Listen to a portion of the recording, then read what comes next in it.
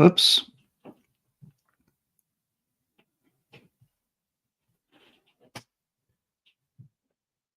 Nope. I think we're live. I'm really sorry, everybody. Give me 1 second.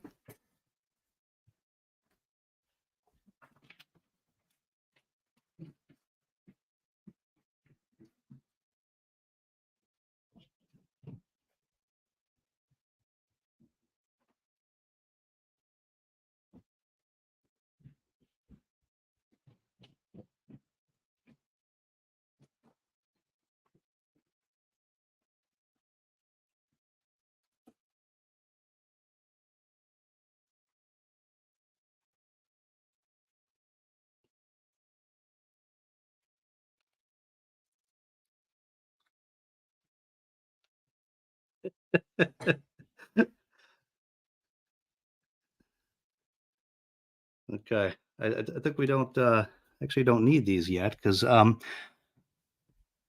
Jenny. Can you hear me?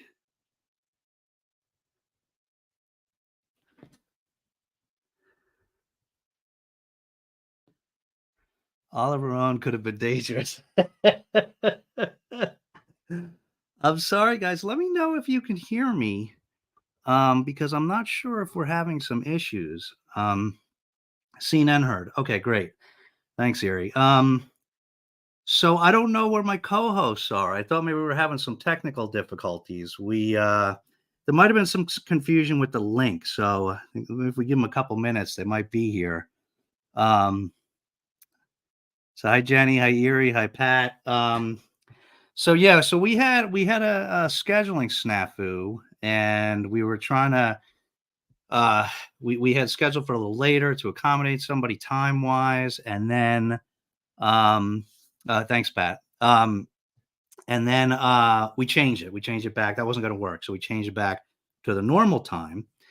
And so there was two different links that went out for StreamYard, and maybe my co-hosts are I don't know, either that or maybe Gareth fell asleep because it's kind of late for him. He gets pretty knackered, as he would say. So I'm not sure what Gareth is, and MJ I think was supposed to join us as well, and I can't get them on here. Um, so I'm not really sure what happened. I went ahead and went live because I thought maybe that they would be here on the chat trying to tell me that they couldn't get in, but I don't see them here. So maybe they'll join us, and if not, it'll be just it's only 10 p.m. Um, um, wait a second. Is there? Oh wow. Is there? There might be a time zone issue because we just set our. I didn't even think about that. We set our clocks back. Um, or we set our clocks. Wait, now I'm confused. Let me check this real quick.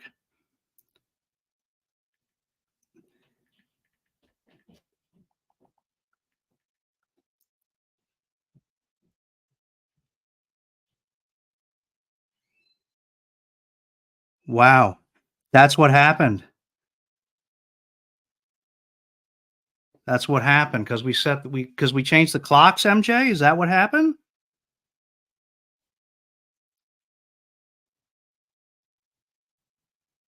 Because it was it was 5 hours difference every other time. I guess it's yeah.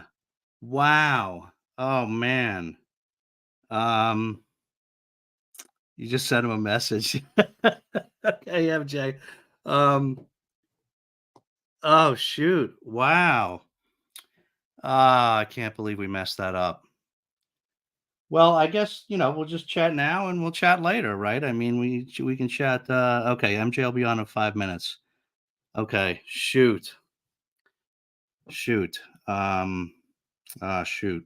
I don't know. I think Gareth has something before this, so I don't know if he will be able to get on soon. Um, Fortunately, Gareth is not the angry type, so he's not going to get mad at me, even though even though I messed with him here. Is the U.S. the odd ones out or the U.K.? Well, I guess we are because we're the ones that changed our clocks. We just changed our clocks. I guess it was, I don't know if it was a week or two ago. Our clocks went ahead an hour, and I guess that yeah, I guess I don't even know actually. I'm like totally uneducated on that. I don't know. Does the UK ever move their clocks?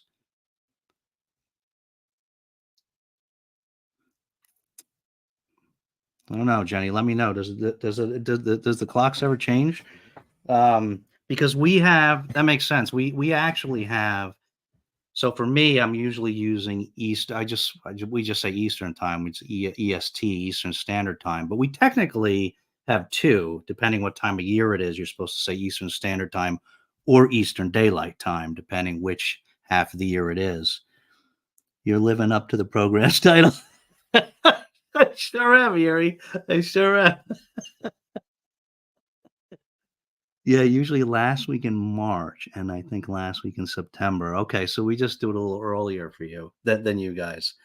Oh man, I feel really bad about this, but oh well. I mean, so everybody watching from the U.S. is getting on in the right time, and looks like other people are too. It's a good thing we have that notification button, so everybody knows we went on early. And the funny thing is, we were supposed to go on like not even even an hour and a half from now, U.S. time, but I don't know. Same in Germany, Jenny. Okay, okay. Yeah, I don't know. I think I read something about this recently that they were thinking of doing away with it. Um, but it's like normally I can have these things open, and I had to close them because when I sat down tonight and turned on the camera, I couldn't see because there was all that sunlight behind me, which has never happened before because it's usually not that light at this time. Let's say daylight saving times here in the tropics. Okay. US just wanted to be first at everything. Haha. Yeah, that's probably true, Jenny. That's probably true. Well, MJ said she'll be on in a couple minutes. And then Gareth will be on, I don't know when, but and until we get there, what's everybody reading? Let's see what everybody's reading. Anybody reading anything good? Actually, a little change for us. We're reading some nonfiction now, so curious to see. Hey, Kelly. Yeah, if anybody coming in late, we kind of messed up. We originally messed up our scheduling, and now we double messed up our scheduling because Gareth and I didn't realize that the U.S. moved their clocks ahead, and the UK didn't do that yet. So Gareth thinks we're still not going on for another 45 minutes, I guess. So I haven't been able to reach him. But I guess MJ just sent him a message. But we're gonna go until there's my savior. There's my savior. Let's see.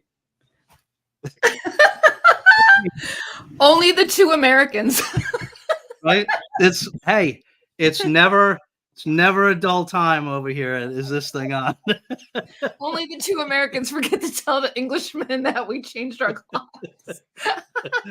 Yeah, I guess so. Yeah, it's actually our fault, not his, right? Right. It's our damn country. How is everybody? Hello, everybody in the chat. Good to see you. What's happening? What are y'all talking about? Just the goof up? Nothing yet. We spent the first 10 minutes talking about the time change. Okay. That's what everybody's reading. Three Kingdoms by Kenneth McKenney. Do you know that one, MJ? What's that one about, William? That sounds like a fantasy. It does sound like a fantasy. Mm-hmm. Kenneth McKenney. I don't know that author either. Doesn't sound familiar. There he is. He's on his way. It's so funny. Hello. Good to see everyone. Oh, Dave, what's your weather like where you are? I'm dying right now. Yeah, it's nice. I don't know if I'd say I'm dying, but I'm dying.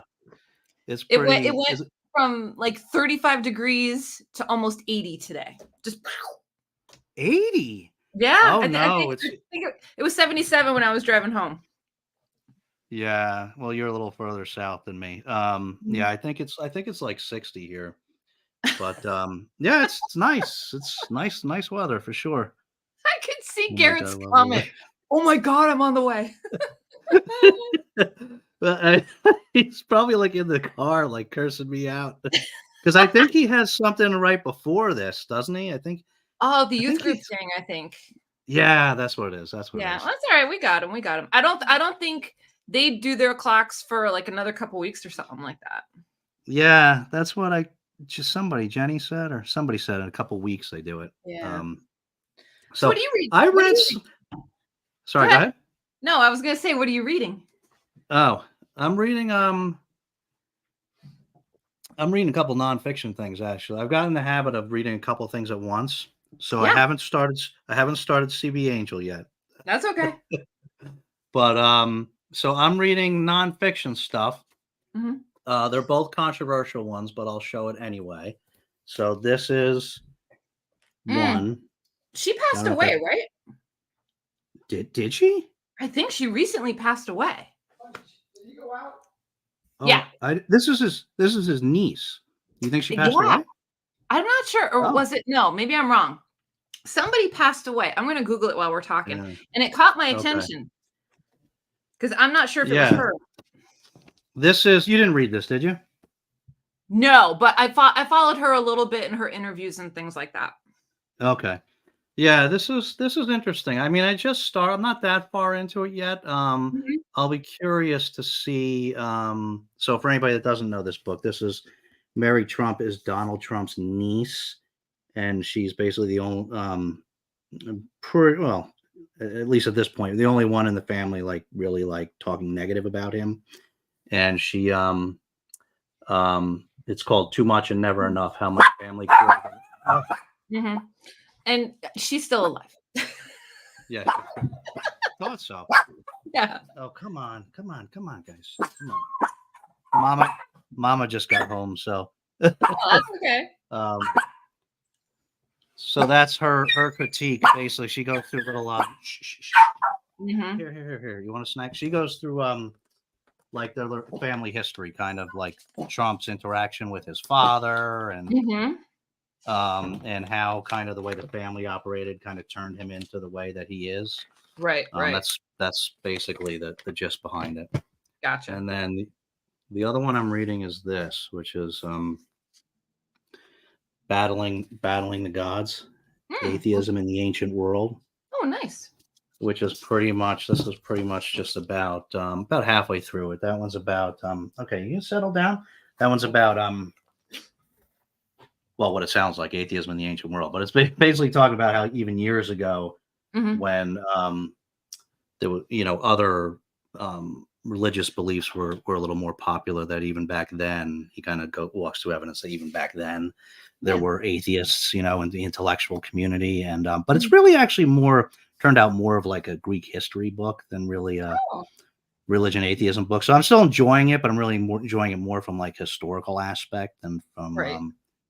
from what the title is. But Mhm. yeah, so what are you reading? I just started Salem's Lot last night. Oh, okay. Mhm. Yeah. And I finished Boys in the Valley today. This was good. This was really good. Boys in the Boys Valley in the by Family. Philip Fracassi. Okay. That that's about boys in an orphanage, and there's somebody that comes in that may or may not, have a possession situation going on. The orphanage Oh. is religious affiliated, so there's all kind of shenanigans and things going on now, which is kind of fun. Huh. It's Okay. good. Oh, those sound like two good ones. A lot of people raved about it last year, so I couldn't wait to get to it. And I was pushing it off, and I'm like, I'm gonna read that, and it's good. Huh. I've wanted to read. So I'm so my experience with Stephen King is like so paltry, and Mhm. I've wanted to. That's one of the first. It wouldn't be my first one. I guess Elevation is the only thing that I read from him. I started the first Dark Tower, but I only got halfway through it. Okay. But Salem's Lot is like at the top of the list of ones I want to read from him. That's a lot of people's favorite, right? Or one of their favorites. I think it's up there with Pet Cemetery and Misery. It's kind of like I keep hearing the same books mentioned over again. So this is my third Stephen King, because I did Carrie first, then I did the nonfiction on writing, and now I'm doing Salem's Lot, which the movie scared the bejesus out of me when I was a kid. I don't think I ever saw the movie. I remember my father. It was like, I don't know if it was a made-for-TV movie or if it was like the movie was being played on TV for the first time, like one of those deals. But it was like a family event. And at the time, I remember being heavily influenced by public television with the old school horror movies. So the old school Christopher Lee Draculas and Frank Langella Dracula and all that. So I'm like, yeah, I'm going to be all about this. And then I went to see the movie and I'm like, that's not a vampire. I got so scared because I didn't know about the Nosferatu aspect of a vampire. I saw like the tall, dark, and handsome, vampire, and I was like, oh. I remember there was a scene with the thing with whatever in a window, and I'm like, that's it, I'm out. It was probably like 10, maybe. I'm like, I'm done. Are you pretty into vampire books? Oh, I love vampires. Love them. Yeah. Books. I mean, I've read the Anne Rice Chronicles. I did the Twilight thing, but I haven't really gone for much else, There's a couple that are coming out soon that I've had my eye on, that I put on like my, hey, when you're able to buy books and read books again, these are the ones you want to get, from the library. But yeah, basically, I'm a huge fan of vampires in general. My wife read she and I went, it was one of those rare trips where we just she and I went, without the kids. And this was years ago. We went to St. Martin, the little island. Oh yeah. And she brought the first Twilight book with her, and it ruined her for the trip. She blew through it. She doesn't read as much as I do, but she reads way faster than I do. So she blew through it. We're on the island, and we actually had to drive around. There's not a lot on St. Martin, in terms of stores. So we had to drive around, find a little bookstore that actually had the next two books so that she could get them. And I was going in the ocean. I'm going in the ocean by myself because she wouldn't get out of the chair reading those Twilight books. Because St. Martin, I was there on my honeymoon. Isn't it half French and half Dutch? Yeah. Is that it? Yeah. Yep. And I remember when I graduated from graduate school, right? So that was probably like 2007. You're in graduate school, you're not reading anything for fun because you just have to keep your nose in the books and all that stuff. And I was working full time. I went to school on the weekends. Like I did it all. And after I graduated, I'm like, what am I going to read? Like now I could read something, and you're almost like frozen because you're like, wait, I don't have to do schoolwork anymore. Like I could read for fun. Yeah. So that's when Twilight, I started hearing about all these Twilight books, and people were going nuts over the second one. And I'm like, well, what about the first one? So I remember getting the first one, and it's a chunk, right? Like they're decent chunky books. Blew through it in a day. It was so much fun. And then it's like, it was kind of like the Harry Potter thing, but for, not so much middle-aged women, but like women in their 30s were like, oh, when's the next Twilight book coming out? Like, we can't wait for it. We're going to go at midnight and go get it and read it and blah, blah, blah. It was just a lot of fun. And though I actually credit those books to like getting me back into reading after being in school for so long. Interesting. Yeah, I didn't read them. I haven't read them myself, but she was. Let me I'm getting behind here. Let me let's catch up with the comments here. Let me see here. Okay. Oh my God, that's scary. Okay. So Winterland Day, William. I think we saw these at William. It came on 3:30 my time.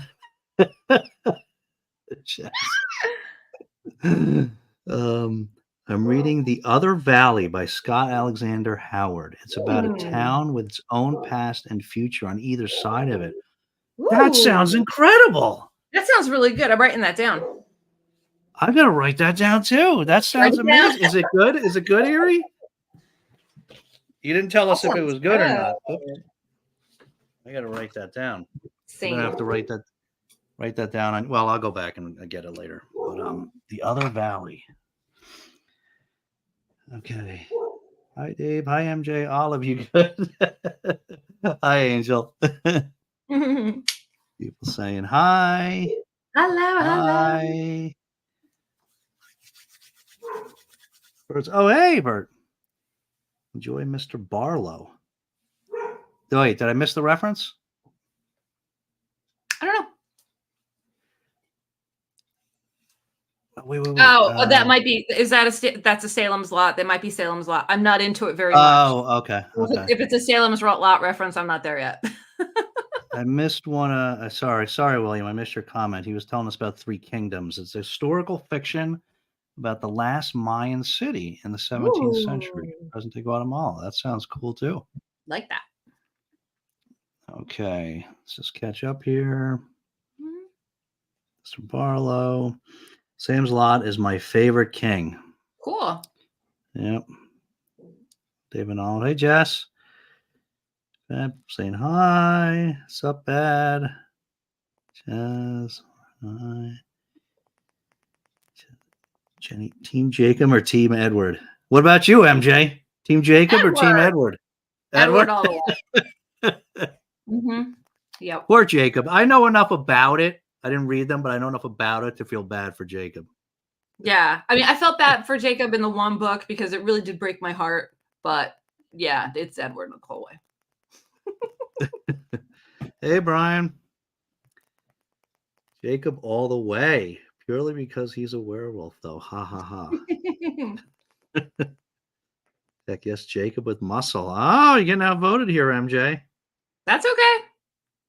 But Edward is glittery pretty.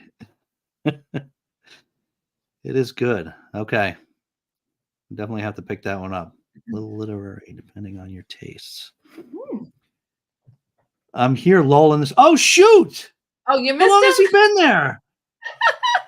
Stop ignoring our he just got there. He just got there like 2 minutes ago. Leave it to the Americans. I was there for about 5 minutes, and then I was thinking, I need to say something in the chat. I tried to say something in the chat, and then it just went off the box thing. I was like, oh no, what's going on? So anyway, hello. I'm so sorry, man. No, it's not your fault. It's the planet for making America go back an hour. So I think by the time we get to the next one, will we be back to 5 hours? It sounded like yours. Well, we go back right at the end of March, so we go back the last weekend of March. So okay. you got 2 more weeks. Yeah. So you'll have one more 4 hour delay. Yeah. Okay. So that's all right. I know now. Oh, sorry, man. That was on me. You've been on your own. Well, yeah, you've been on your own if MJ wasn't there. I know. Thank God, right? I know. And I just saw Booker's Chaz was in the chat. So Booker's Chaz is around, but not here. Yeah. Hello. Hello. Hi, buddy. Have you talked about your biscuits yet? No, we have not talked about our biscuits. We would not do that without you. That sounds naughty. Have you talked about your homework yet? We have not. I tell you what, earlier, I saw Mug K. Vaughan's video that he's put up today about V. Yes. We got to talk about V. It's going to be an 80s classic episode today because we've got the 3 films and we've got V. You love V. Oh, I didn't see that video yet. Was this his random booktube video? Yeah. Okay. Yeah. I didn't watch that yet. I have to get those. Yeah, I'm a huge V fan. That was a massive thing for me when I was a kid. Did you watch V, Dave? Oh yeah, I didn't read any of the books, but I have 1 or 2, but I didn't read the books. But I was really into that show. Yeah. So we'll talk about it in a minute once I've settled in. I think we were all okay. We'll wait till you're ready for that. We could talk about the here. Let me just catch up real quick because we'll catch up with comments. We'll let you get settled. Been there for a while. Sorry. Not only did we forget to tell him, but then we left him in the wait, or I left him in the waiting. I was in a rush. I said to my wife, right? She's not watching. I said to my wife, "Can you make me a quick cup of tea? Because I need to jump into the chat." She went, "No, I'll have to get out of bed." Thanks. Yeah. Hi, Farah.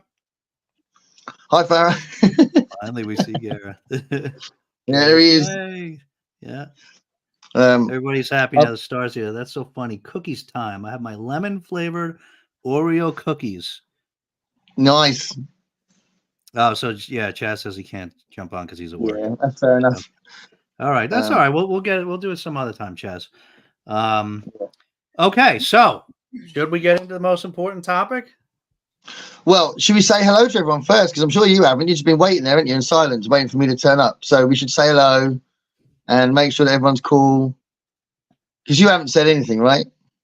You've just been waiting. Yeah, that's right. Okay, so last time I said I was going to bring wagon wheels to the session. Yes. So I've got wagon wheels. And I've also got, wait. Let's see the order. picture. Let's see the picture. Let's see the picture. Hold on. What is a wagon wheel? Yeah, that's what I'm trying to see. So it says, It looks like the red velvet. legendary experience of biscuit, mallow, and a chocolate-flavored coating. So it's basically like a chocolate-covered marshmallow, or? Yeah. Biscuit. With biscuit. You can't forget the biscuit bit. That's the reason why I'm eating it. So it's in the shape of a wheel. Okay. But it's a bit too small to go on a wagon. So it's a bit of a lie. Wrapped. Yeah, individual packets. So there's 6 in this packet. So that means you have one. Well, I might, and then I've got me chocolate digestives as well. Hey, see how quickly he brushed you off, MJ? I know. That's okay. But yeah, there you go. What's the other one you got? The best before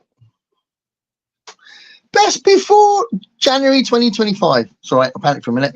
Hey, what's the other thing? Chocolate digestives. Got me a cup of tea. But although this is while I was waiting to go on, like listening to you doing your chat, I've drank half of it. So, I ain't got much tea left, but I've got lemonade to back me up. So I'd have to leave again to make a cup of tea. But yeah, wagon wheels and digestives. I think I told you last time that the wagon wheels over here we have baby cookies called wagon wheels. Baby cookie. They're made, because they're like very easily dissolvable. So they actually look like wagon wheels. They're in the shape of a wagon wheel, but that way when the baby, without teeth can just suck on them and they'll just dissolve. Oh, that's like we've got rusks that do that. They're called rusks. Okay. Yeah, maybe they're not in the shape of a wagon though. They're in the shape of they're like oval shaped. And like babies chewing them for ages, and they just basically disappear after a while. And you assume that the baby ate it. So yeah, it's really good chatting to you. It's nice to be here. I can't believe I'm late. This is bollocks. I can't believe I'm late. Never mind. You got some biscuits, MJ? I got something better. So a fortnight ago, is that correct? How do you say fortnight in the past? Is it after night? Hey, like 2 weeks. So if 2 weeks in the future is a fortnight, what's 2 weeks in the past? Whoa, that's a fortnight ago. A fortnight ago. So a fortnight ago, you got it right. Y'all were talking about coconut and bounty bars and all that stuff. Well, yeah, I got a bounty bar at my local international market. So I bought it 2 weeks ago and I held on to it. And I'm like, I'm just going to have half, but I want to see if it's like a Mounds, because it's supposed to be like, Mounds, because we did the Mounds Almond Joy thing. But I'll tell you what, Gareth, just at like the initial impression, it's a little on the wimpy side. Is that your impression of England? It's not an American. Is that idea of England in general? England is just wimpy, is it? Is that what we're saying? It's a little on the wimpy side. Little. There's no subtlety in America, is there? There's just no subtlety in America. No, there's not. and that's why you like us so much. Well, it's why when we went to LA and my son got an extra large drink. It took the three of us to carry it to the table. And clearly it was a waste of money because we didn't drink it. It was ridiculous. I think it's a joke. It's like, let's put that much in it. That'll be a laugh. Yeah. Yeah. That must have been enjoy the bouncy. Bouncy's lovely.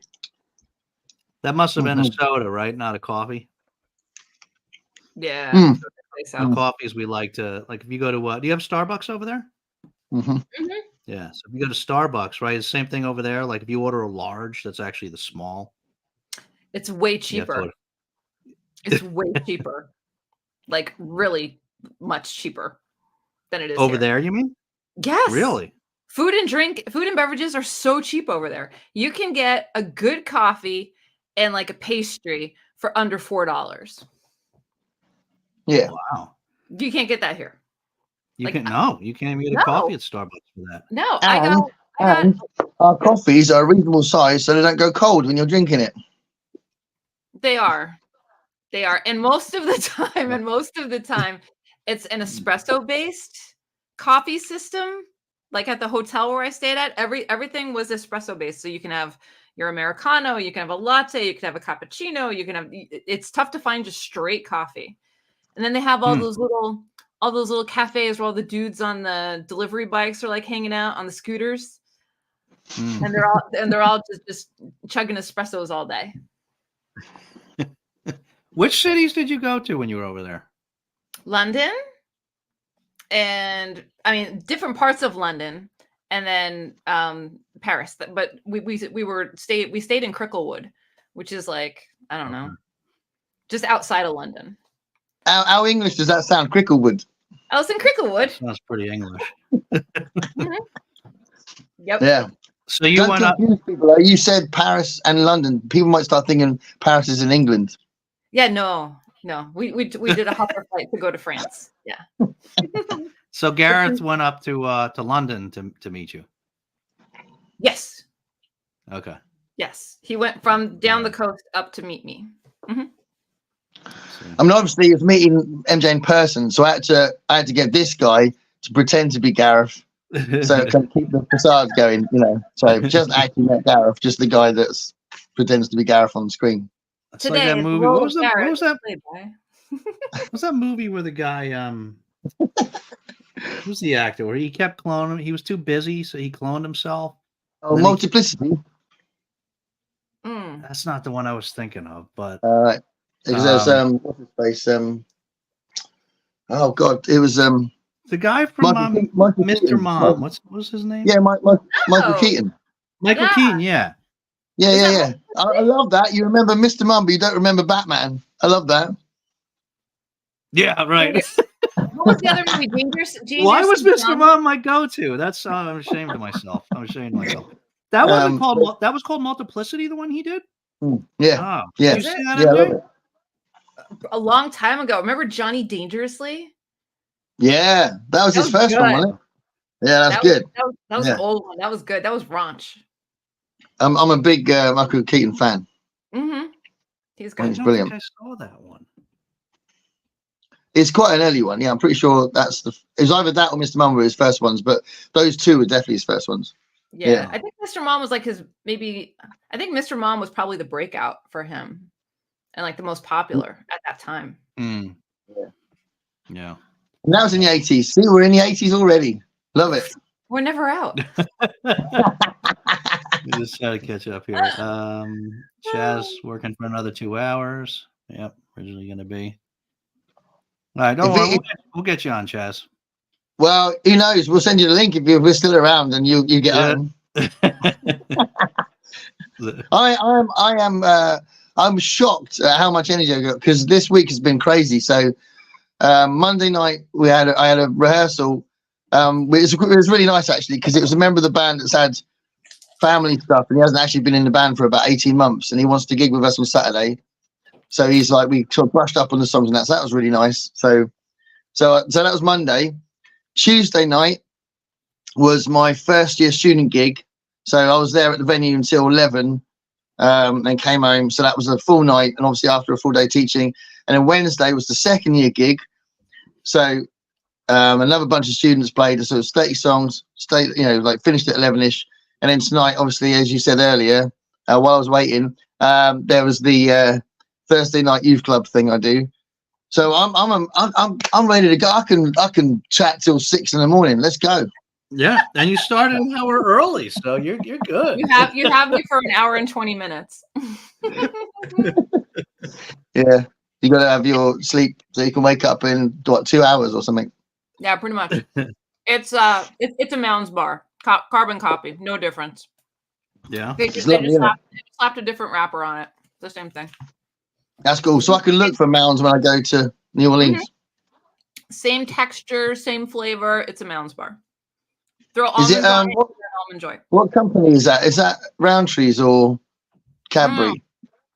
Does it say? It should. Because I can't remember. I can't remember. What was the wagon wings? But Mars. No, it's not. Oh, it's the Mars is Roundtree's, I think. It says it's made in the Netherlands. Big fish, little fish. Netherlands. Yeah, we get everything from Netherlands. I'm really fancy. What's a Roundtree? Everything's made in China. Roundtree, it's like a square tree but rounder.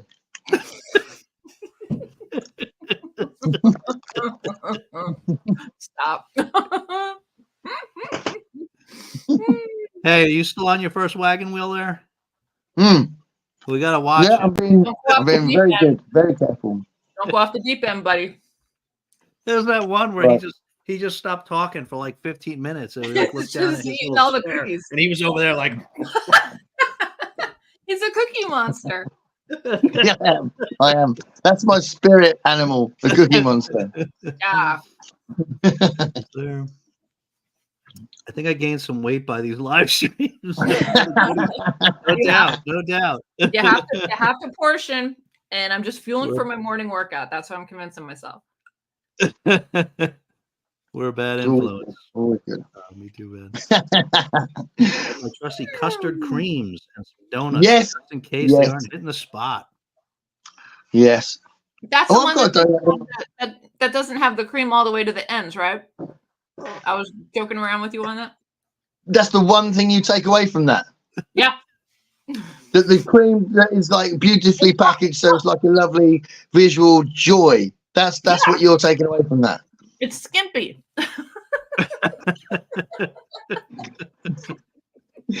Okay, so we keep getting back to this idea that MJ thinks that England is not enough. Never enough. It's cheap and it's skimpy. Cheap and nasty.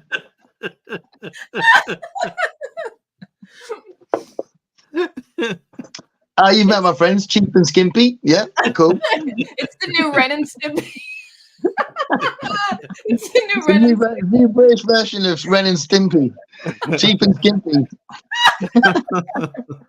Instead of a chihuahua, it's a British bulldog. I love it. Let's do it. Please write a book about that. Oh, I love it. I've got a donut over here. You don't need donuts. You got 2 packages of cookies. I've had it in my pocket for like 2 days. What? Is it wrapped? Yeah, hold on. He's got donuts in his pocket. He's got donuts in his pockets, it sounds. It's in tin foil. Where is it? Have I just made this up? Yeah, yeah. Oh gosh. That was given to me by someone at my wife's work. Said, I'll give this to Gareth. So clearly she don't care about me being diabetic. We should test your sugar before, at the beginning of the show, and then as we go along through the show. Right? Probably for health reasons. Wow. It's a good idea. Diabetic carrying around donuts in his pockets. What kind of donut is this? It's 2 days Sorry, old. isn't it? It's like it's unboxing of donut. Are you gonna dunk it? It's a jam donut, I think. Oh, it's a jam one? The jam donut. There we go. Look at that. I'll eat that. I'll better eat it. It'll go off soon.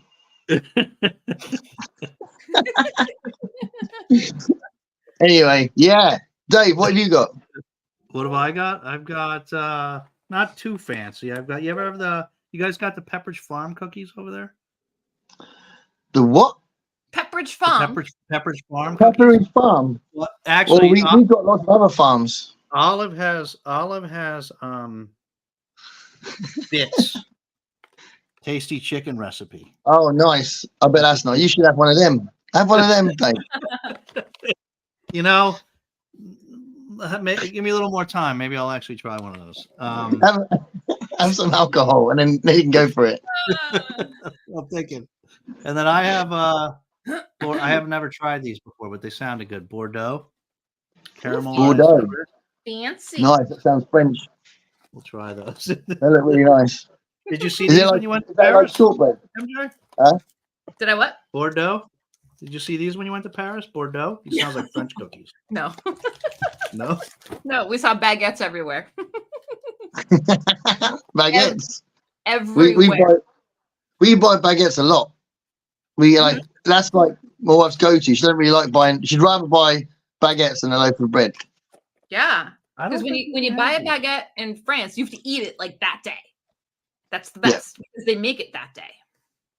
Although, why would you just collect baguettes? Who would collect baguettes? Yeah, so you got to eat it, yeah. Yeah, no, you got to eat it. Right. Unless you're talking about a handbag, because there's also baguette handbags. Just so you know. I have one. You got one. I love it. So is that shortbread? But are you eating all those bits? No, I'm not eating the bits yet.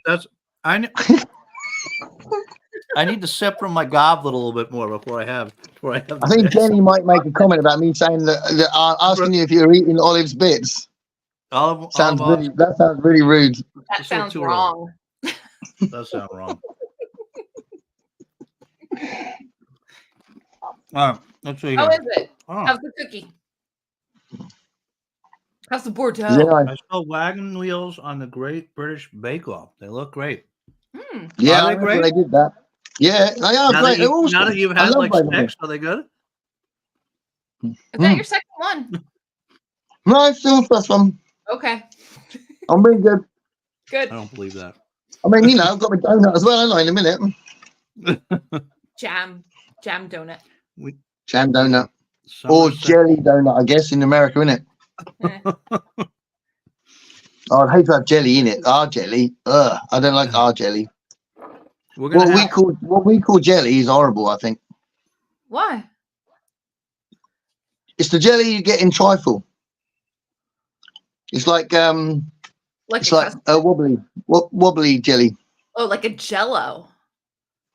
You call Jello? Yeah, we call it Jello. I thought it was that woman that sang about being Jenny on the block. I thought that was Jello. No, that's Jenny on the block. That's J-Lo. Yeah. You tried to make it funny and you didn't. So catch up. So we need our summer sexy bods, Chaz.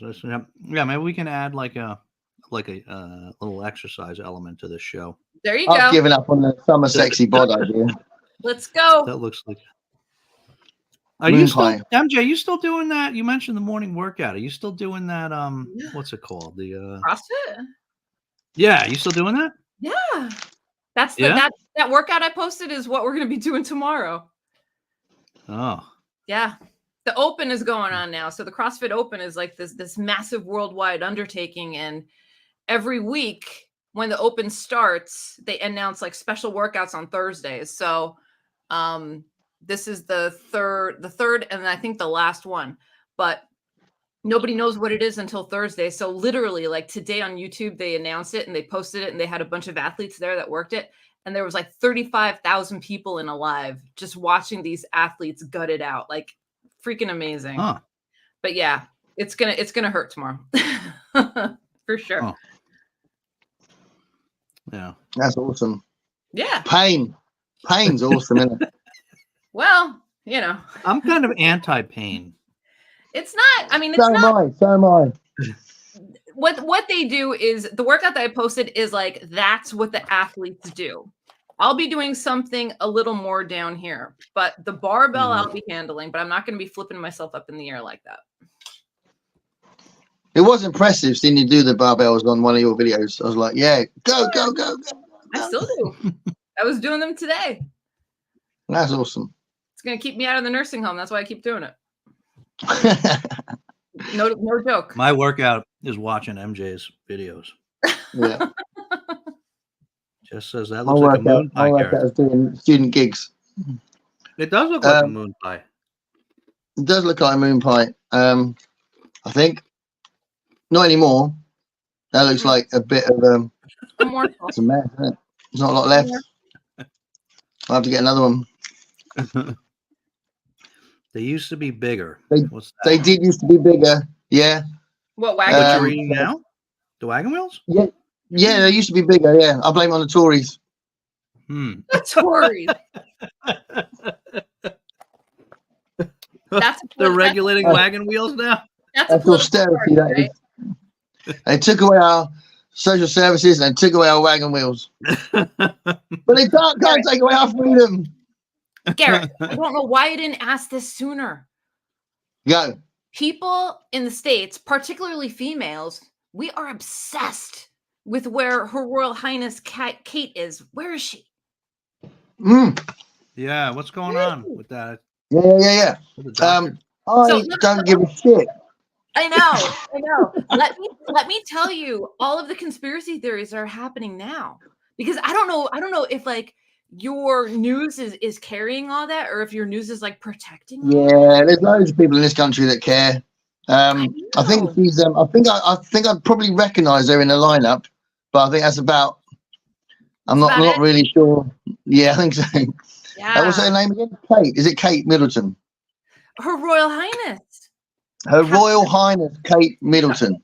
HRH. Princess of Wales. Successor of Lady Diana. Wife of one of the princes that I don't remember his name.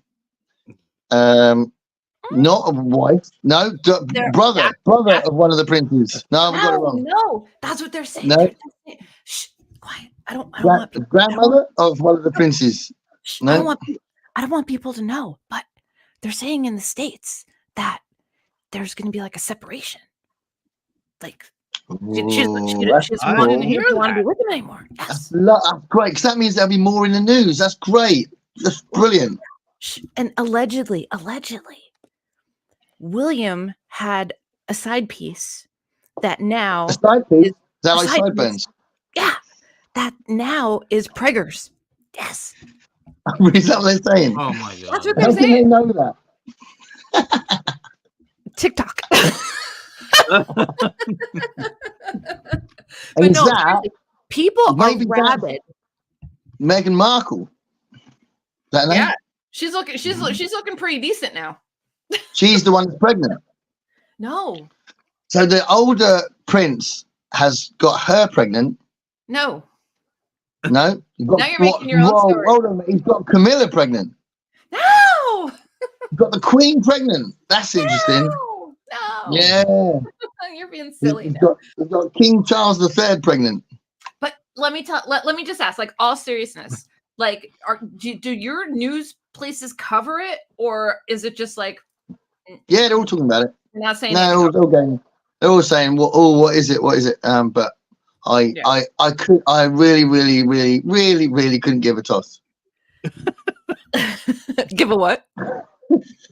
Give a toss. I couldn't give a toss. We would say here in my town, I would not give a rat's ass. A rat's ass. There you go. If someone gave me a rat's ass, I would take it rather than give it to someone. So, yeah, a rat's ass. Yep. Talking about rats, I had an interesting story from my daughter earlier, because she was talking about the fact that her friend, one of her best friends, went to a public school. So you'd call that a private school, but for some reason it's opposite here, and we call it a public school, which means it was all posh and paid for and blah blah blah. And obviously my kids went to a normal school, and she said that she was talking about the fact that her friend was freaked out when she said she was just reminiscing about something that happened, and she said, "Oh yeah, one of the boys threw a dead rat in my face, and it hit me in the face normally." And then she was like, "What?" And then she said, "Yeah, normally it doesn't hit me, because dead rats being thrown at girls was kind of a common thing in the school as you went to, and I went to as well. But you just reminded me because the idea of a rat, and I just thought, yeah, that story about the dead rat being thrown at her face. That's Lovely. Crazy. I have a rat story. I have a rat story to share. So in DC, I was in DC Dave, get a rat story ready, Dave. Yeah. So in DC, I was there for work, and a bunch of us just went out for dinner and stuff like that. And the rats in DC are notorious. Like they don't give a fuck. They're coming out at all times during the night, during the day. They don't give a rat's ass. They don't give their own ass. They don't. Yeah. I'm walking. They're like Ratatouille. I swear to God, I'm walking home from like the restaurant to the hotel, and my foot hits this thing, and I kick it like a football, and I'm like, "What was that?" My coworker's like, "That's a DC rat. Welcome." It had to be the size of a cat. I've never. I'm like, "Are you kidding me? Where am I right now?" Yeah, that's amazing. Ugh, awful. The size of cats. That's my rat story. You know, we were talking about like giving a rat's ass and not giving a toss. There's a weird thing in your language that doesn't make any sense. I don't know if you've noticed it, but we say I couldn't care less. Yeah, because it literally makes sense that you couldn't care less.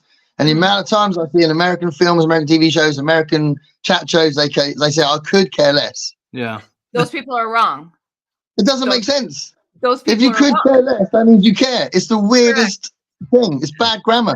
Correct. And it is bad grammar. I'm the person that corrects them. Yes. But it's really common. That's the normal way of you guys saying it, isn't it?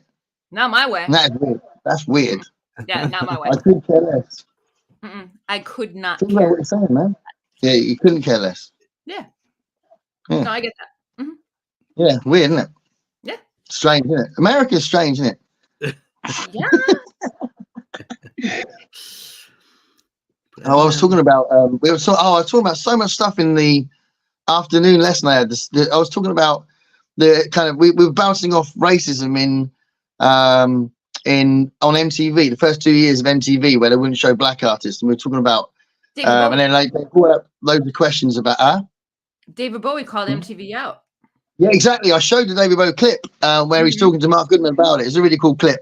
And they were asking me all sorts of questions about, when was this and when was that? And I talked about lynching. In fact, it didn't stop until the 60s. And I was talking about this major problem and why the Black Lives Matter thing still mattered. And I was talking about the Black Lives Matter marches in Portsmouth as well, and the way that racism happens over here. It's a really interesting conversation. And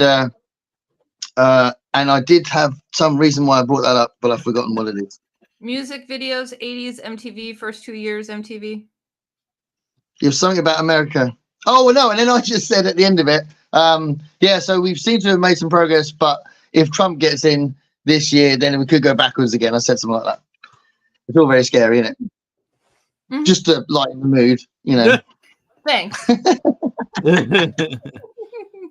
I'm gonna become a dual citizen. Get ready. You're gonna sponsor me. I'm not joking. A lot of us. We're all gonna come. We're all gonna come over to Garrett's house. We're just gonna be watching election going.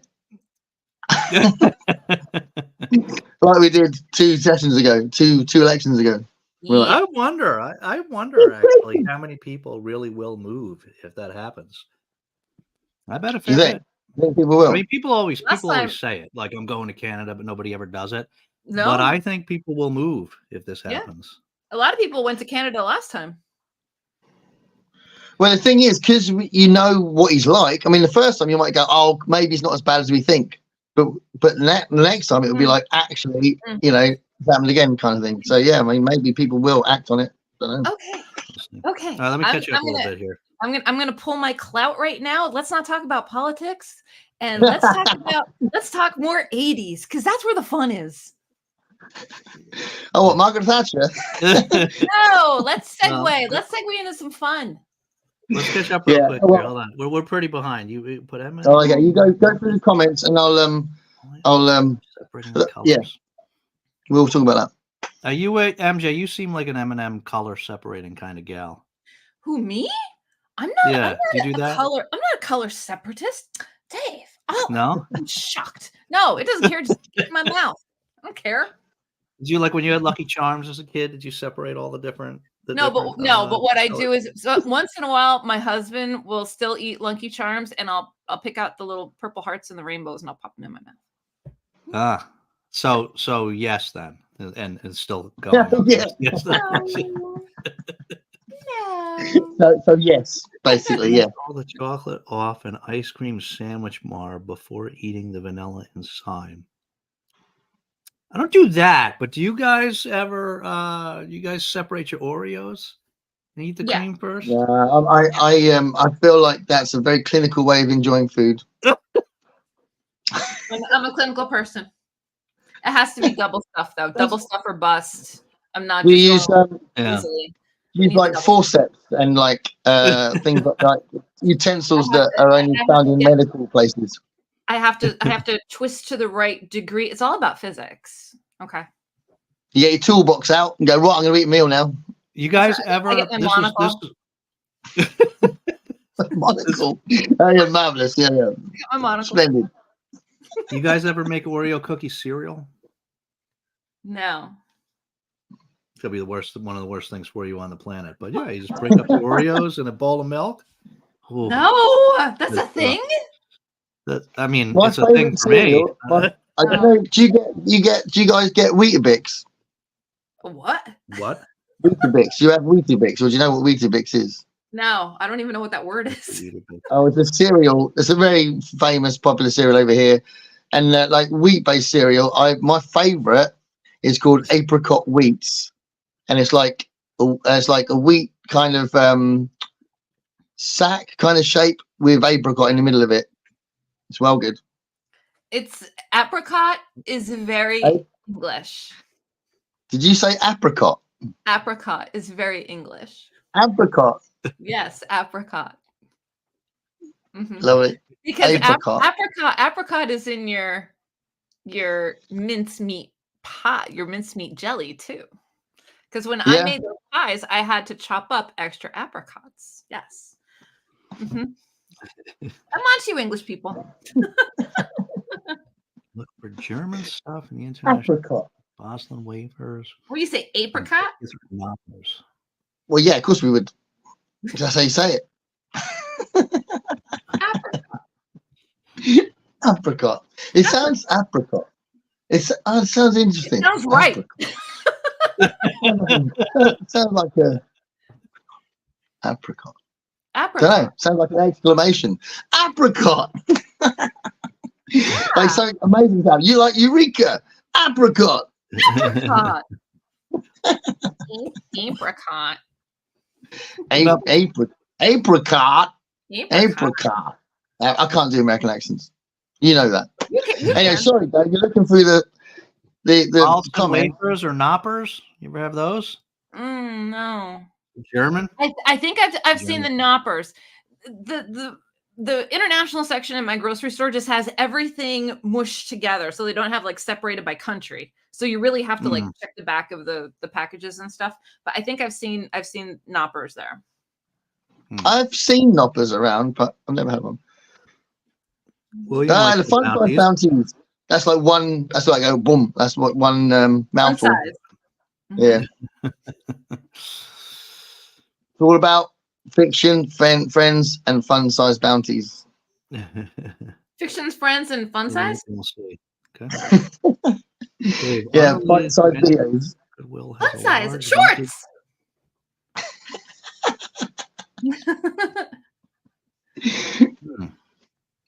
What's this? I don't like to. Oh, cool. She knows I want these vintage Tarzan. Mm. Oh my gosh! I think I told you, Gareth. This bookstore. Did I tell you about this bookstore I went to? Wow! I was in so one of the schools we went to look at for. So my daughter got into a number of schools that we're going back to see now for like. So we're spending overnight. So we went to Pittsburgh. University of Pittsburgh is one of them. Yeah. And they have a bookstore there called, what was it called? I didn't do the video yet, but I forget what it was called. Calda something books. It was literally the most amazing bookstore that I've ever used bookstore that I've ever been in. That's so cool. It was better than the Brattle. It was amazing. And I Nice. went downstairs, and when you go downstairs, you turn the corner, and there was this whole section of vintage sci-fi and detective fiction, and it was That's so just like cool. endless amounts of it. I've never seen anything like this. That's awesome. And this happened. I found a bunch of all this like old Edgar Rice Burroughs, like science fiction classic stuff that I've always wanted to get. I keep looking on eBay, see if I can find it cheap. Yeah. There was a ton of them. There was just a ton of them, $2 a piece. I couldn't believe it. Oh So I was just like, if I had, it was one of those things like I only had a short amount of time, and I left there with like a lot of regrets. Like Pittsburgh is too far away from me. I can't go back, you know? Yeah. But if I could go back, if I could do it over again, I would go with like a few $100s in a big box. That's and awesome. I would just get like so much stuff. It was amazing.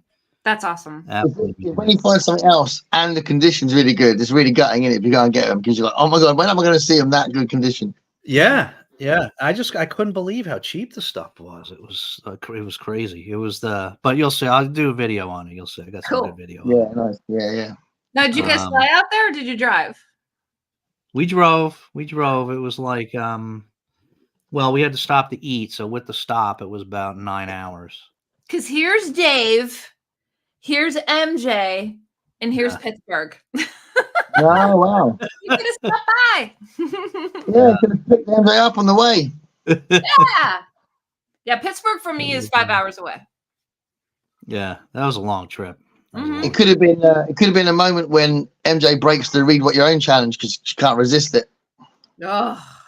Yeah. You might have if you were in there, MJ. That would be that's like going out with style.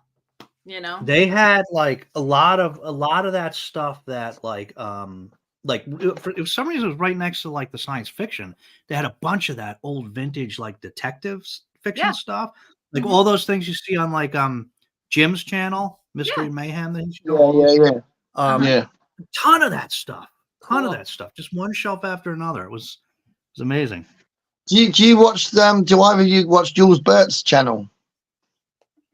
He does like a vintage. He's like a collector, and he does like videos about like collectible books, and he like literally goes on about what number of the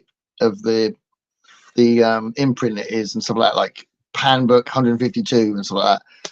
But his videos are really cool, you know, because some of the covers are amazing, and like he does like anything you think of really. He did one on novelizations of BBC TV shows from the 60s, like it's like random stuff like that, and he would do a lot of other science fiction stuff and crime stuff and things like that. It's cool. Jules Burt, yeah, interesting. Awesome. I'll have to check it out. Hi, Elaine. The motherland, not enough. Bollocks. Bollocks. That's how behind we are. My cartoons aren't Skippy, haha. Dave hugs Olive. Evening, everyone. Oh, taking off. All right, Olive is staring at each cookie and snack package you hold up and looks very interested. Right, every time I take one out of the bag, she perks up. She's like, "What's going on?" Love it. I think you could probably taste a little bit of this. I don't think there's anything. If we ever do a drunk version of this, Dave, I'll agree for both of us to eat dog biscuits. This is not the drunk version? No.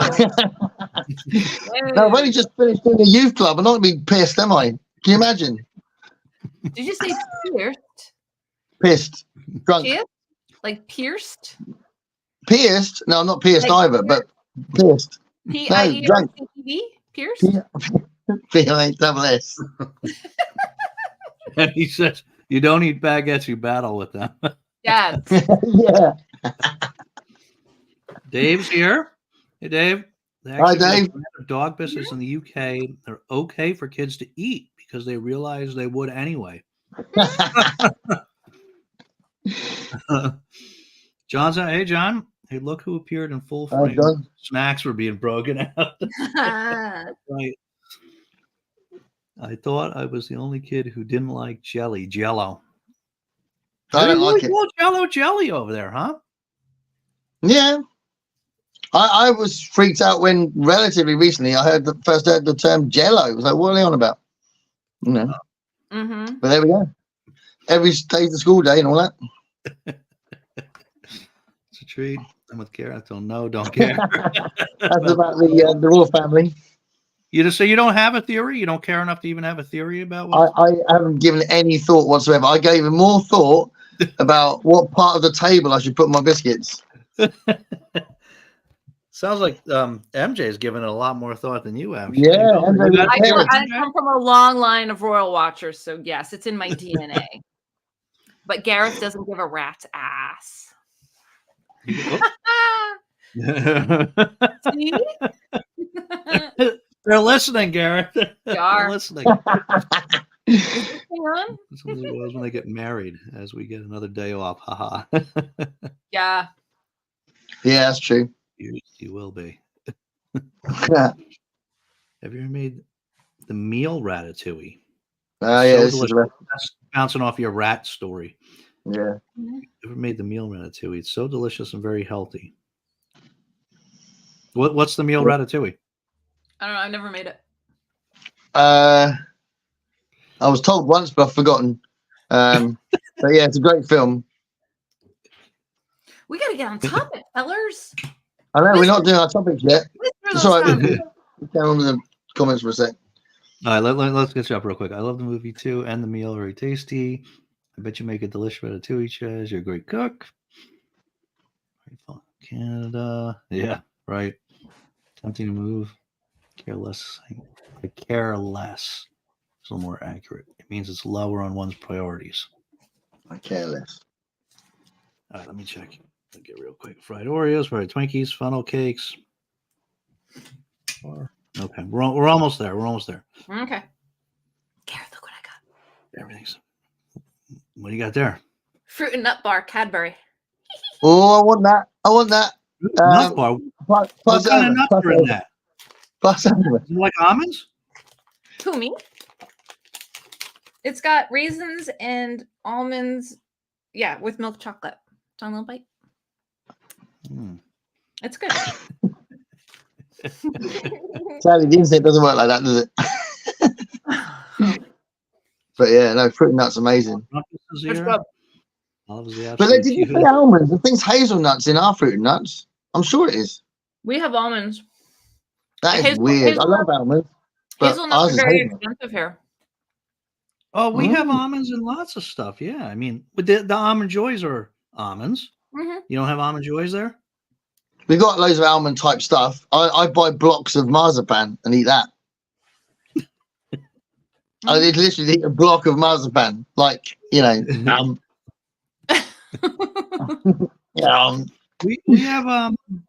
like it's a popular Hershey bar over here. Is the Hershey bar with almonds in it? You guys have that? Well, Hershey bars taste like sick, don't they? So I can't really judge that. Really, it'll be like almond flavored sick, wouldn't it? Mm-hmm. Used to nibble. Just doesn't sound attractive. I couldn't believe it when I had a Hershey bar. I thought, why are they selling this? That's weird. And this is a Hershey Cadbury, licensed by Cadbury, because Hershey bought Cadbury. Yeah. That's good. Yeah. Thinking with your dog could be fun. I saw one of those like Instagram reels or something with somebody trying to bake. They had like two beagles there, and they were trying to bake with them, and they just they kept going for like the bowls of the ingredients. As soon as he grabbed one, the other one just like it was pretty funny. I would say when I'm eating a donut, one of my first job when eating a donut is trying to figure out where the hole is, because what I don't want is for all the jam to spurt all over my hand. Yeah, that could go in really bad. That conversation could go in a really bad way, really fast. This could be dangerous. I can't see the hole. So you should slice it open. Me, I'm just going to go for it. Live on YouTube. I'm just bite into a donut and the jam's going to go everywhere. Live on YouTube. This is crazy. This is taking off. Do you need a drum roll? Mental. Is this thing on OnlyFans version? Fun. We're all right. We're all right. I chose the wrong end, the right end. I chose the right end. Is it All fresh? good. It's as fresh as it would be after 2 days. There you go, Gareth. Thank you, Jenny. Thank you. Yeah. Jenny Parks I didn't make too much mess, Jenny. Oh god. So what was the you just mentioned our topics. What was, I don't even remember. What was our topics? Let's talk V. V? V, yeah. V was a big 80s thing, and then MKV did that video today. Let's talk about that. So yeah, Are you happy, Dave, are you happy for MJ to take over? Yeah, I mean, it's good with me. It's good with you. I'm trying No, I to love V. I'm trying to guide the conversation. I'd be like, I think I was 12. I think it was like, is it 83? Was it something like that? I'll Google it. I'll Google while we're talking. Yeah, it'd be interesting to see how old it was. But I absolutely loved it. And all my mates at school talked about it in the playground. You know, like we'd have a break and go, oh, did you see V last night? All that. It was awesome. It was amazing. Loved it. There was a 2-part miniseries, wasn't it? And then there was the series, which went on forever. Let's see. Yeah. With Mark Singer, who is also the Beastmaster, right? Yep. Yeah. And Faye Grant, the female lead, and Diana, who everybody fancied. Freddy Krueger had a big role. Yep. Robert Englund. Yep. He was the friendly alien, wasn't he? Yes. And there was, remember Martin, the guy that was on their side, the kind of secret agent guy, Martin. He was nice. Remember him? It came out in 84. 84, so I was 1984. My favorite was always Ham, Michael Ironside. Yeah, Michael Ironside. Yeah. He was my favorite. He was the kind of the Han Solo character, wasn't he? So yeah. I guess after the 10-part miniseries, there was one season and it ran for 19 episodes. Gosh, when I was 19 episodes. When I was a kid, that felt like it was on for multiple seasons. Yeah, it feels like it was on for a long time. Right? It was like back to back with Knight Rider or something like that. The series wasn't nowhere near as good. It went on about the Star Child, wasn't it? Do you remember the girl with the long hair? Yeah. It was all about her. And it wasn't nowhere near as good. Mm-hmm. Where can you see where you can watch But I guess there's books out. I don't know if it's I didn't pay attention if it was a novelization or if it was an original story or not, but I think the books follow the miniseries. I think. I'm not sure. Well, that one might have done, but there were some other ones because in the first go of August, I read one of them. I think it was called Diana's Pursuit. Nice. And it was just a spin-off story. Yeah. Yeah. It was quite good. That's so cool. And like everybody remembers the scene from V where her jaw opened up and then the white rat just went down. And she remember that? Yeah. And the first time he's up in the viaducty bit, and then he sees them with their skin off, and he's like, and that's the first time you're viewing that they're aliens. Yeah, like as in reptilian aliens. Yeah. Right. So apparently, this thing says there was a reimagining in 2009. Yeah. 2 seasons. Yeah. Ooh, I liked it. I liked it. I thought it was a shame. Huh? Where were they showing that? What was that on a? I saw it on the Sci-Fi Channel over here. I think it was funded by the Sci-Fi. I'm pretty sure it was paid for by the Sci-Fi Channel, produced by them. But I thought it was really good. It was starring, the woman who played Diana was the one that was in Firefly and Deadpool. The name begins with an M. Like a ridiculously beautiful woman. They usually Firefly. Are. Well, yeah, but she was like the main guy's kind of girlfriendish woman in Firefly. Does that ring any bells? Mm-mm. And Deadpool's girlfriend for definite. If you've seen Deadpool, I forgot her name. Maureen, something is it? Something like that. But she was Diana anyway, and it was slightly different tone to it. It was less. I'd say it was less fun. It was more serious, but I think that's because it was the 2020s. Yeah. But I liked it. But it was good. You did, yeah. Yeah, I liked it. And thingy from Lost was in it. Elizabeth something. What was the name? The one that ended up with Sawyer, like when they went back in time. Oh, yeah. What was her name?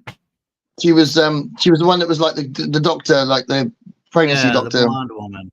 Yeah. Yeah, she was like Faye Grant's character in the new series. Okay. Cool. Yeah. But I liked it. I thought it was good. Mm-hmm.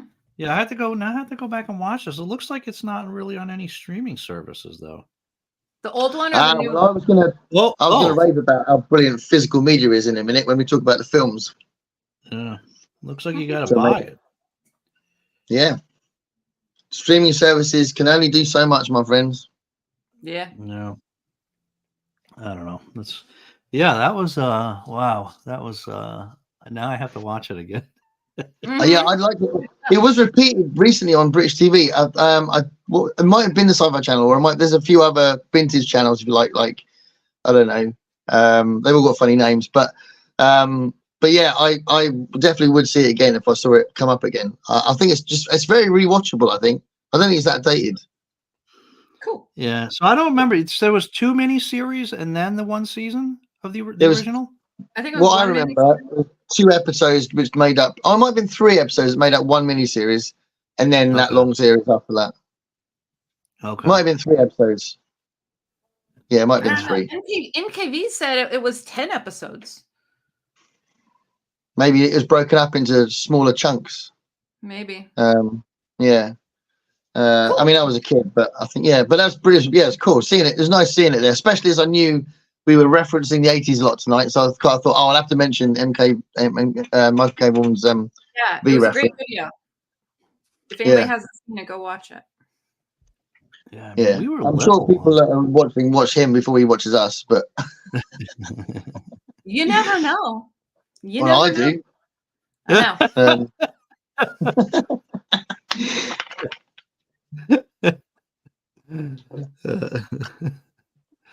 What do the people say here about it? Legend series, Rob Englund. Yeah, I like Rob Englund. Yeah. He was recently in Stranger Things as well, wasn't he? Oh yeah. Jenny says you like the remake. Yeah, I liked it. I thought it was a shame it got cancelled. I didn't even. But everything it might still be available. Everyone seems to cancel stuff after 1 season. You know, it seems to be too frequent that happens. It's a shame. Mm-hmm. Yeah. Elaine, I have the original series. Loved it. Yeah. Damn, it's the same age as me. Yeah, I feel like I remember having to stay up. I mean, I was little. I feel like I remember having to stay up late to watch it, like being allowed. I think it was a 10 o'clock show. Yeah, it was like later. It was like my it got a little racy as time went on with the aliens. Mm-hmm. Yeah, I think it did. Yeah, born in '84. Does that count? No, that doesn't count. Oh, Jesse mentioned Gremlins. I love Gremlins so much. love it. I really love Gremlins. Yeah, that was one of the ones. Underrated. When my daughters were like a little bit, I don't know, I guess maybe in early teens or something like that, my wife and I said, we're going to expose them to a bunch of these like classic 80s movies that we love, and that was one of them, the Gremlins. That's got to be the top of any 80s movie list. Yeah. That'd be a contender for my Desert Island flicks, that one, Gremlins. The Explorers, that was another one. Do you guys remember The Explorers? Yeah, that's another Joe Dante film. Yeah. Was that River Phoenix? I think so. I think it was. I think it's one of River Phoenix's one. Yeah. I think one of his first. It's been a little River Phoenix then. I don't remember. Yeah. I think so. Mm-hmm. Yeah. I mean, not very intense role. He did a lot of intense roles later, didn't he? But I think it was like one of his sort of fun kiddie roles. I think. It wasn't a little Ethan Hawke, right? Yeah, I think Ethan Hawke was in it. Yeah. Yeah. Yeah. Mm-hmm. Did you see? As we were talking about the 80s as well, did you see the Desert Island flicks with Jack from Spreadbrook Joy that I did? Yeah. Yeah. Loads of 80s stuff there. Yeah. We talked about Stand By Me a lot, didn't we? And we talked about Labyrinth and that as well, didn't we? So we will get to Labyrinth, but yeah, that was cool. I said at one point, it's like talking to myself, talking to her. It's really cool. Yeah. Yeah. I was on the college trip for that one. I missed it. Try and catch it later if you can. Dave thought I he was thought crap. he was crap. Leave it to Dave. Serious. So lost. You were born in the mid '80s. You missed all this stuff. Too bad. I enjoyed Lost. Yeah, Well, we love Lost. We're going to do a thing that goes without Chaz, saying. you're contended to do our special. We're going to do a special on Lost, aren't we, Dave? Yes, we are. Were you a Lost fan, MJ? No, I've never seen it, guys. Remember we talked about this. I've never seen one episode. Nope. Never and we're seen. Still friends. We are. Wow. I know. Never saw it. I'm going to try and persuade my son-in-law to come on because he's obsessed with Lost, and he's like analysed it to death, and he loves the ending as well. So it'd be interesting to have him on if he's up for it. He's quite shy. He loved the ending. Okay, we're not going to spoil, but that's the first time I heard somebody say that. Yeah, wow. Very strange, but yeah. But when we do the show, we'll say there's going to be spoilers, otherwise we won't be able to say anything. Yeah. Oh, you got to try it, MJ. Yeah, the first 5 seasons are some of the best TV of all time, easy. And I think it gets worse, but amazing. How many seasons? There's 6, right? Yeah, either 6 or 7. Probably 6. Yeah, 6. I think. That's my favorite show ever. You have to watch it. Is it? That's good. Favorite show ever. And I think it's a very strong statement.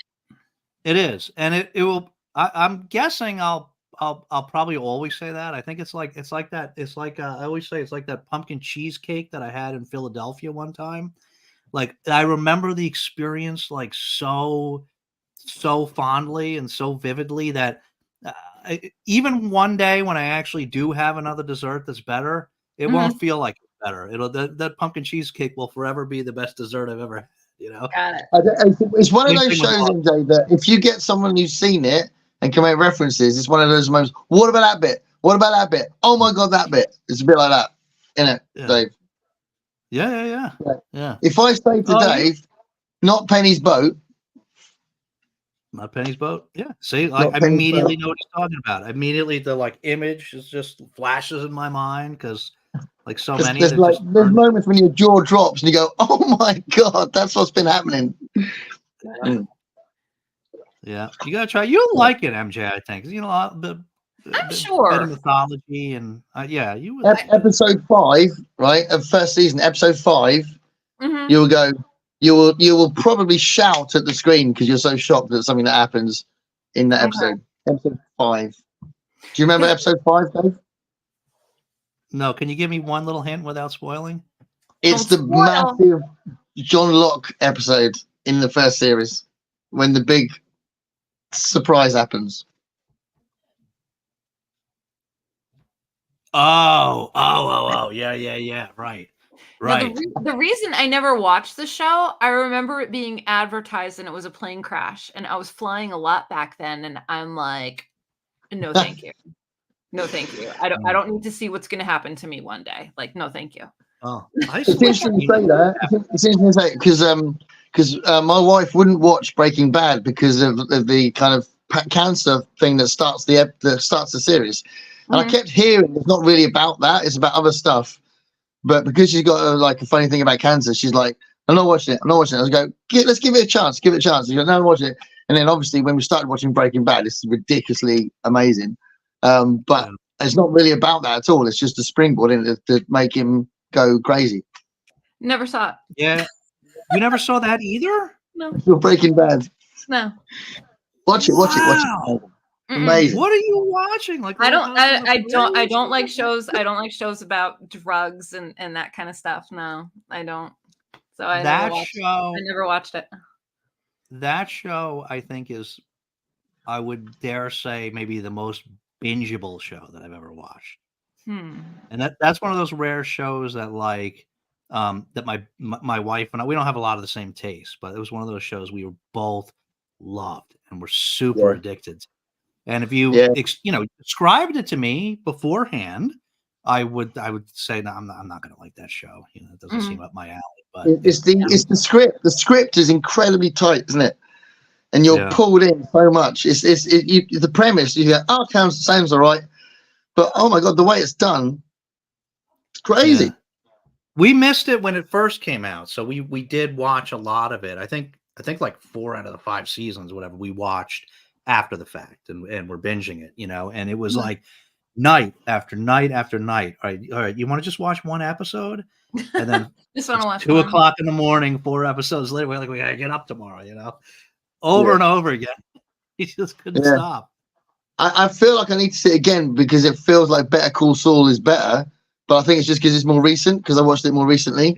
But I loved Better Call Saul as well. And it's slightly different.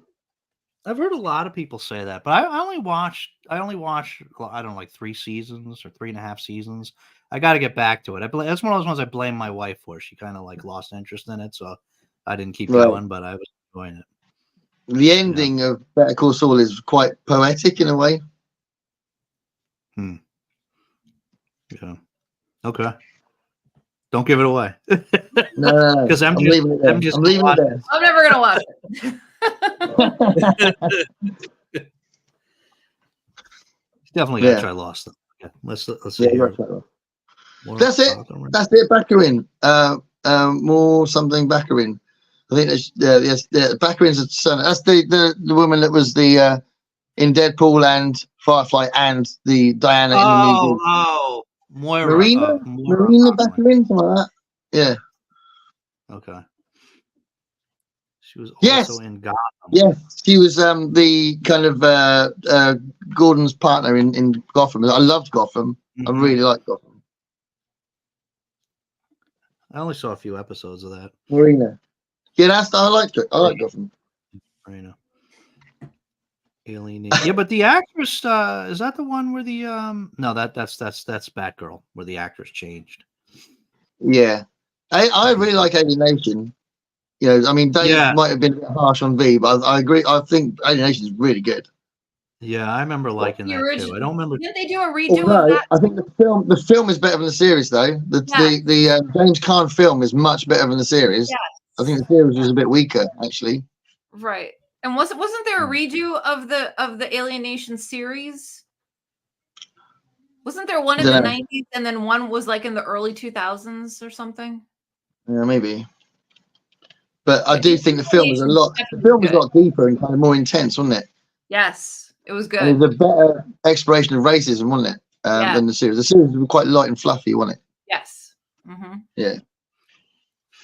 There was another very similar movie not that long ago. I think it was like a Netflix original, and now I can't remember the name. Will Smith. It's called Bright Side or something. Bright. Bright. Oh shit! I can't remember the time. But I was watching it, thinking, "Oh my god, this is such an Alienation ripoff," and it wasn't that good. But it was good. It was good. I remember it explored the same racism issues, and I thought Alienation did it better. But it's nice to see the same like message coming across, but I don't think it's done as well. Yeah, for sure. Marina. This guy dressed up as an alien from Alienation for Halloween. That's awesome. Yeah, so cool makeup. Yeah, cool makeup in that show. Elizabeth Mitchell, that's her name. Yeah, she's really cool, I think, actually. The woman. Yeah, of course she did. Jerry Ryan, 7 of 9. That's the reason why it was popular. The Voyager was doing all right, and then they put 7 of 9 in it, and that was it. Everyone was watching it. Yeah. Although she's a really good actress as well, so I have to say, she might be, very attractive, but she's a really good actress. Mm-hmm. She was, and good, I can't wait for her to be the new captain. She's going to be the new captain, isn't she? Well, we'll see. That's not confirmed yet, right? Well, it's been heavily rumored. It's heavily desired. I don't know if it's. So there was someone did a video about some Star Trek channel did a video about why it was like proof that it was definitely happening by all these different signs and things they'd read, and it was like, all right, cool. I'm happy to believe that. Yeah, Star Trek Legacy, isn't it? The new one, if it comes out. Yeah, well, we'll see. Yeah, with 7 in the captain's chair. You're not a Star Trek fan, are you, MJ? I grew up with it. I'm old school. I'm old school fan. No, Like original series. MJ's never seen original DS9, though, have you? The original series, the New Generation, and then basically New Generation is where I kind of cap off a little bit. Okay. Yeah, I'm a purist. Purist. So there was... if you're a purist, you wouldn't have seen Next Generation. No, DS9 is my favorite, so you got to watch that. Yeah, DS9 is your favorite? DS9 is my favorite. I think the best thing about Star Trek, like some really cool ideas, definitely some really cool ideas, but in the end, I think the best thing is the characters. And I think the best characters are in DS9. Okay. Garrett? Yeah, I started for Garb August when we were reading like novelizations. I had read I read one of those Star Trek books by James Blish where they basically took the episode, did short story episodes, you know? Yeah. And so because I was reading them, I was then went and watched the episodes that I haven't seen since can't even remember. And they were not so bad, you know. I mean, some of the effects were, but but it was not so bad. You live with that, don't you? I think the only people that would really write something off because of the effects are people not really into science fiction. You know what I mean? Yeah, it's part of the deal, isn't it? You know. But yeah, I've it's a bit of a shame because this is just before he moved out. But when my son was living here, we decided we'd watch all of Star Trek together because I was like, obviously rewatch for me, and we watched the first 2 seasons of the original series, and I said let's dovetail the last bits with some Next Generation, and we watched about 7 episodes of Next Generation, as well as bits of season 3 of the original series, and then he moved out, so we haven't been able to do any more. But yeah, we were watching all the films as well. We got to Star Trek 5. And he was loving it. It's cool. He didn't feel like it was dated. It was great watching it because I was wondering, is this going to be too slow? Is it, you know? But he was loving it. So all good. Yeah. Let's see here. Bald cap and a Sharpie marker. What's that a reference to? Might be a costume, maybe.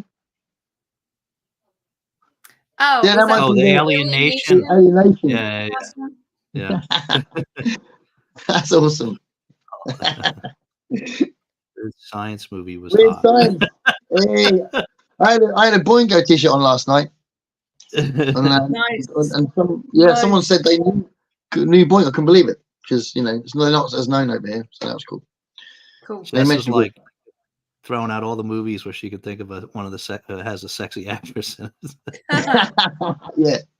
I'm stuck on. Yep, I'm stuck on.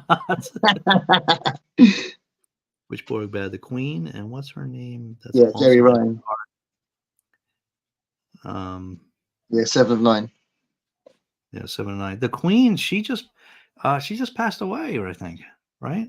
Alice Krieg. Yeah, that's her name. Yeah. Well, a couple of people have played the Queen, but I think Alice Krieg played it more often than the other one. So that's sad if she just passed away. I didn't know that. The one that was in Picard. Oh, am I spoiling? I should not. I'm spoiling. No, that's cool. No, I've seen it. I love Picard.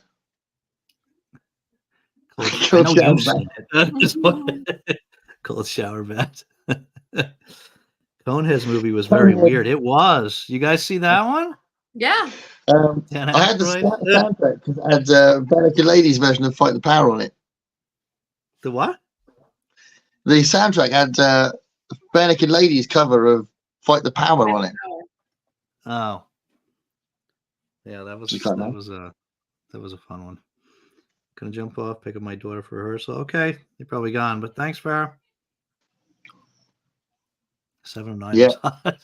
I'm stuck on 7 of 9. Yeah, don't get me started. I definitely need a cold shower. The Queen, I think Chaz Borg with the voice that had the captain of the ship. Gizmo.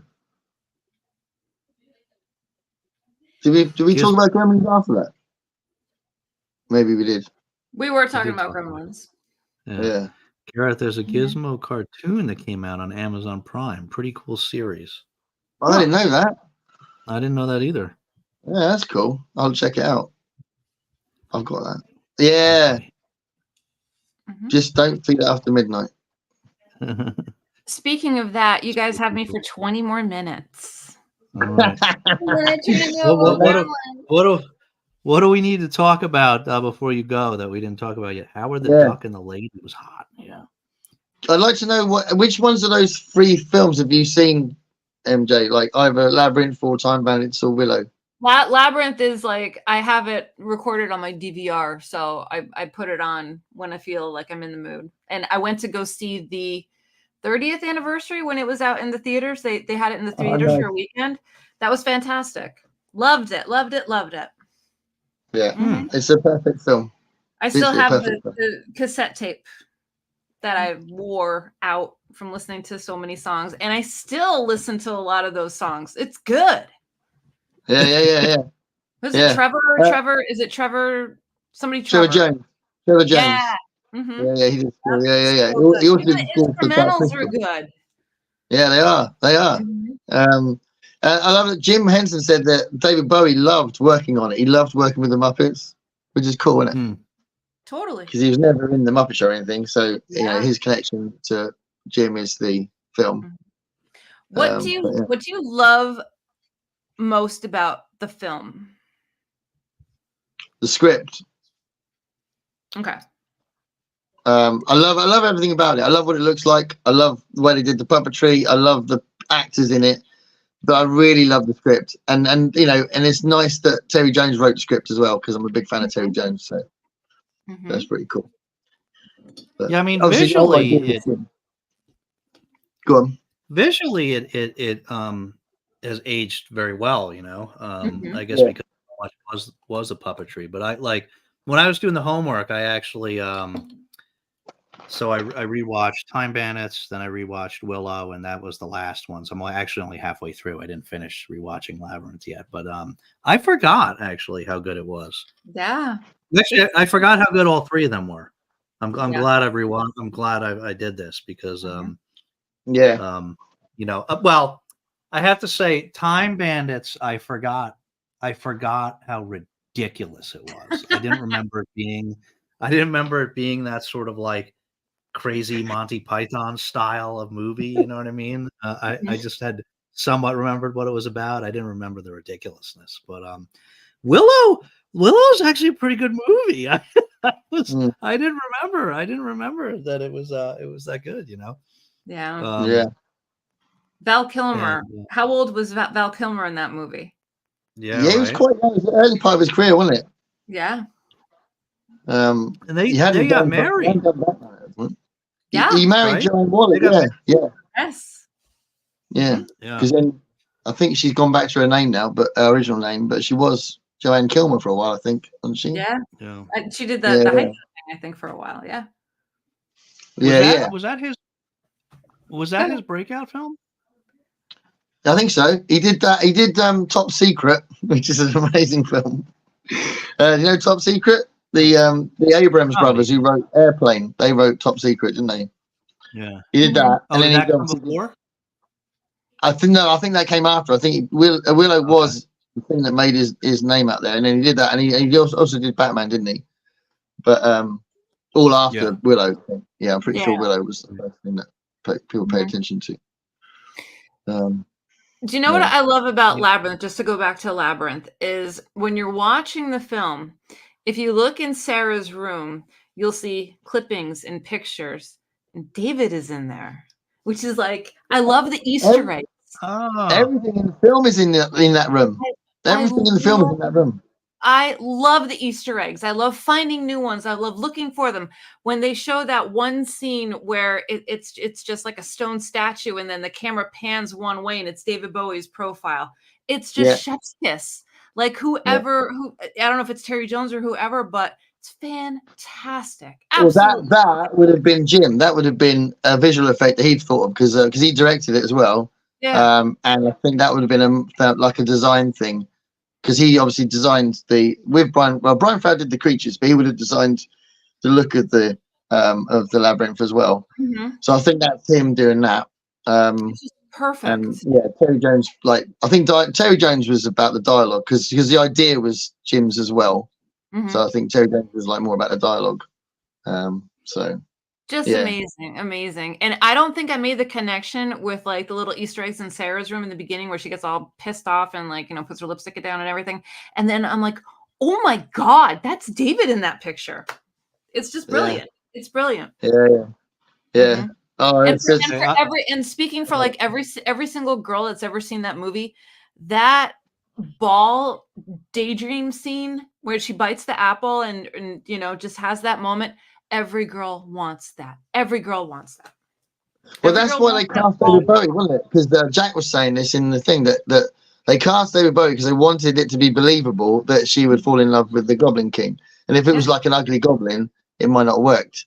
So that's why it's David Bowie. Yeah. So brilliant. Clearly, I haven't seen this enough. Yeah. How many? Oh yeah, spoilers. MJ, how many times would you say you've seen that movie, MJ? 25, 30, maybe. Wow, really? Oh yeah. I've probably seen it more than that. Easy. Really? Over between, I remember I didn't go to the movies to see it when I was little. I had to wait till the VHS tape came out. And as soon as it came out, I went to my local video store and like I had it for like 2 weeks. Like I just kept renewing it and I just kept watching it. And I'm like, oh my God, like it's so good. And not just David Bowie's outfit, that's a whole other topic for a whole other live stream. But it's just so well done and it's so good. And every girl wants that moment where, she's not, she doesn't feel treated right by her family, but then she needs to be the savior and she needs to, fight the bad guy, but then it's kind of like an enemies to lovers type thing almost, even though there's an age difference and all that. It's just brilliant. It's brilliant. But also, I like the fact. I think it works. The fact that you could say when they're in there, and it's like, okay, how are you going to conclude this? Because clearly, there's a moment where it's like you need to somehow get it back to reality. And I think it's done really well because his motivations and his the whole point of what he's been doing starts getting a little bit more. It's about you. It's about you. It's about you to her, and then she just suddenly goes, oh, hold on a minute, you've got no power over me. And she just realizes, and that's when it all falls apart. It's just like, yeah, this is cool. This is a great ending. As a kid, it doesn't matter. But as now that you go, actually, this just works. It works. But then at the end, you have the owl that's supposed to be David, and he flies away. So, there's that little bit of hope. And the big thing about the film, the whole point of the film is that Ludo and Sedidimus and Hoggle appear and go, if you ever need us. If you ever need us. If you ever need us. It's about friends, Dave. It's about friends. It's all about friends. It's about friendship. And it's so good. I need you every now and again. It's just so good. That's amazing. Yeah. I guess as soon as I finish it, I'm going to be sorry, go ahead. No, I was only going to say there's a lovely moment in the documentary when Jim Henson's saying he knows that he needed to finish with an action sequence and he came up with a battle, but he didn't want it to be a violent battle because he wanted it to be a family film. So he made sure it was a silly battle. This is the way he said it. It's a silly battle. And it's well done. Yeah, it is. Yeah. It's awesome. Yeah. You got to finish it, Dave. How far did you get, probably Dave? I'm about halfway through. A little more than halfway through. Okay. So she's Hoggle. So she's already with Ludo, and they just went. Hoggle just like one of the times Hoggle saved her, and they just went into like this. What do they call that thing? The stench. The bog of eternal stench. Bog of eternal stench. Bog of eternal stench. Oh God. Ludo did that little that fight with that tiny little guy that turns out to actually be like a Yoda in disguise. Yeah. So that's about where I am. But this is probably only like the second or third time that I've seen the movie in my life. Okay. So I clearly need to watch it. soon as I finish, now that I know there's all these Easter eggs. As soon as I finish, I'm going to start it over, watch it again, I guess. Watch it from the beginning, and just look for those little itty bitty little signs, and you'll be like, oh, so good. Yeah. It's just magical. And one of the good examples of the imagination and great realization of fantasy that you had in the 80s, because it was all practical effects. Like you say, it hasn't been dated. They put a lot of effort and skill and creativity into effects in the 80s. Yes. Yeah. For sure. Yeah. Because I know I've noticed that. I said some of those builds, like the pack rat lady that has everything on her. Yeah. Like just creating that Muppet. I mean, just the intricacies of it all. It's insane. Yeah. Well, that sort of thing leads to, because it wasn't that long after that they did Storyteller, and then they did Farscape. And some of the creatures in Farscape are insane. With loads of people operating them. Obviously, Pilot's operated by 4 people. I think it is. He's huge. But that sort of thing with the lady at the back, going, oh, you can have this, oh, you can have that. That's great puppetry that they did all the time, like later on in their big projects. Awesome. Yeah. Amazing. So good. Farscape's and it was nice that, did you ever read the book? Well, Labyrinth. No, I've never had access to the book. No, I'd like to actually. Yeah. I don't know if it's a novelization, but it was circulating around a lot a couple of years ago. I don't know if they re-released it, maybe with the 30th anniversary. There was some type of a package that came out, and I remember I'm like, ooh, I want that, and then I never got it. They've released a number of graphic novels. Yeah, it wasn't a graphic novel. It was like a book. A book. Yeah. A book. But, yeah. No, I need to get it. I have to look into it. Yeah, definitely. Has anyone said anything about Labyrinth in the chat? Let's get through. Jazz says he's obsessed with Lost 3 times. Duck 2, more Howard Duck. That was a good 80s movie, Howard the Duck. Howard Duck. Lee Thompson, wasn't it? Had a good song. Yeah. She was also in Back to the Future. The John Hughes film. Something. Yes. Some kind of wonderful. Yes. Yes. Yeah. Wonderful film. Amanda Jones. Yeah. Well, my favorite duck is Duck Soup, the film. The funniest Marx Brothers film that I ever made. If you haven't seen a Marx Brothers film, go see Duck Soup. It's amazing. Take your word for that bad. Yeah, I remember he's in Guardians movies too because of more. Oh yeah, Howard the Duck. It's a series called Nightmare Cafe in '92, which I really liked, but they pulled it after. Anybody heard of that one? I think I might have seen it. That sounds familiar. I remember it. Gonna have to write that down. Write down. Plum sauce. Talk about 90s series, right? A 90s series that never gets talked about. Do you guys remember a series called American Gothic? I do, but I never saw it. So it's like the boy was like, was it the boy? Yeah, was it the boy or the? No, hold on a minute. Oh, my memory's going mad. There was like one of the characters was the devil, either the boy or the guy that was, or the guy that was played by the Midnight Caller guy. He was either trying to fight the boy or the boy was trying to escape from him. I think it was the Midnight Caller guy was the evil guy. I'm thinking of a different. Yeah, it was a really good series. I can't remember the guy's name that played the Midnight Caller. You know what I mean by the Midnight Caller, right? No, not really. Oh, I can't remember his name.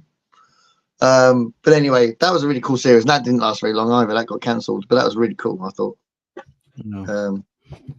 The other loss which I loved was so bad that it actually put me off ever rewatching it. Yeah. Oh, that's a shame. That was. I agree. I mean, the ending was awful, but to me, that show, I don't care. To me, that show was about the journey, not the. No, I agree. I don't think it spoils it completely. It's a shame about the ending, but I don't think it spoils it completely. I don't like the whole of the last season, but the rest of it is so incredible that you can't ignore that. I don't think. Yeah. Breaking guys Bad is should essential viewing. start a rewatch series and start, Yeah. like every fortnight, watch 2 or 3 episodes and then talk about them. Could do, yeah. That's a good idea. For all of those people that saw them before. We do like setting homework. It's fun, isn't it? We just got to make sure we can do it. It is fun when the media is available. Yeah, I know. I've lost Disney Plus, so I couldn't watch Willow. So I haven't actually rewatched Willow. So I remember it, but I wanted to rewatch it, and then because they've changed the rules of Disney Plus, I have to get it because I was taking it off my my son's girlfriend had Disney Plus, and we were having her version, and then they've changed the rules now. You can't do that. You can't share it anymore. So we have to spend out. We have to spend out for Disney Plus, which I want to do, to be fair, because there's loads of Star Wars stuff I want to watch, and there's Muppets on there, for Christ's sake, For Christ's sake. You should put that on a t-shirt. There's Muppets it's a no-brainer, for right? Christ's sake. Yeah, every birthday, every one of my birthdays, right? So everyone comes around and they go, "What do you want to do for your birthday?" And usually I want to go to cinema, and they always say, "Okay, we need to watch an episode of Muppet Show, and we need to watch an episode of Farscape." And because it's my birthday, everyone has to watch it with me. Love it. Yeah, cool. It's the same thing on my birthday. I make them watch. Actually, one of them was recent. Might have been the last one. Was Lost. We watched like the first 3 episodes of Lost. On my birthday, they have to watch what I want to watch. The whole family has to. The whole family has to watch. Memo. That's it. Next year, doing it. I mean, maybe this year. Where'd he go? Oh no, we had too many of the wagon wheels. That's what happened. This year. Oh, yeah. I can make them watch one of these. Yeah. Sit down and watch the Twilight Zone. Stop moaning. Stop complaining. Gonna watch the Twilight Zone. Yeah. Actually, my younger one, I don't have to twist her arm. My younger one watches them with me because maybe I already told you, but like I'm going through them like right behind you, and and so I'm going in order I went from order of season 1, episode 1, but I did have to skip one because my daughter wanted to. She saw it coming up, and she wanted to watch the one in the bus terminal. What's the name? The doppelganger thing in the. Yeah. Oh my god, I can't remember what it's called. But yeah, something about a stop, isn't it? A stop. I'm usually good with the Twilight Zone titles. Oh damn. Anyway, she I had to stop and watch that one out of order because she wanted to watch it with me. So she likes those. She likes the Twilight Zones, but the rest of my family's not. Oh. I used to watch them. PBS shaped my youth. So all of my Star Treks, all of my Twilight Zone, all of my Doctor Who, all of my Hammer films, everything was on public television. And I'm so thankful for public television for giving me that education. Nobody else showed stuff like that. Doctor Who's another one I gotta. Oh, so many to get through now. It's funny because I was going to do a proper deep dive into Doctor Who using the BBC iPlayer. And I've done a few videos on it, but now I've started going through these. That's so much better. So I've kind of slowed down on the Doctor Who thing, but I'll still do it. But yeah, that's not quite as much fun. But that was a good idea MJ had. Maybe we should do that with Lost. Maybe we should go through them again and do. If you do that, segments. I don't know if I've got access to it actually. You're gonna do it too? Well, I mean, that's motivation for me to watch it. But I'm not do it. We could have a whole separate fortnightly Lost show. Or nightly. Yeah. What do you call it when it's every week? Weekly. It's weekly in Mad Fool. It's weekly, isn't it? What? If it's every week, it's weekly. Okay, we don't know what lingo you use. You're all this funny names. You can call it. The Summer of Lost. I like the idea of we could be in the summer. I mean, it'd be good to not. We don't want to alienate people who don't like Lost on this. Yeah. We'll do a separate one. Otherwise, it'd be called Lost. You could do the show and then have a section of the show called Get Lost. Well, is that after 4 hours? Because you never know how long these are going to be. I know. Yeah. Those could be, those could be reasonable ones. Just the Lost catch up, I like the idea though. I think it's a very cool idea. Yeah. Who watching would be into a Lost? You are. Yeah, tell us if you like the idea, guys. And if you think it's a terrible idea, tell us that as well. Yeah. And we'll only listen to the people who comment. Chaz liked the ending of Lost, he said. There you go. See, we need to have Chaz on here to talk about Lost as well, which means I have to do it at 3 o'clock in the morning. I can't find that name. Oh my God, there's a little thing that says there's 41 comments. 41, guys. What, behind? We're 41 behind? Yeah. Where do you see that? I don't see that. On my thing it says private chat and then comments, and then it gives me a number with red in it. I Oh. tell you, because we alternate the channel, which channel it is, I can just relax and let Dave worry about it. It's lovely. I try to be better about it than Gareth. If it was Gareth, we'd be like an hour behind on the comments. Well, you're Gareth style. You're in the spirit of Gareth. What if he does it badly? That's not him. That's in the spirit of Gareth. What the hell? I'm not saying it's bad. I'm just saying that check the timestamp for your comment and tell me what time it is now. What you're saying is I can't win because if someone else is being bad, they're being me. Unbelievable. I'm being bad. Unbelievable. You seen the way I get treated in this show? Have you seen the way I get treated in this show? We're all just too chatty. Don't you know? I really like Hitchhiker. Hitchhiker is awesome episode. Hitchhiker, great episode. I think I already said this commented on your video. I didn't like that one. That's cool. You're wrong. I can accept that. I would even say, and get ready. You might need to take a wet bite into a wagon wheel when I say this. Okay. Did you say a wet bite? Brace yourself. A wet bite into a wagon wheel. Did you say a wet bite? No, a bite. You might need to bite into a wagon wheel to console yourself. I want to find myself a wet bite. A wet bite. I'm going to pour tea over my wagon wheel. Oh God! I can't open. I've got a donut, tea on my donut, and then I'll have a wet bite over my donut. Oh my God! Oh, it's just it's really messy now. I've got tea all over my trousers. He was worried about the donut jam. Oh my God! Oh. Jam and tea together. Come on, rock and roll. You're such a rock star. Tuesday old donut as well. Come on. It's quite hard, actually. Gwen, what do I need that? Gwen, what are you going to tell me that's going to shock me?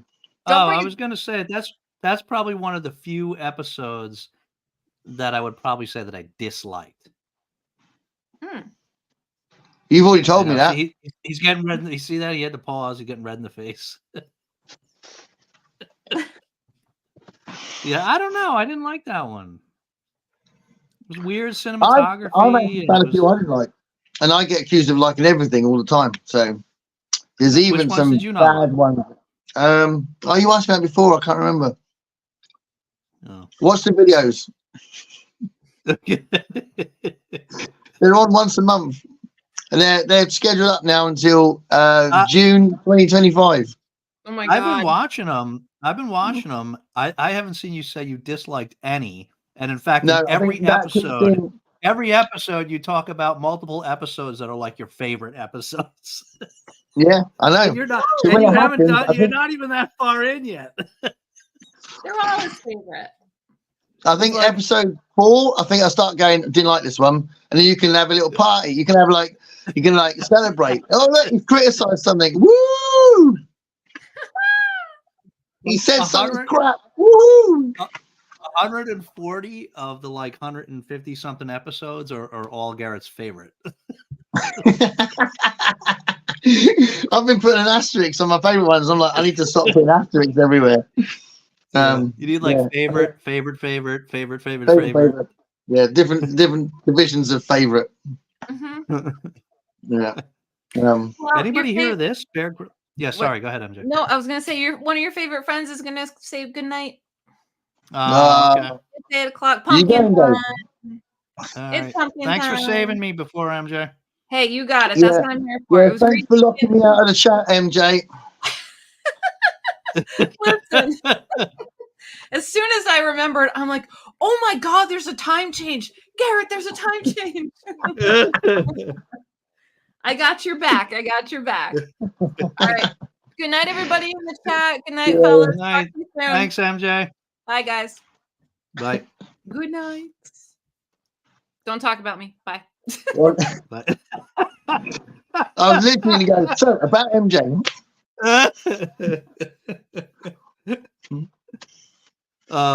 Isn't MJ incredibly awesome? Yeah, I was like, I didn't know what to do when we like the first thing. I'm in the studio. I'm like messaging you guys, and I'm like, what? Hello? Like I was literally unaware of all of this. I'm like, and then it says, and I went on our thumbnail, and it was like 10 watching. I'm like, what? 10? What? What? had to get, and also it's a bit more faff because because both of my ring lights are broken. So one broke ages ago, and I've got a replacement for it. And now I've got this stupid situation where the light works on one of them, but the actual thing that holds the phone works on the other one.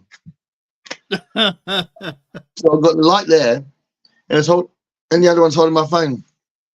It's really naff. It looks really silly, but there we are. I never use my ring light anymore. I couldn't get it to like work effectively for me. I'm better off just using it's 10 past midnight here, so I need something.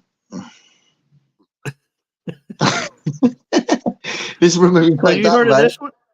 You heard of this one, Bear Grylls?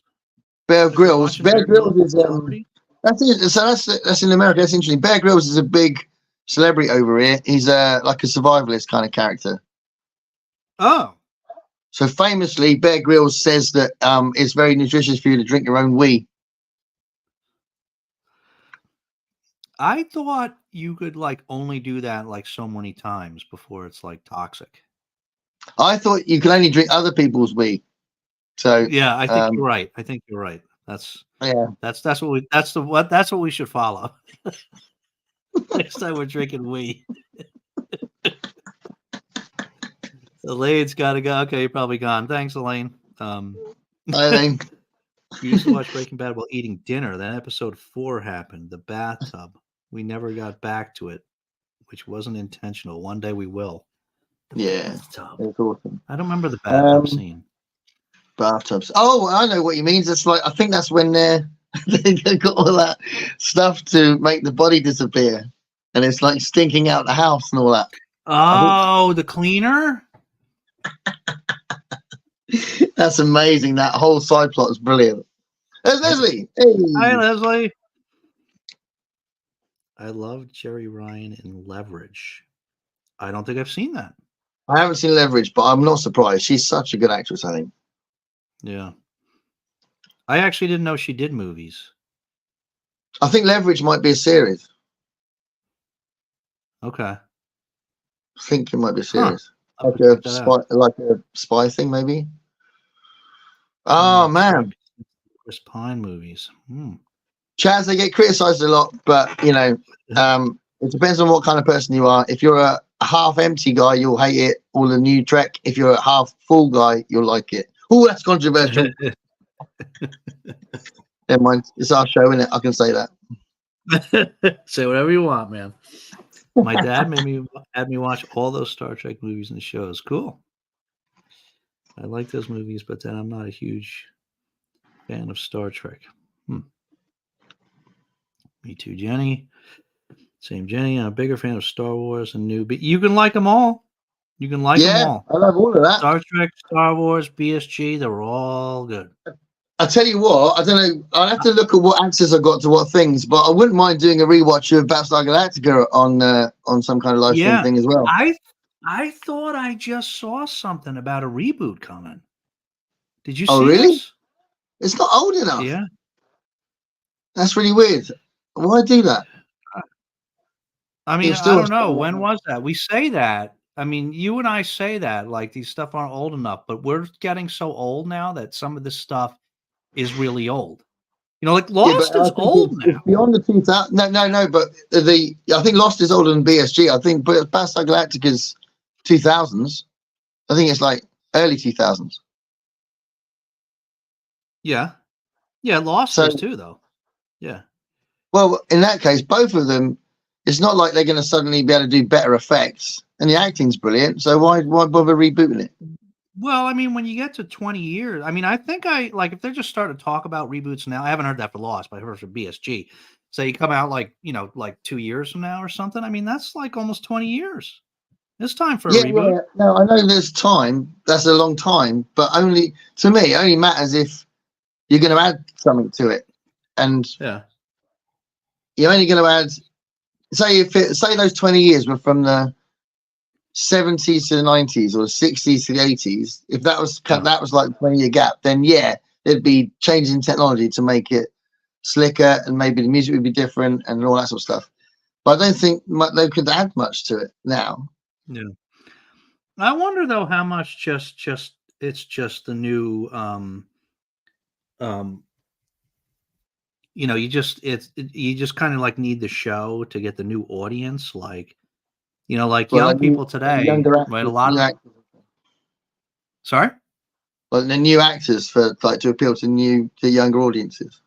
Yeah, new actors, and just that it's just that it's a new show. Like a lot of people have, I even have this myself sometimes. I have like an aversion to pulling up an older show just because it's old, whereas opposed to if it's, you know what I mean, it's a new show. And Yeah. it doesn't mean there's anything wrong with it just because it's older, but I'm less inclined to watch an old one than a new one. And so I don't know. I think sometimes you just need to like reboot stuff just to, engage a new audience.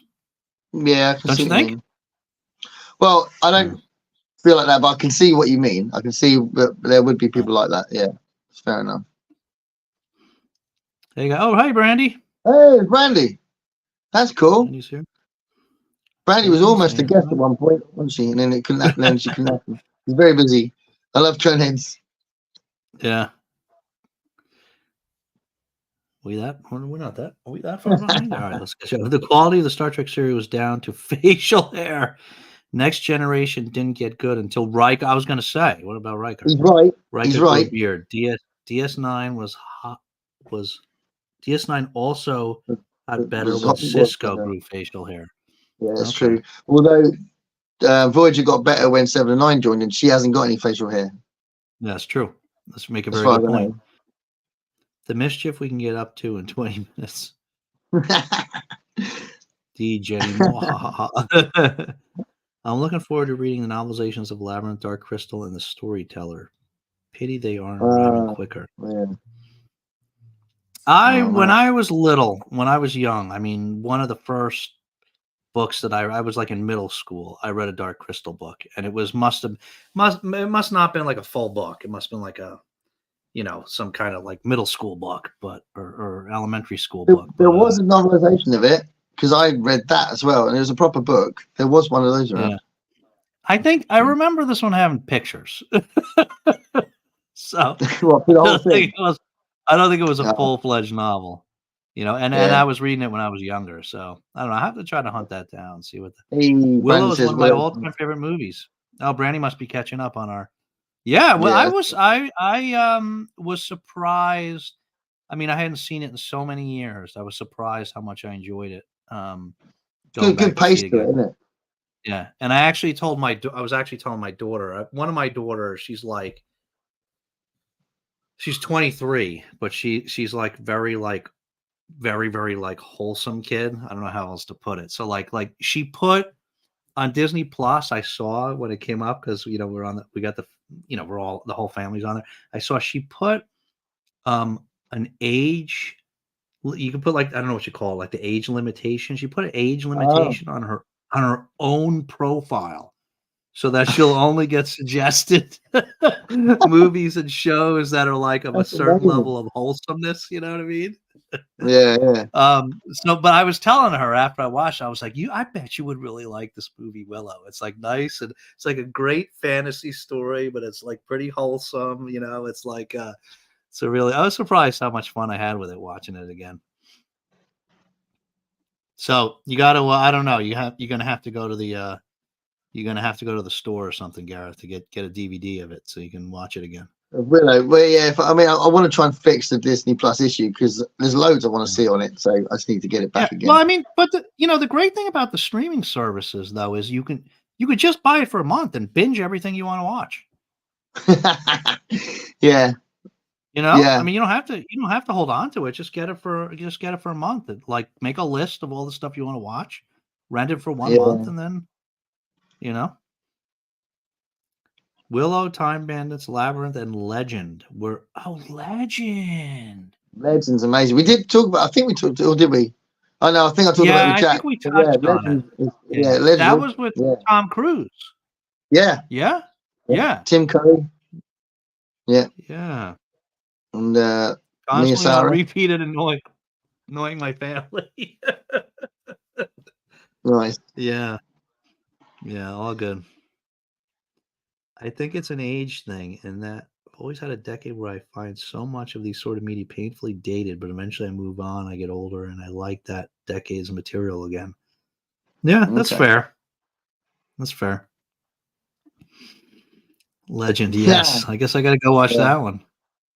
Just realized Labyrinth is probably. I think Legend is quite unique because it's really like picturesque and beautiful and quite slow. But if you're happy to run with that, it's an incredible film. But it is very slow. Legend. It's like a painting. Yeah. Yeah. Labyrinth was was probably the first popular Fae romance. Yeah, I think that's a good point. Dave says there are always exceptions, of course, but I'm starting to appreciate 80s stuff again. I'm there with music. I need to work on film and TV. Yeah. Yeah, it's good stuff. Yeah. Tron is also Tron. Yeah, my little 89-year-old mind, and it is still good all these years later. Oh, I actually can't be sure. This is the problem with getting so old. I actually can't be sure if I've seen that or not. And that tapped into the excitement of computer games being new, like video games, and like that idea that someone would be sucked into it and all that. That was like quite an exciting time for video games being new, wasn't it, as well? Yeah. They got this Tron ride now at Disney World, right? Where you're like on a cycle, I guess, and you just like shoot through the whatever. And so I think I told you we went to Disney for my 50th birthday this past summer. That was my choice to celebrate my 50th birthday, was for the family to go to Disney. And so that ride is like relatively new, and it was like ridiculous. Like we couldn't get on. It's like this like virtual queue you have to get in. Like they don't even do lines. It's like so popular. So this is like virtual queue.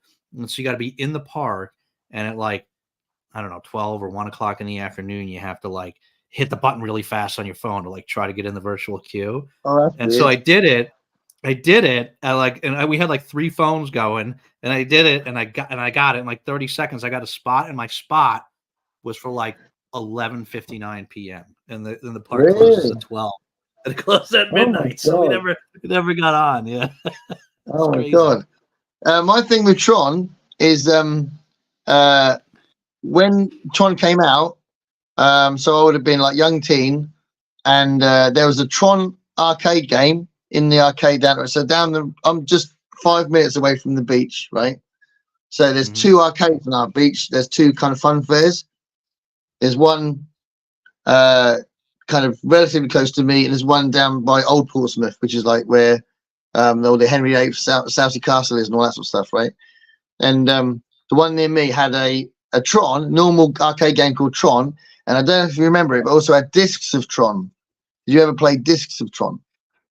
No. Do you ever play that one? So it was just the disc part of the film, and it was just like different levels of that. So it kind of like got harder as you played it.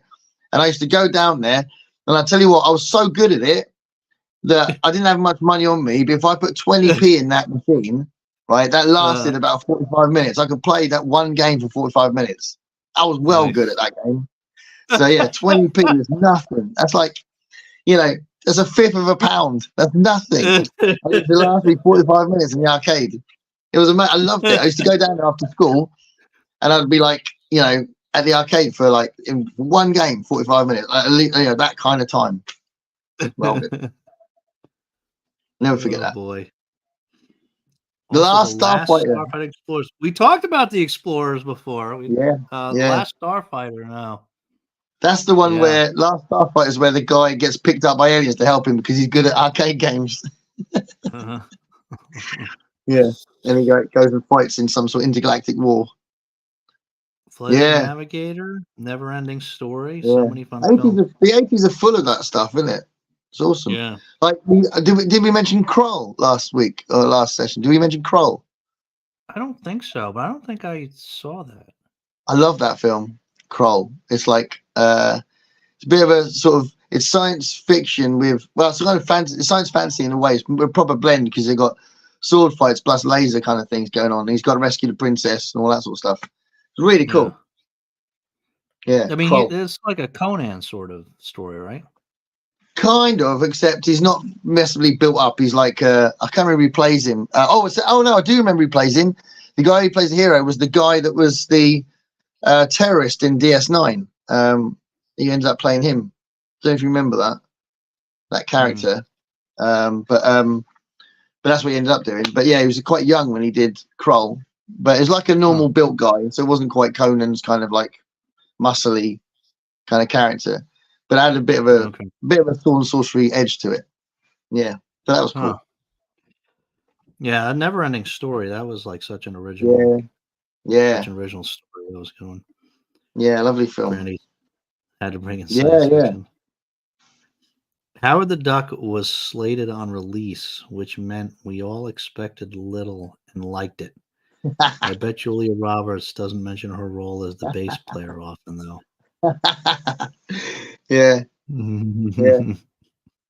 I think people will probably be more confident now. So there is, Jess was just telling me there is a book, a Howard the Duck book. I don't know if it's a novelization or. Okay. Well, obviously it was a comic for ages, wasn't it, before the film? Was it? Yeah, he's a Marvel character. He's like, they made the film because he was a comic character. Right. Yeah.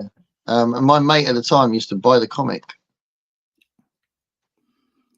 The only time I bought it was with Farscape 2s. When, that's in the middle of. I bothered with Farscape. Oh, it probably was when the. Yeah. Wait. Oh, here we go.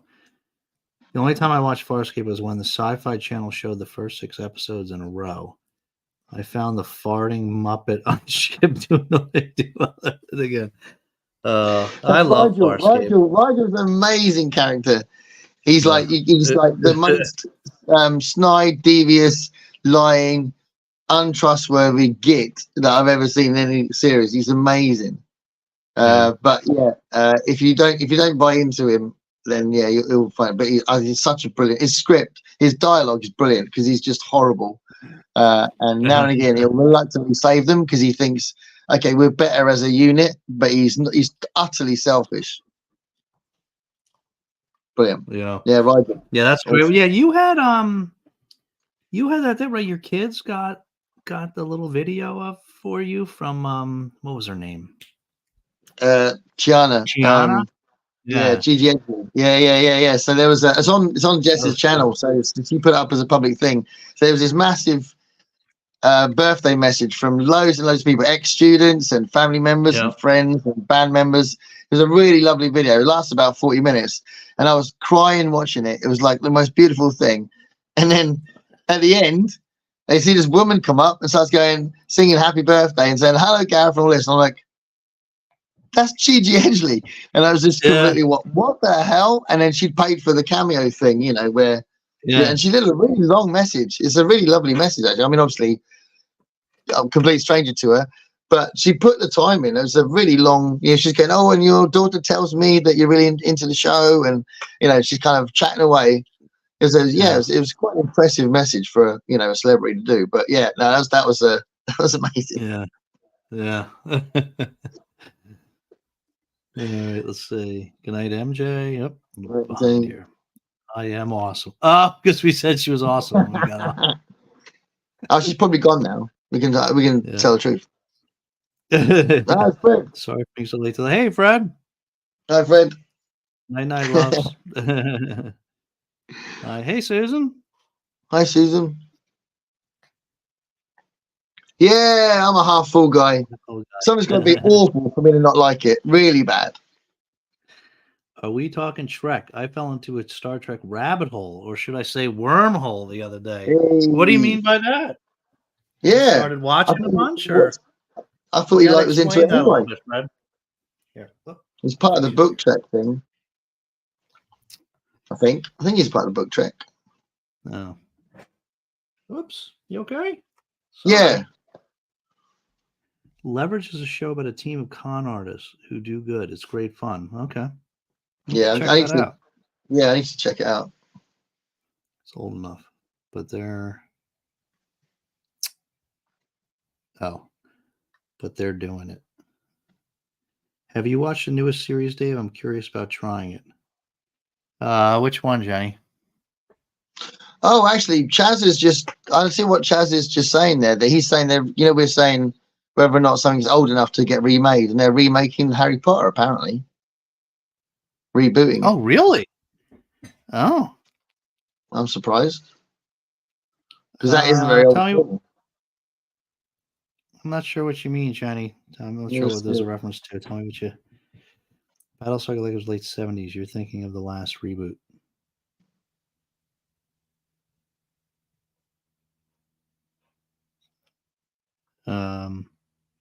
Yeah, presumably you've heard that there's a new one beyond the 2000s one. Yeah, I'm talking. Yeah, I never watched the 70s one. I watched the one that was in the what was that, 2000s, I guess, right? Yeah, that the whole idea of that was from Ronald D. Moore, who wrote a lot of the Klingon episodes in Next Generation. Yeah, but I think there's supposed to be another. I read recently there's another reboot coming, I think. Because they did that Battlestar Galactica, then they did the Caprica. I don't know. Did you watch the Caprica? Yeah. No, I didn't watch that actually. But I really love the new Battlestar Galactica. So I did watch the original when I was a kid as well, actually, and I loved the original. I was a big Dirk Benedict fan when I was a kid because I loved the A-Team as well. Yeah. So yeah, I was a big Dirk. Yeah. So it was funny because he appeared on Big Brother over here, and I almost was tempted to watch the awful program because Dirk Benedict was on it. But I didn't, but I was tempted. Everybody, would a lost rewatch be about the Easter eggs? I kind of wonder about watching a show built on suspense.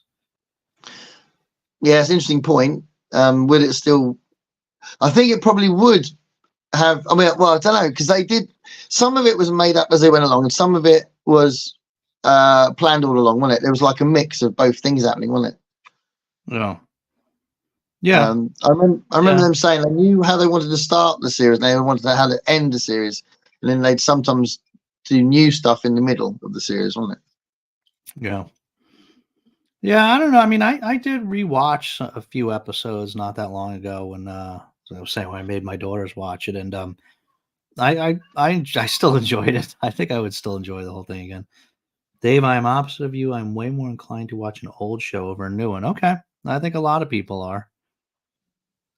I'm typing with one finger on a tablet. You guys need to learn to read type. Okay, peeps, I got to pop off. Keep you posted, guys. We'll make it happen one day. Okay, Chaz. Yeah, totally. Yeah, be good. Exception, but I tend to be with you on old versus new, Brandy. Okay, see you later, Chaz.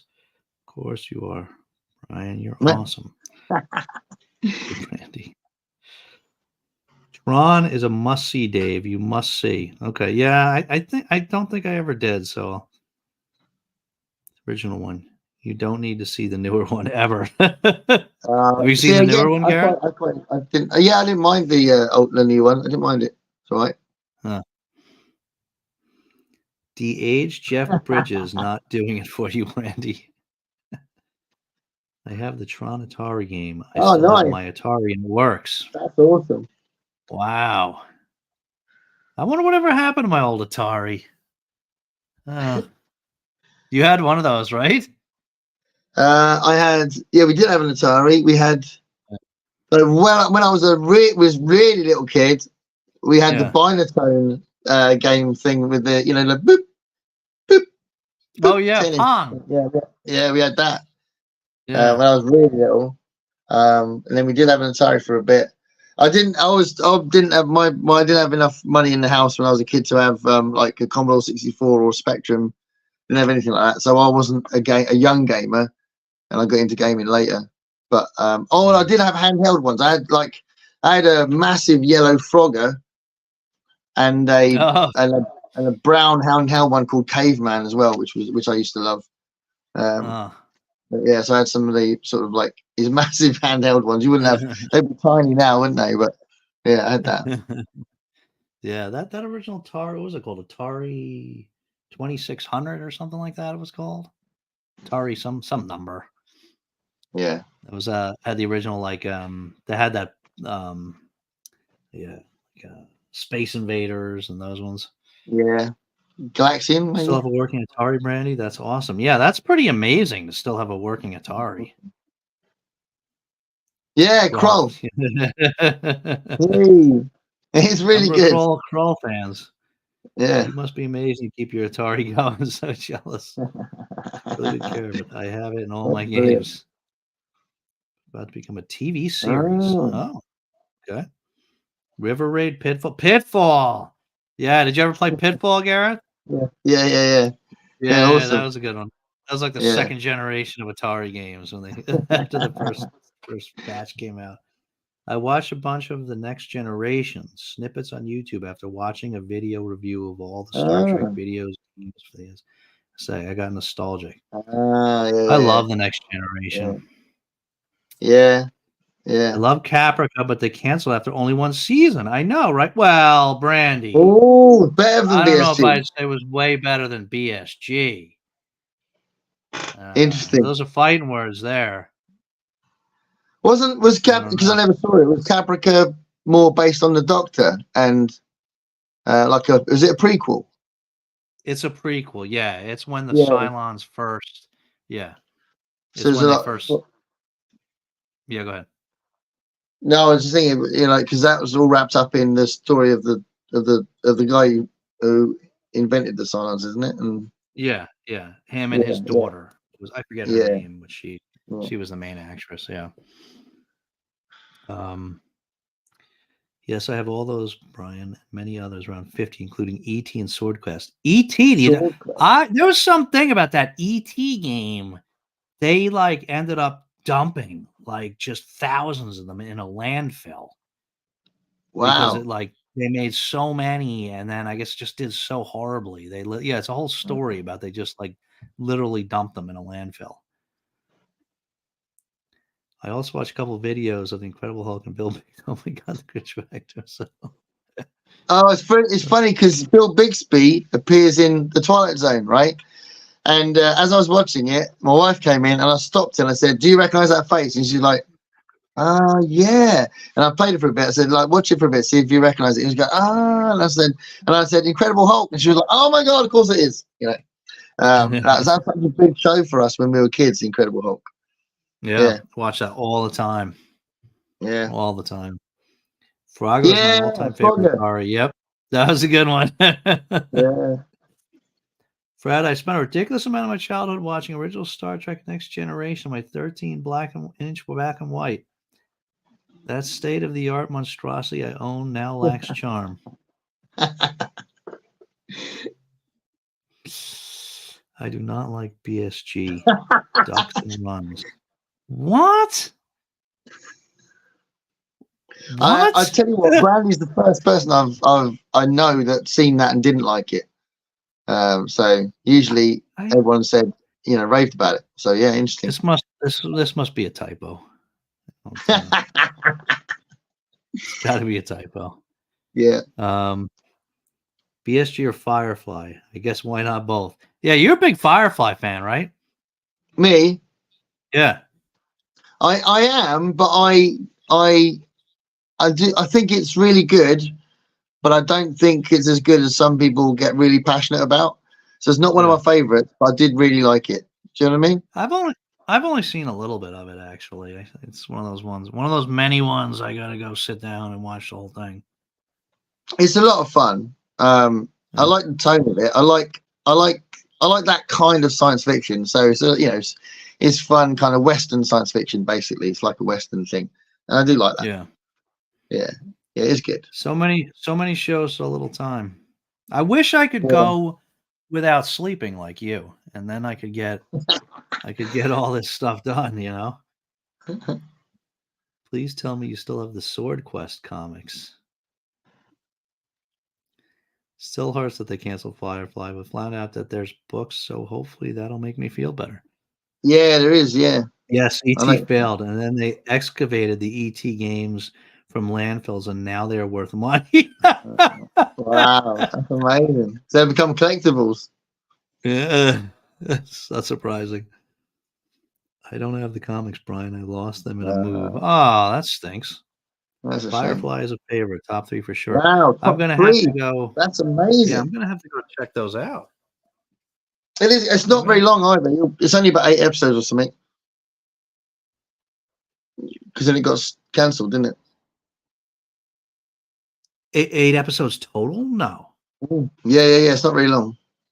Really? Yeah. It's not. It's definitely one series, and it's not a very long series. It's not like 20 episodes. It's much shorter than that. It's half the length of that. Oh, okay. Well, I can definitely hit that then. That'd be no problem. Yeah. It's good then. Let's see. Dave says after the Hulk TV show, they made a couple of TV movies with guest stars. The versions of Thor and Daredevil were excruciatingly bad, but so funny. Yeah. Are you big into the original series? Say again? I was going to say the original series didn't make any attempt to link it to any other Marvel product. It was just Hulk, and that's it. So it's like they ran with the idea that he was just like a guy trying to figure out some cure while being on the run while that guy was chasing him. So they just sort of did it about that and seemed to ignore the Marvel aspect of it. So it's interesting that when they did bring it back in those TV movies, they put other characters in it. Yeah. It's like they suddenly thought, oh, it's a Marvel character. Yeah, well, it has something to do with rights, right? I don't know. Yeah, maybe. Yeah. I'm sorry, man. Can you give me 1 second? I just got to check in. 1 second. I'll be right back. Yeah. Talk about something interesting. Talk about something interesting. Well, I feel like I should be bouncing off what everyone's saying. So I'll tell you what, it would be interesting to know, because I don't know if anyone's commented yet. And if you watch on the replay and you want to make comments as well about this idea of maybe us looking at some kind of rewatch kind of program. So it could be Lost, it could be BSG, it could be something else. I mean, both of us are watching the Twilight Zone. I mean, I'm doing those monthly videos, which you'll be seeing as you go along, but Dave is watching them as well. If you want to do a live chat about, if you want us to do a live chat about the Twilight Zone, we were going to do an episode of this about the Twilight Zone, but if you want to do more like a more regular one, we could do that as well. If you're into the Twilight Zone, anyone watching, but yeah, the idea of commenting on something you've just seen and you kind of tell everyone you're going to see it sounds quite cool. So that'd be pretty good. But yeah, I've just noticed that Brandy said dance a little jig.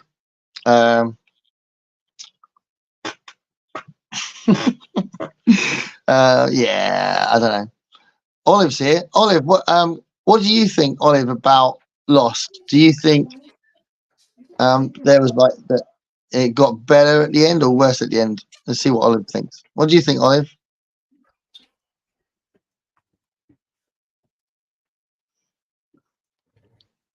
Sorry, what did I miss? Well, I was just finding out what Olive thought of Lost, but she wasn't really saying a lot. Oh. Let me go down. All right, let's see. Jenny, I have all the books and they are good. Gareth. 14. Oh, much more than I remember.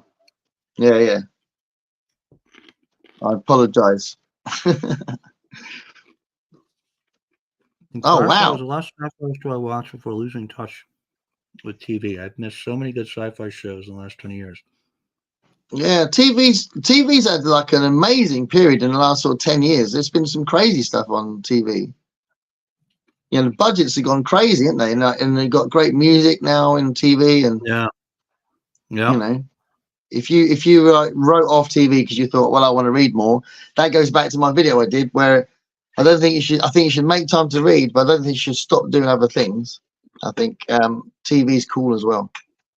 Mm-hmm.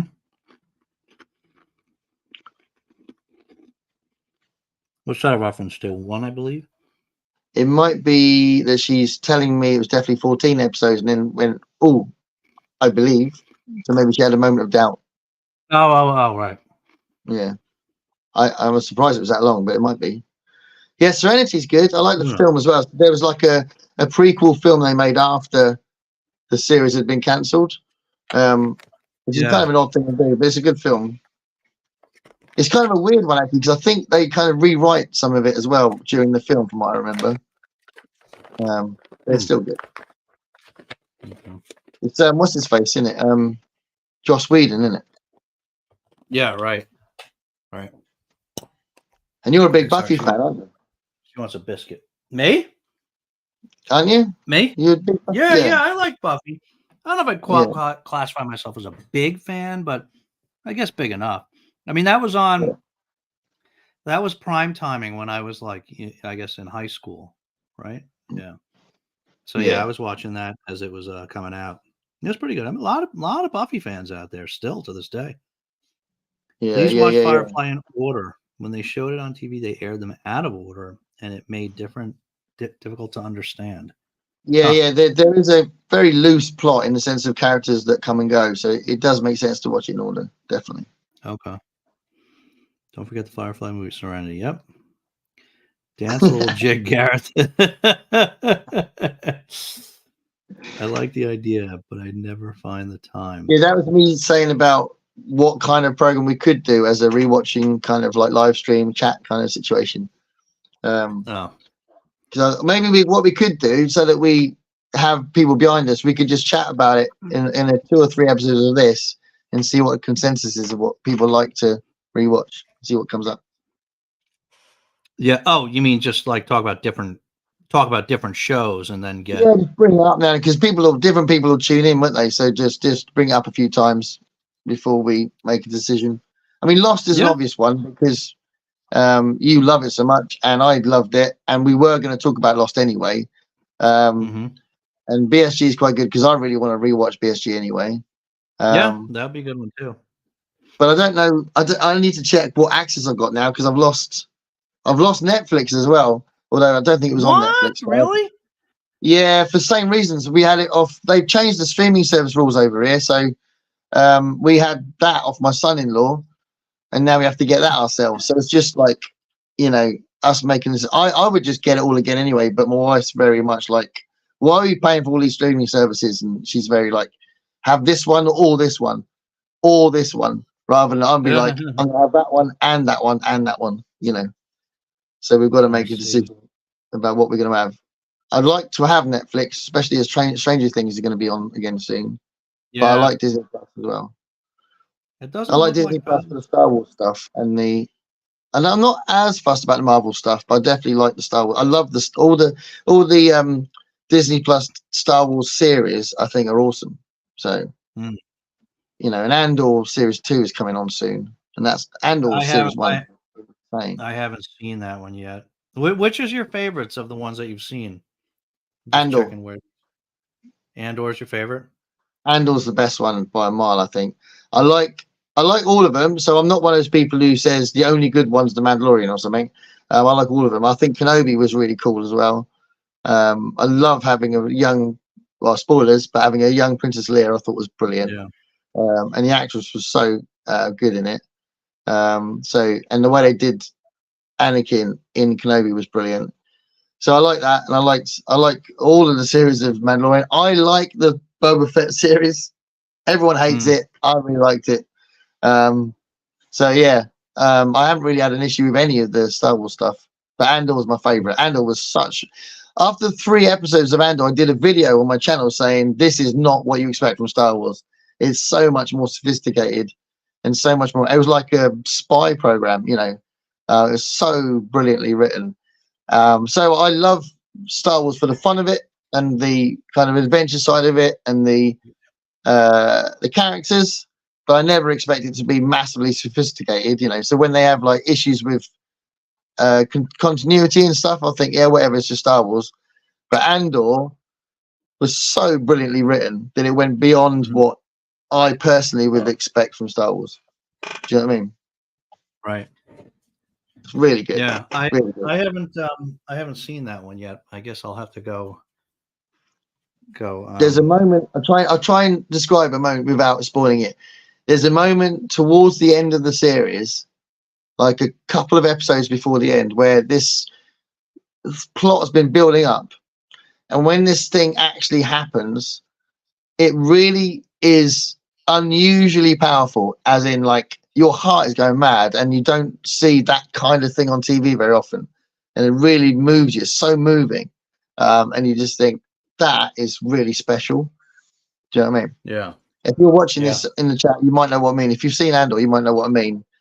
Like a couple of episodes before the end, this huge episode that really makes a difference, you know, to the show and to TV. You just think that is so unusual. Amazing. Yeah. All right. I'll have to go watch that one. One second.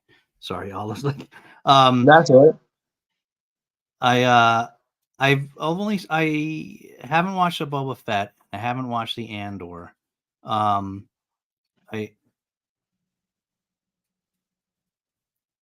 This is sorry. But I've watched Mandalorian and the Kenobi one. And I thought, am I missing any? I don't think I missed any, right? And so Kenobi, I think I like better. I mean, I love Mandalorian, but Kenobi, I think I like better. Yeah, I think I agree. Actually, I think I like Kenobi more than Mandalorian in the end. But we have missed one out, and that's the Ahsoka one, and I like the Ahsoka one as well. Oh right, I forgot about that. Man, I got to catch up. Yeah, that was good. I think she's really. I think she's got a lot of screen presence as well. What's her name? Oh my god, my brain's gone fuzzy. But the woman who plays Ahsoka is brilliant. Dawson, Rosario Dawson. That's it, Rosario Dawson. Yeah.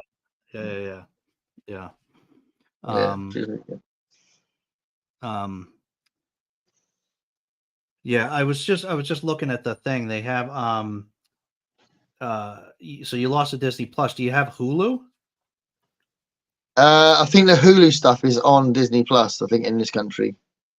Oh, what's really? On Hulu? Oh yeah, because what's on Hulu? Do you know any shows that's on? Yeah, the Lost is on both. Shit, I lost it. Yeah, I think that's on Disney Plus over here. It's on both. Yeah, it's on 2. It's on. To be fair, we're so close to getting it. I'm just going to get it again. I'll get that and Netflix, and I think I'll have to wipe out.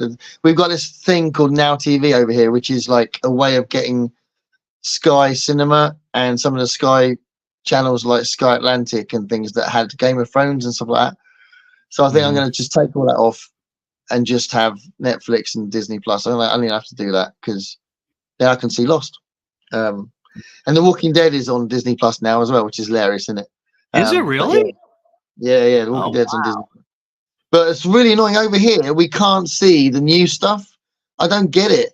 So we can see Fear the Walking Dead, which I've been watching, and I'm on to the second to last series. We have to pay for that, so I haven't seen the last series yet. But I like Fear the Walking Dead. We watched the World Beyond one about the kids, which is not great, but we watched that. But the new stuff with Negan and Maggie and with Rick and Michonne, they're not showing it over here. Huh. You just can't get it. Why the hell can't we get it over here? I don't know. Bunch Let of me see. fascists. Sorry, I gotta get her. Nobody's coming. Just give me 1 second. I'm just gonna put up the next comment for you here. Yeah, no worries.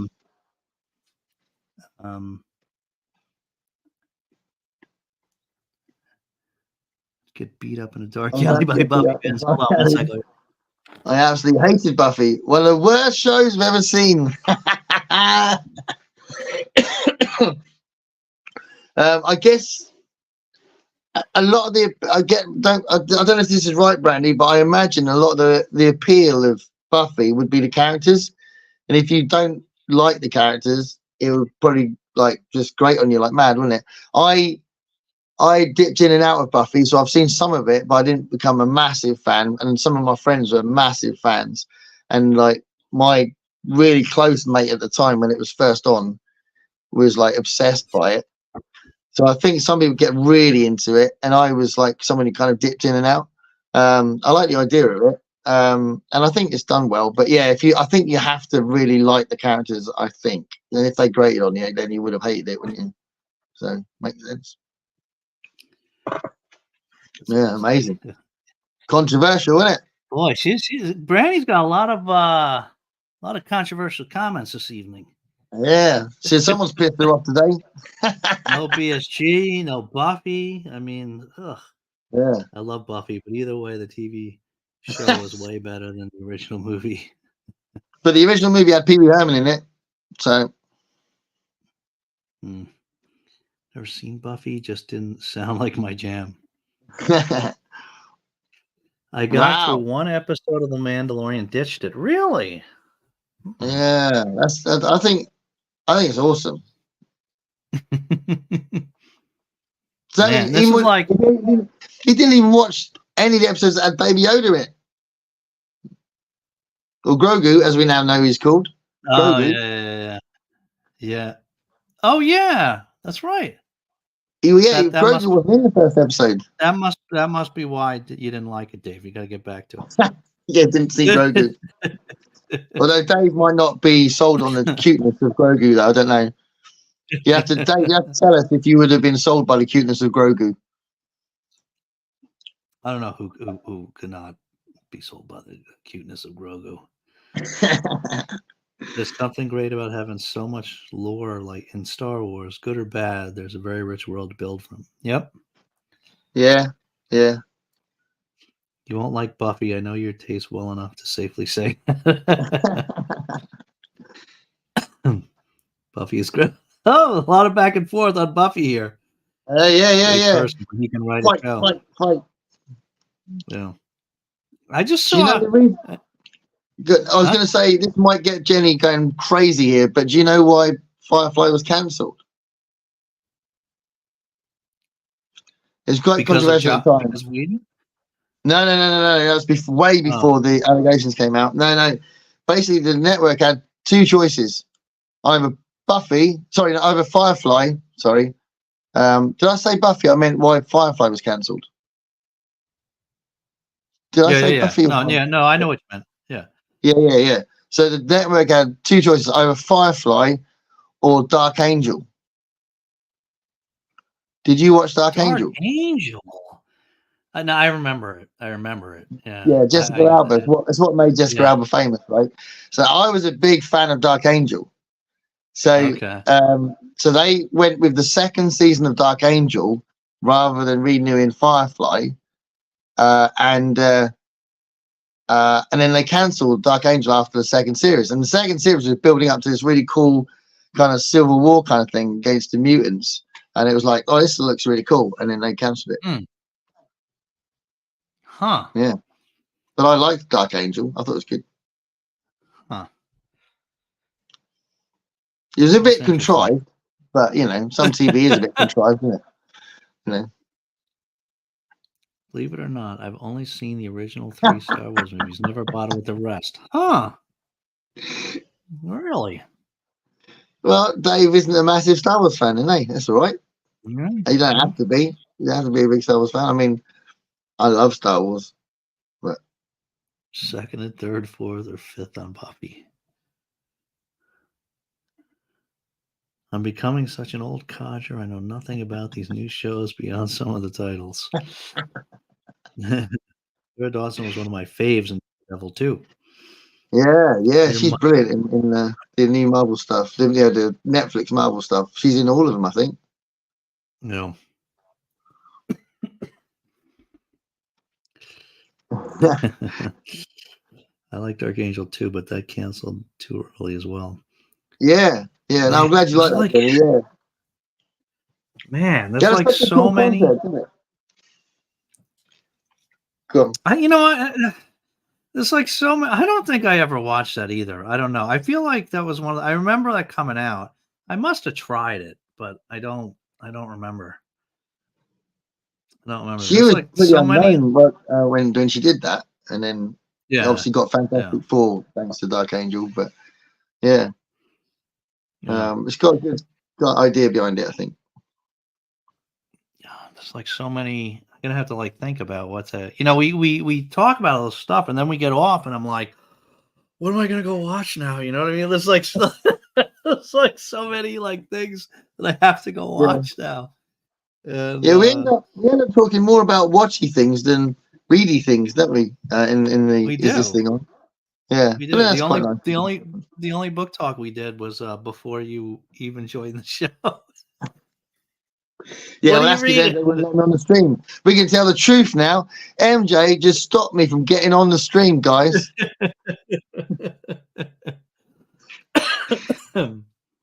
She's trying to be possessive of Dave. What am I reading? Well, so I've just finished Persepolis. So I'm doing a video of this. I can't do it tonight because it's 1 o'clock in the morning, but I'm probably going to do a video of this tomorrow. I don't know when it'll go up, but I'll film it tomorrow. And I've just started this, which is the first book by Hiromi Kawakami. Oh, okay. It's very short, but I really like it. And it's just a little bit odd. What's that one about? Nice, gentle, cozy odd. Well, it's 3 short stories. And I've started with the one that she won an award for, called A Snake Stepped On. And basically, she's right at the beginning, she steps on a snake, and it turns into this old woman, and runs off or walks off, and then or kind of disappears, and then she goes back to her house, and then that old woman that was the snake is in her house and starts giving her advice, and then tells her that she's her mum, and she's got a mum. So it's all a bit odd, and that's as far as I've got.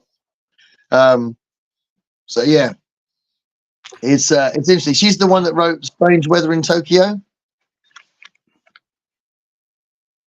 Have you heard about that one? Strange Weather in Tokyo. I have heard of it. Yeah.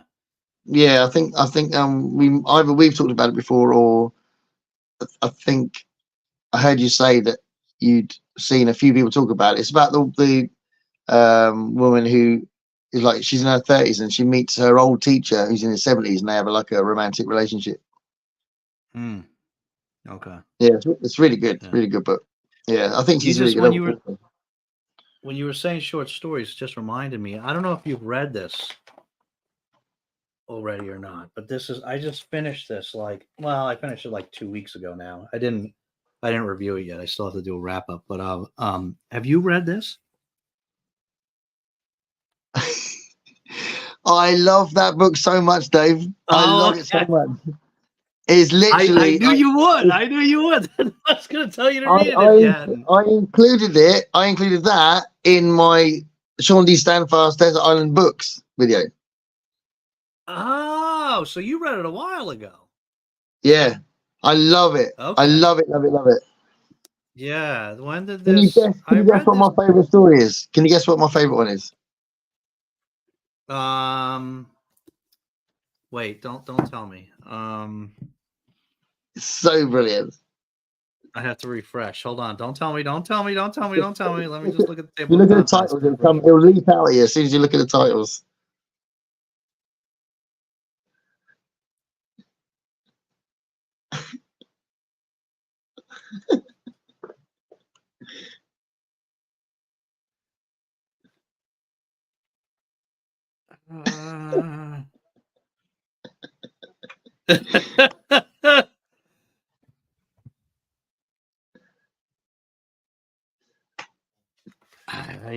Which would be your favorite? Go with instinct.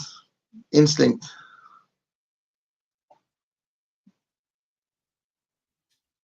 Which one would I love?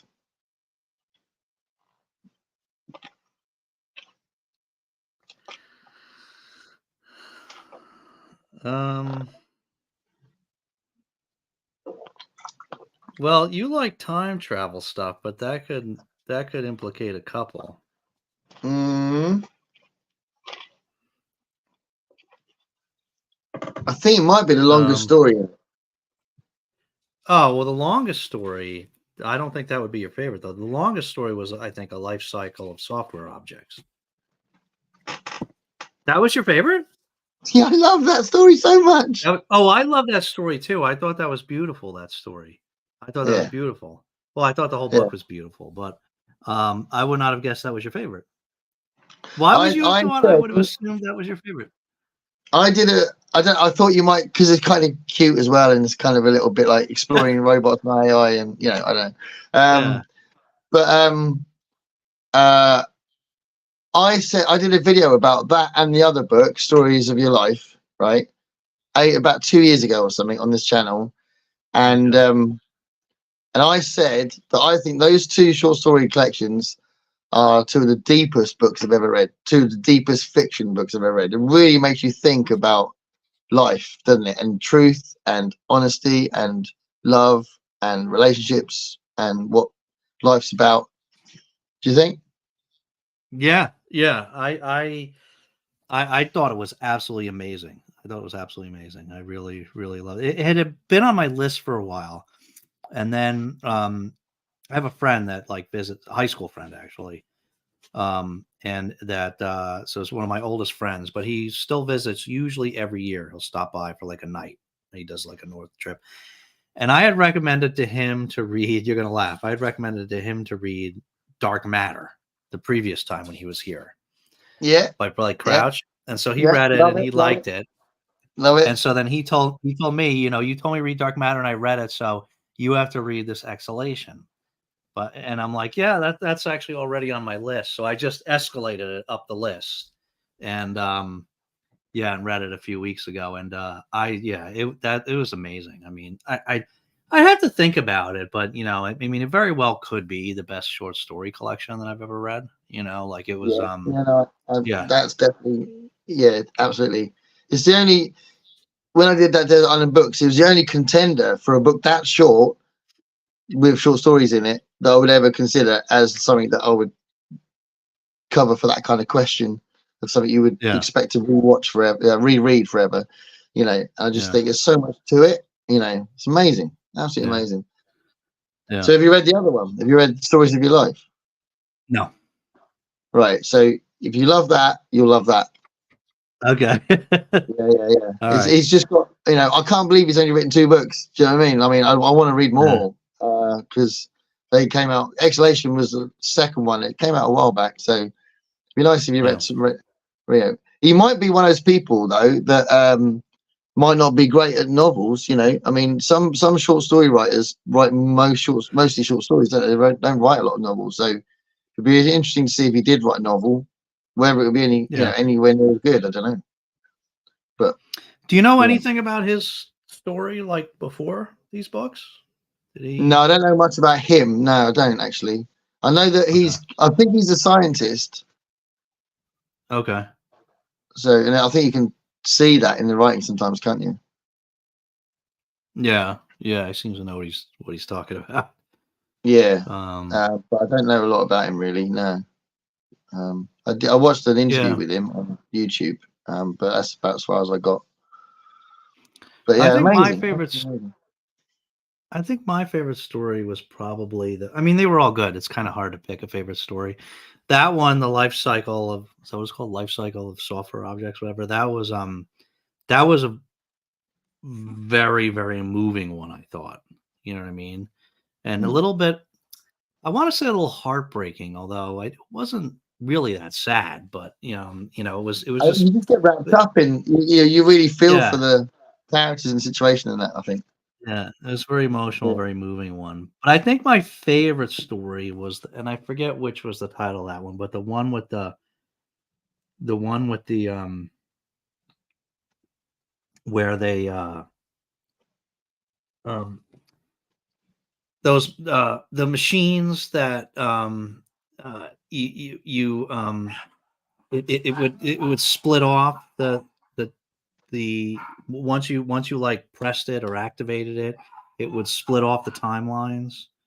Oh And yeah, so yeah, you could only go back, you know what I mean? So they became valuable over time because you could use yeah, one to go back to the split, yeah, or to go into the other yeah, timeline, yeah, yeah, yeah, yeah, yeah, from when it yeah, was activated, you know what I mean? So, yeah, oh, that's yeah. too No, much of a spoiler, but that no, one but was it's awesome. that was really that was a really good one. I really liked that one. Yeah, yeah, yeah. I mean, I'm very partial to. I'm very, very partial to any sort of plurality of worlds stories, where you have, Okay. um, Yeah, multiple timelines or universes or whatever. But I don't think that's really just why I like that one. I just thought that was a really good story. Very well done. Very yeah, heavy. Most of them were very heavy-handed with the emotional piece. yeah. And You know? considering they're quite philosophical, that's very clever Yeah, to make it that emotional when it's also that philosophical. yeah, You usually get one or the other, don't you? You either get a very emotional story or a very philosophical story, and he managed to do both. yeah, Yeah, amazing. yeah. So anybody watching, you definitely should read Exhalation. Yeah. Let's see here. Two more recent shows got canceled too soon were Dark Matter and Killjoys. Did you ever watch any of those, Gareth? Dark Matter is on Apple TV over here, and I haven't got Apple TV. Oh, And Killjoys, I've only mildly heard of it, so I don't really know much about it. I would have watched Dark yeah, Matter because I love the book so much. Oh no, it's the other show. Dark Matter's the other show, isn't it? There's two. The Dark Matter's the one where they wake up in a spaceship and I don't know why. yeah, And I really like yeah, them. Um, yeah. I've bought them on DVD. I've got Dark Matter. Oh, I've got both series of Dark Matter on DVD. So yeah, I really liked the first couple of episodes I watched, and then we lost the service we were getting it from or something, and then yeah, I bought them because I thought it was really good. Yeah. yeah. Yeah. I think both of these shows started on the Sci-Fi Channel, and Right. I didn't watch Killjoys, but I also watched just the first few episodes of Dark Matter. I Mm. liked it. Just one of those ones. Yeah, I liked it. I think I did lose the Sci-Fi Channel a little while after that. Right. So I don't remember if that's why I stopped watching or not. But another one that I got to get back to because I did like it. I didn't like. Yeah. There's so many of these shows that I didn't intentionally stop watching it. It just happened. For Yeah. whatever reason. Yeah. True. There's so much out You there, get isn't um. Wait, how about Xenia Warrior Princess? I love that show. I love that show too, Brandy. Finally, we there? finally agree on something. It was better than Hercules, wasn't Okay, we it? can It be was. friends again. Hercules was good too. I liked both of those shows. I don't know what it was, but I really liked those shows. It was just a bit of fun, wasn't it? It was just them having a bit of Yeah. a laugh. Yeah. Good stuff. And she, Xena, what's her name? What's her real name? Lucy Lawless. Yeah. She She was in, was in Battlestar. yeah, I was going to say that. Yeah, she was in Battlestar Galactica. Yeah. Yeah, and I think she made an appearance in oh God, what's it called? The Seth MacFarlane Star Trek series. What's that called? Oh, I can't remember what it's called. It's a brilliant show, but I can't remember what it's called. yeah. She was in that. I think she made an appearance in that, like it is one of his old flames, I think. Oh, that's gonna drive me crazy. Yeah, it's a long word. It's right on the tip of my tongue. Hold up. I James, need you to. said it underneath. The Orville. Yeah, the Orville. Orville. Yeah. Yeah. She made an appearance in that as well. That show's great. That show, it's coming back again, isn't it? Oh, I hope They're doing so. another season. They just got better and better. It was kind of funny because that show like kind of seemed to not know what it like. It seemed like it didn't know what it was trying to be right in the beginning. Like it was still figuring itself out. It was a little too much slapstick, and and then once it realized, oh, hold on a minute, this is what I am. It was so good. Yeah, I think you're right. Yeah, once he turned it around, it became great. I mean, some of those episodes, I mean, did better job than Star Trek, with some of the last series had incredible episodes in it. Yeah, definitely. That's a really good show. It's too bad it was kind of like marred by those first few episodes, Yep. Yeah, well, they were just different kind of things, weren't they? 2 seconds. Let's see. Oh, we did that. We need a countdown theme for this. You mean for the show generally, Jenny? Or okay. I won't go too far away for him to. I was a Star Wars fan. I went to see the first one 2 nights running, but Dark Horse Comics went crazy with so many Star Wars comics that I got sick of hearing the name. Yeah, I have actually some really old, I think it started off at Marvel, right? Because I have like some really old Star Wars comics that were put out by Marvel, who I think has it again now. I mean, those must have been the first Star Wars comics, I think. And I think Dark Horse got it for a long time, went crazy with it. But I think Marvel's got it again now. But I think they're kind of going crazy with it too. Last I checked, I don't know. I haven't been in the comic shop for a while, but yeah, they had a lot of those. But the first 1 or 2 nights running, 2 nights running. Yeah, I saw that one. I saw that one out in the theater too as a kid. I guess I've seen them all in the theater, right?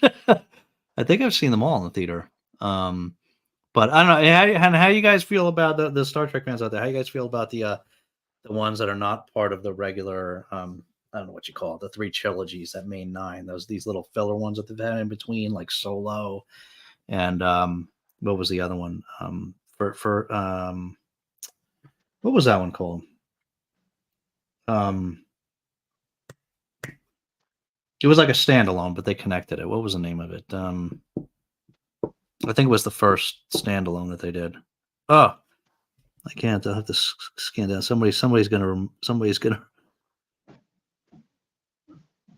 gonna remember? I can't remember what that one is.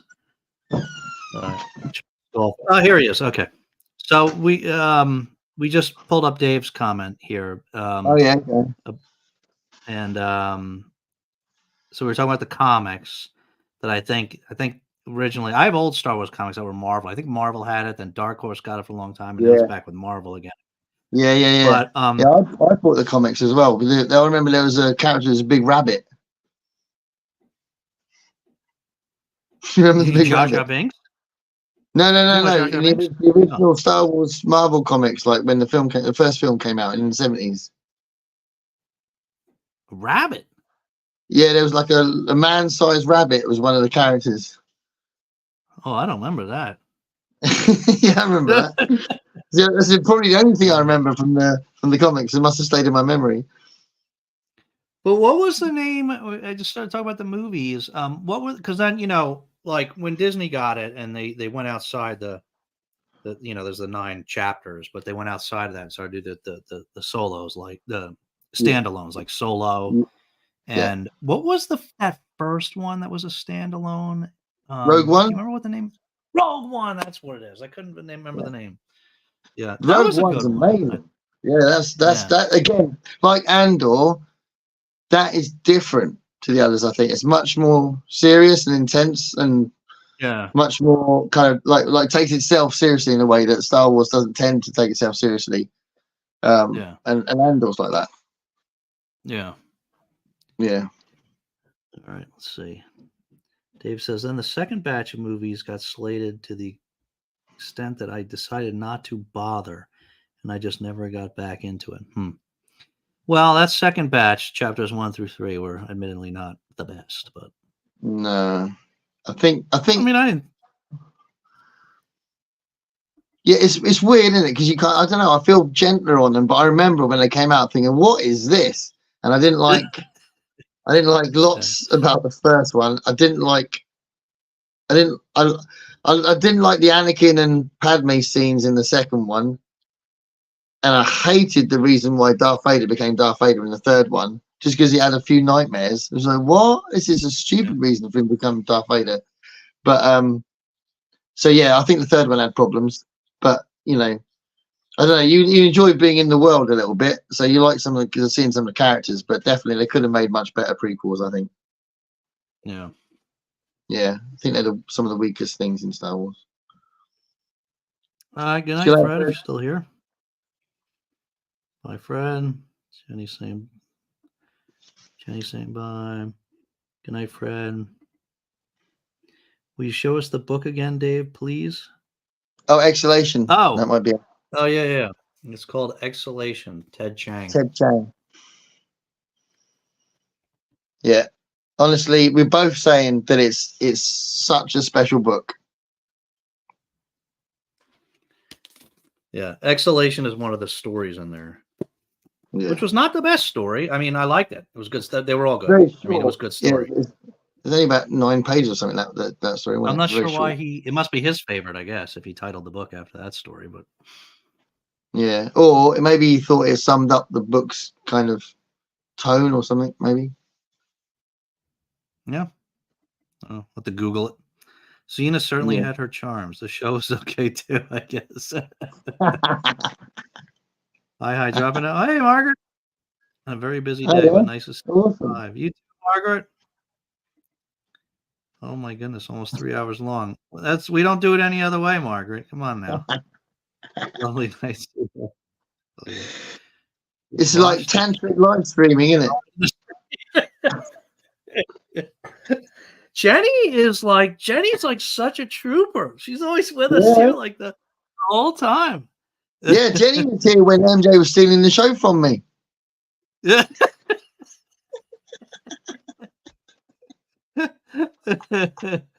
Dark Matter based on a oh, is that right? Okay. I didn't know that. Did you know that?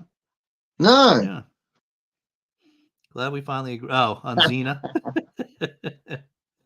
Orville. Yeah. Orville would have been much better if Seth MacFarlane hadn't been in it. I think he does a good job. I do. I like him. I think he's good. How can you say that about Seth? Oh, here we go. First and only celebrity crush. Oh, wow. That's interesting. Yeah. Do you like his... I'll tell you what, talking about Orville, I mean, the last series, there were 2 episodes. There's one about like a trans kind of metaphor. And there was another one about... and there was another one about the android character, I forgot his name, that had a serious misjudgment of character. And those 2 episodes were amazing. 2 of the best episodes of that kind of science fiction I've ever seen. Isaac, yeah. Yeah. Well, was that like when the rest of his race was? It was came on that one, you mean? It was I know what it was. It was when he wanted to die. He wanted to commit suicide. It was really cool. Oh, I remember that one. And it was something that they'd never done that with Data. They'd never done it with any other kind of character like that. And it was just so well written, and it's like, actually, this show can be taken seriously. It's got comedy elements in it, but it's got some really good writing in it. And the trans one was very, very good. It's about the, do you remember? It was like the wolf kind of characters, the Klingon kind of characters. Yeah. I've forgotten all the details about the names and stuff, but that was really good. And there's quite a funny wedding one as well. And do you remember the wedding one? That was funny. That was the same series. It might have been like the last one of the series. I don't know, but it was like a bit of a fun episode at the end. And then I remember because the best man was the jokey character. Oh no, there was a brilliant one as well. Oh my god, this was amazing. The fantastic time travel episode where that character, the jokey one, the ginger beard guy, he was stuck in the past. He was stuck in the past. And they have to go and get him. that was And he's like, horror. I can't leave my family. It was so brilliant. Yeah. That was so brilliant. And they're like, well, you have to leave. You're not part of this timeline. And he's like, I've got a family. I can't just. And he's like, well, can I take them with us? You know, you can't take your family. They're not. You fucked up the timeline. It's amazing. Yeah. That was a real gut punch. That one. There was a that number was so like good. that. There was a real gut punch one. Yeah. I remember I was watching it thinking, this is fantastic. Yeah. Well, there was.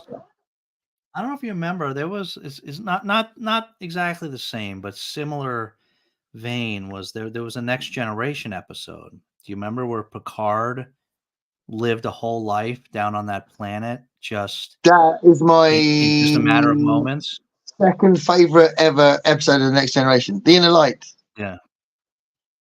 The Inner Light. Amazing. That was the title. The Inner Light. That was really heart wrenching too, right? Amazing. So he, I mean, it's slightly different because he's not in control of it. It's in his unconscious, it's in his subconscious, isn't it? Whereas the Orville one, he had to make a decision to leave, isn't it? So that's slightly different. But yeah, The Inner Light is beautiful because he gets hit by that probe, doesn't he? And you're like, and he just basically lives a whole life, and then he gets released from the probe. And the whole point was that species wanted to keep the memory of the species alive. Right. Fantastic, great science fiction. Yeah. It was brilliant. That is my second favorite Next Generation episode. My first favorite is Measure of a Man, when they put Data on trial. Yeah. I love that. Yeah. And Riker's got to be the counsel for the prosecution. It's so brilliant. And there's that amazing scene where he says, "I'm sorry, Data." He's got to apologize, and as soon as he's apologized, he's ripped his arm off and said, he's a machine. It's just amazing. Absolutely amazing. Yeah. All right, let's see here. Rogue One, yeah. Amazing. Thank you, Jenny. You guys are still going. All right, Brian. Rage. Biscuit rage. No more biscuit talk, though. Yeah, we haven't done much biscuit talk. What the hell? Oh, my donut's dying. I could eat a biscuit. Do it. Eat a biscuit, yeah. The Marvel UK Star Wars Weekly ran for longer than the US version. And I think the rabbit was in the UK one. That's why I don't know the rabbit. I seem to remember they were drawn by Dave Gibbons. Okay. Nice. I was too young to notice that sort of thing. Oh, wow.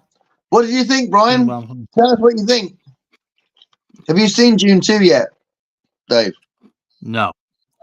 I haven't seen Dune 1. Oh, wow. Oh, okay. I saw Dune 2 a few days ago. So, what was it? Last weekend. So, yeah, last weekend. And my wife hated it, and I loved it. Is your wife into sci-fi? Really aggressively hated it. It was bizarre. It was like, all right, She was just going. Everything about it was awful. It's just like, really? So yeah. Well, I thought it was great. I did a little mention of it in a video, and I did say that it didn't move me. It was definitely working at my head than my heart, if you like. Yeah. So I didn't feel a lot, but it was brilliantly done. It looked amazing, and the storytelling was great, and the acting was really good, but it just didn't move me. And I don't know if that's Denis Villeneuve's fault or the nature of Dune. I don't know. So long since I read the book, I don't know if it's the book's fault. That's right, Jenny. Sleep for the week. Just for the week. Isaac, yeah. Yep. Got to attend to some things. Bye, Brian. Thanks. All right, see you, Brian. Bye, Brian. Wait, 9:19. Oh, yeah, we're almost caught up here. Night, Brian. What is your favorite episode of Star Trek: The Next Generation? Okay, Miserable Well, Man. You just said yours, yeah. I Yeah. would have to think about that. I mean, mine might be. I mean, it's a 2 episode, but mine might be the Locutus Best of both worlds. episodes. I mean, it's hard. It's hard to beat the. It was really That good. was so intense, you know. Yeah. It's very cinematic, wasn't it? Yeah, Yeah, great episodes. those were good. What about you, Brandy? Yeah. Oh, Sure, cool. that's my favorite too. Oh, Miserable Man. We all love Data. oh, does that mean he didn't like it? June 2? I can't really read it. Is that an angry face? Long. Looked like it was long, beautifully shot, good acting, Too long. long. Okay. I didn't feel like I didn't feel the length that much. So I knew it was long going in, but as I was watching it, I couldn't tell whether it was near the end or not because it didn't feel like it had been on that long to me. So I was all right with that. Yeah. I like the David Lynch movie Sting in Metal Underpants. Yeah, I think Sting is an underrated actor myself. He's been in a few things. My wife and I watched Dune 2 over the weekend for anniversary, a theater watch for sound. I just love it. Sounds so much close to the book, but they diverge. Huh. Wow. Sounds like Christopher's pretty lucky with his wife there. Yeah. That is never, ever something that remotely close to something that I would be doing for my anniversary. Good for you. Oops, wait, what did I do here? Okay. Diverge a bit on the white savior theme, just slightly, in my opinion. There were too many long scenes of fights, people drinking blue juice, talking about stuff.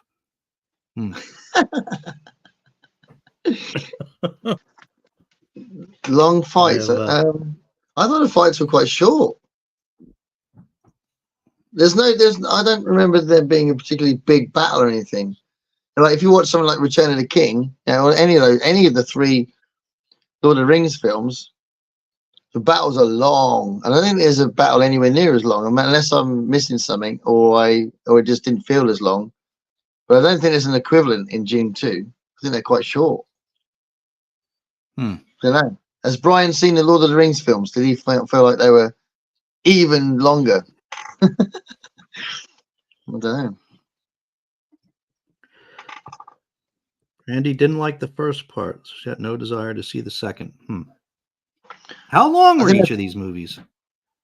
This new one, I haven't checked it out, but I think it's about 2 3/4 sort of time, sort of 3 hours kind of thing.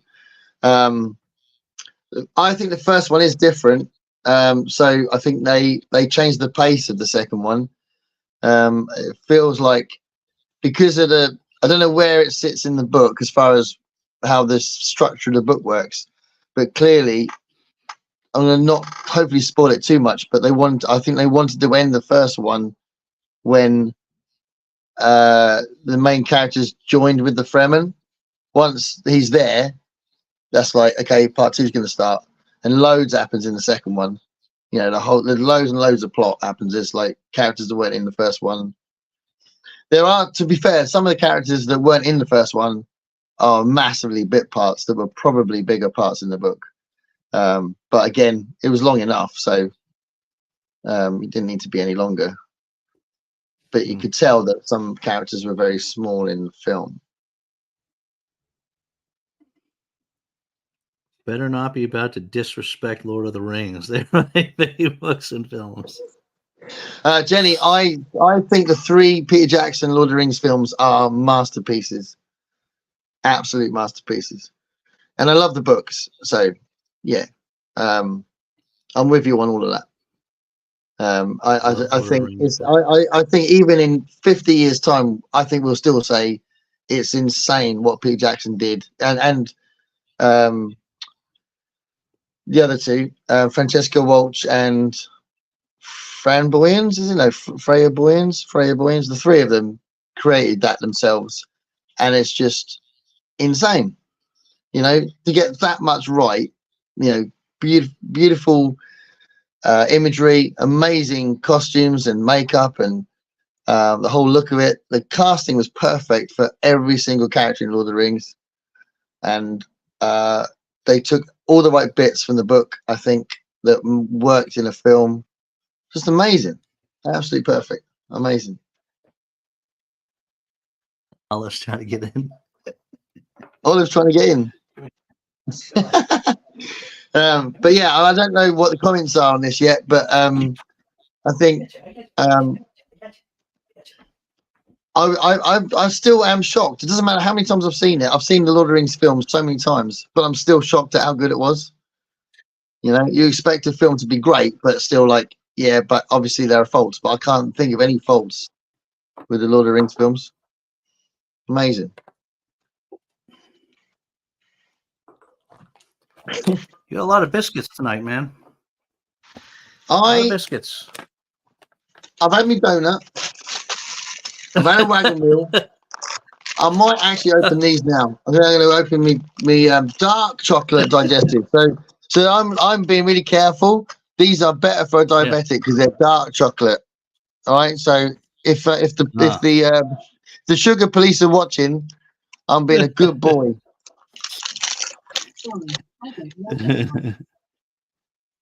Did you hear that? Oh, what did she say? Yeah, I heard she it. Said, I'm sorry, I don't know that one. Oh, Alexa, what are you talking about? Alexa, what are you talking about? Nah, she got no answer. Yeah, that'd shut you up, isn't it?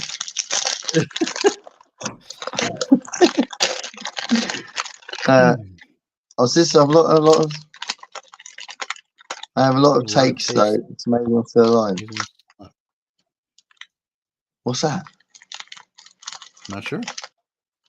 Something about the Lord of the Rings. I think there were just too many short battles, and the gladiator bit on Harkonnen was unnecessary. I've seen and loved the Lord of the Rings movies.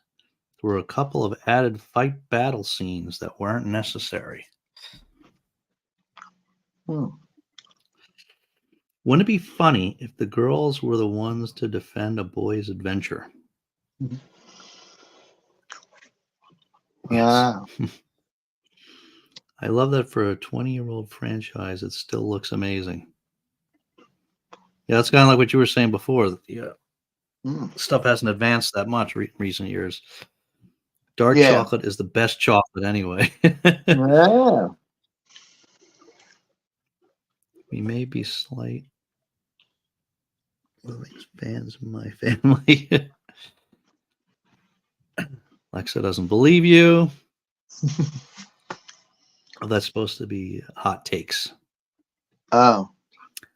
Lord of the Rings films were brilliant. What made him think it was a good idea to stretch out The Hobbit over 3 movies is beyond me. Thank you. Yeah, if you watch the Desert Island Flicks I did with Jack from Spreadbook Joy last week, we talk about that a lot. She chose the Ralph Bakshi Lord of the Rings film as one of her 10. So we talked about the Peter Jackson one. She loves the Peter Jackson ones, and we talked about how ridiculous it was that he made 3 Hobbit films. I said not only should it have been one film, but it should have felt completely different. It's a totally different kind of book. It's a children's book, and it's just fun. Lord of the Rings is heavier. So the film should have been 3 films. It should have been heavier. The Hobbit should have been a little bit of fluffy fun. And I don't get why he thought, no, I'll make it exactly the same as Lord of the Rings. Doesn't make any sense. But I think he tried to, I don't think, some people have said it's him being greedy and trying to milk it. And I think it was a creative decision. It was just a bad decision. Do you know what I mean? I think he wanted to. I think he thought it would work to join it all together, but I don't think that's fair on the book. I think the book is too different a book, and just a bit of kiddie fun in it. And it would be nice to have seen that kind of Hobbit rather than the inflated stuff that he did.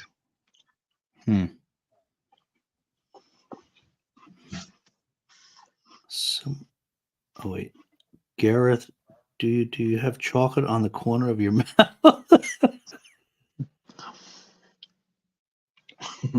She's making me. Sometimes Brandy sends me messages on Voxer saying, "Did you notice you had like a spot on your face or something?" Don't start, Brandy.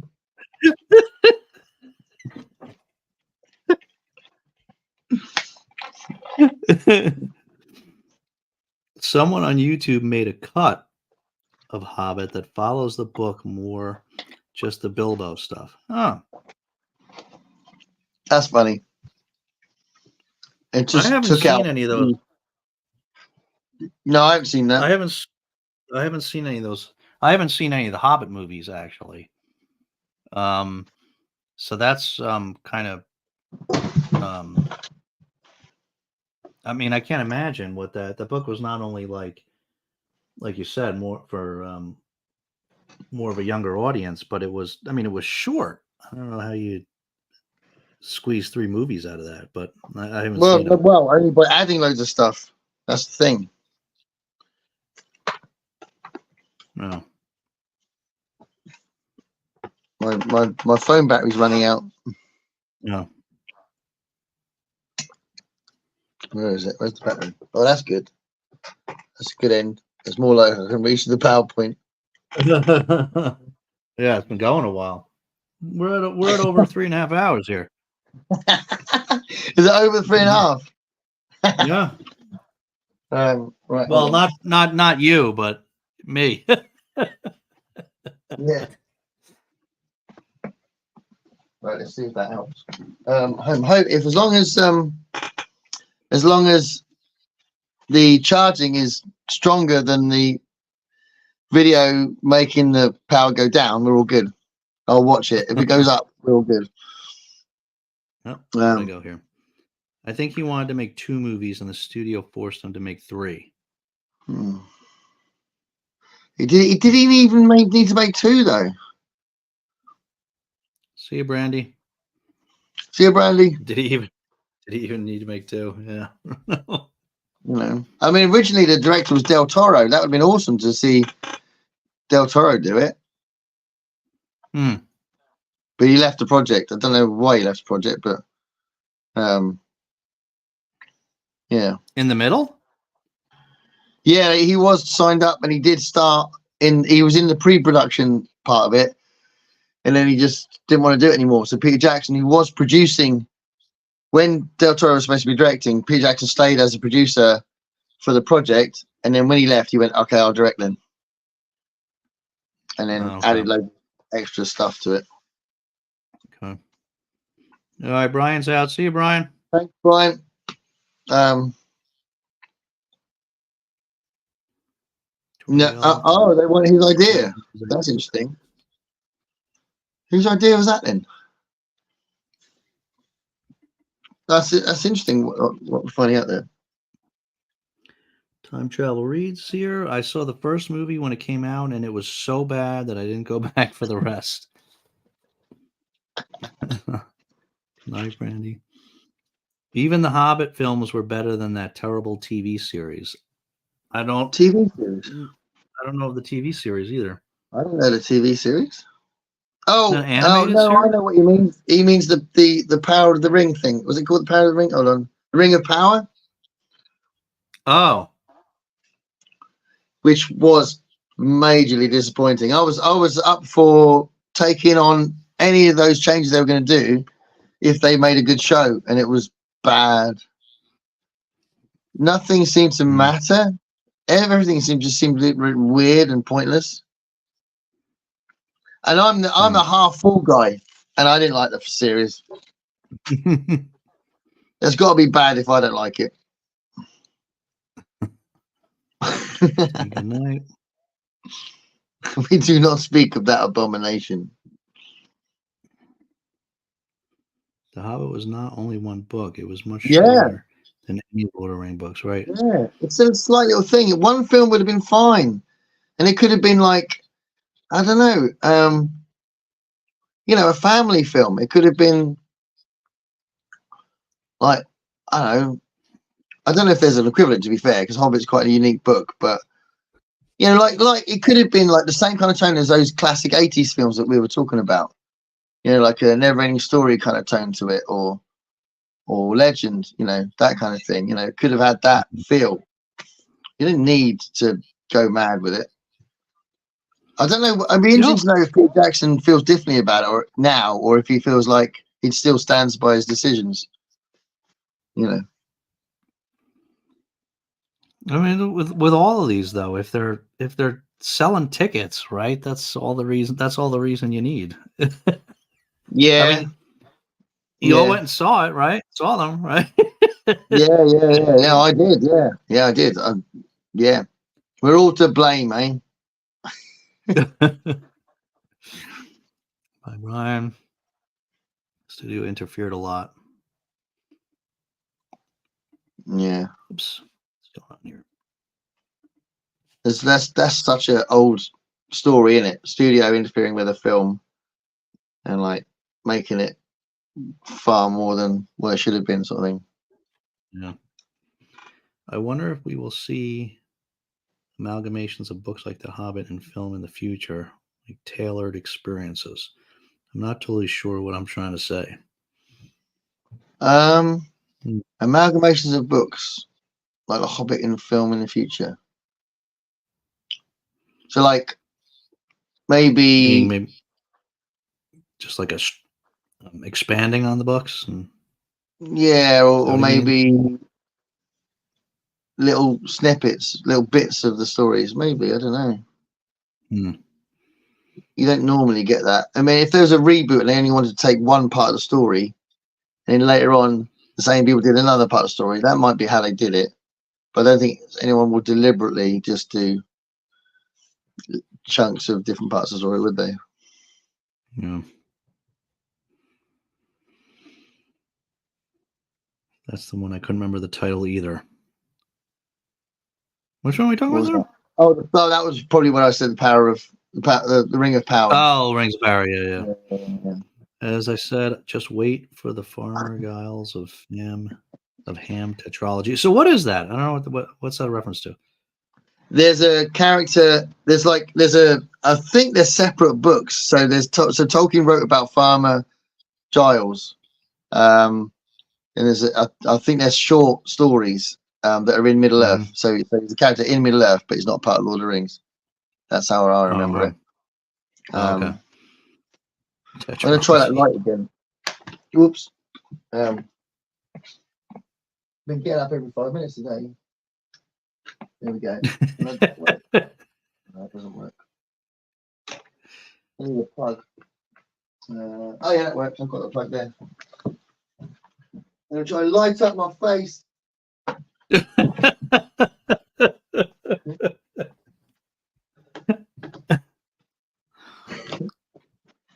Right, here we go. Where is it? Probably not gonna go too much longer anyway, right? Yeah. All right, let's see. Choose your own adaptation. It's amazing there's still people in the chat, isn't it? It's cool, isn't it? Is this the one? This is the one. You're right there? Whoa! Whoa! There we go. I think that's the one. There you go. Yeah, there we go. Nice. Just like old times. Choose your own adaptation. Well, that'd be interesting. Some sort of interactive Hobbit experience.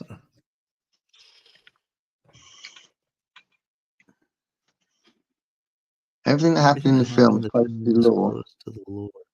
In that particular book.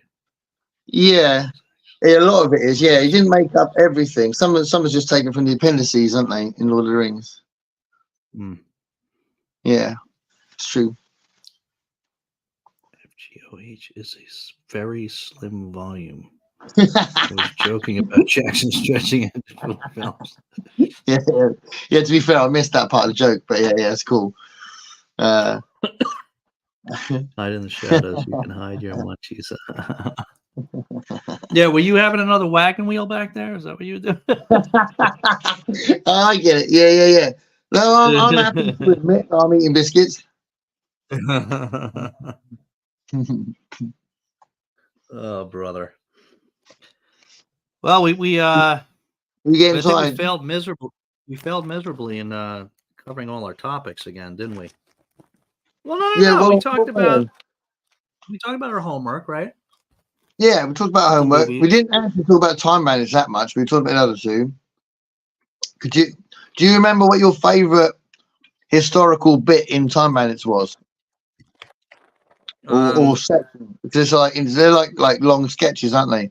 Maybe even the other stuff like the fantasy bit in the middle where they go off into weird stuff. Have you got a favourite segment in time bandits? Like Robin Hood, Napoleon, Ancient Greece. Yeah, the Robin Hood. The Robin Hood was funny, but let me see. I love the ending when they have to fight Ultimate Evil at the end, and they'll come back. They'll go off to different timelines and come back. That's all good, isn't it? That was probably my favorite part of the movie. Was all the bits with the evil sorcerer and his like just idiot henchman. Yeah. My favorite bit of the whole film is the bit on the ship that's on top of the massive bald giant. All that stuff, because there's the troll on the ship as well, isn't there? Who's got that toothache. I think he's got toothache, isn't he?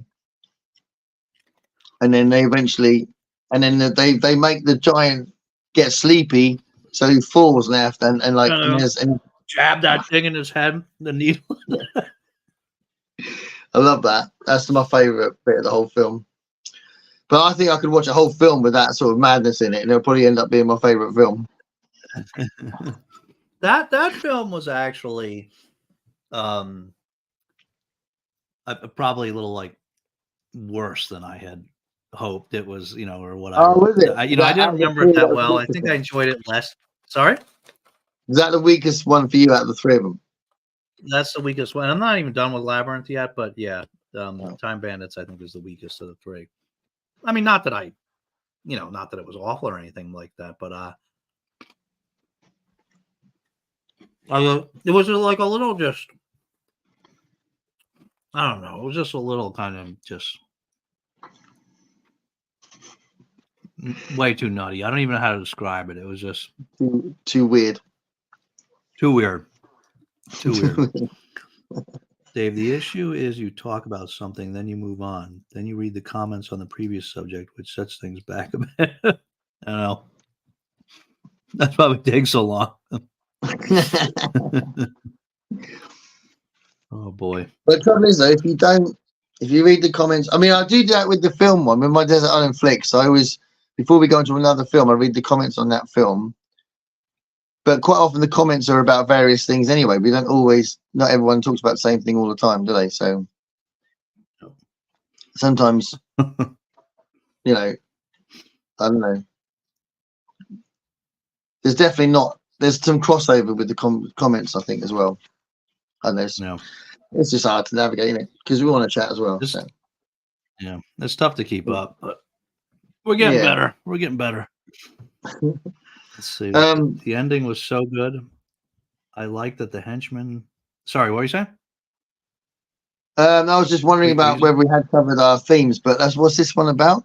Oh. I like the henchman had to wear. So good. I like. Oh yeah. Oh,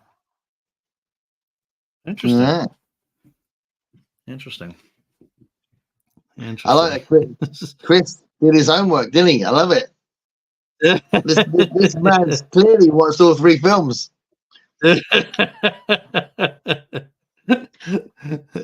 glad to see people doing the assignment. Yeah, I know what I was going to say, or what we did talk about as a possible theme. We touched on it a little bit, but I reckon it's a long conversation, and that was about music videos. Oh yeah. And that was because I've been teaching about MTV in my lessons and stuff, and showing some really cool videos. So we could do that another time. Yeah. And I was going to talk about Duran Duran when MJ was there, but because I showed the video for Wild Boy, because it was directed by Russell Mulcahy, who did Highlander, another great film from the 80s, Highlander, right? Yeah, that was a great one. Yeah, really good one. Really good one. And he directed Wild Boys, which was really Mad Maxy kind of feel.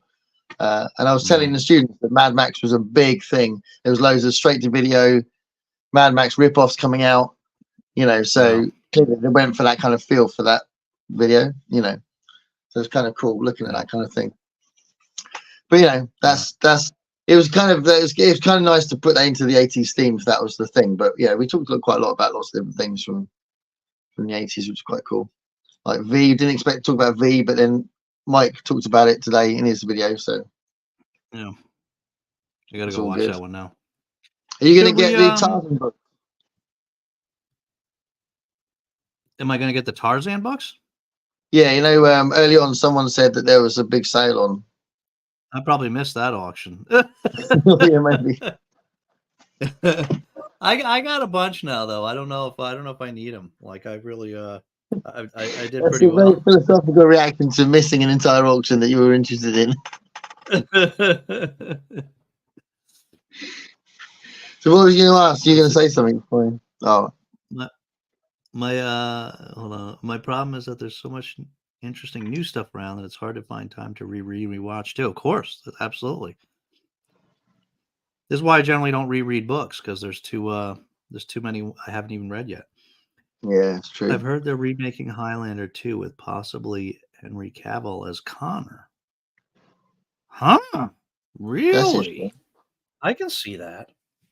I think that's not quite as weird, because they might want to do different things with the historical bits and do different things with other immortals and stuff. So I think that might be quite cool. Yeah, there was definitely more there. There definitely could have been a lot more fleshed out with that. I think the Kurgan's an amazing villain. I think he's definitely one of the best villains. Yeah, for sure. Clancy Brown, isn't it? Clancy Brown's an amazing actor.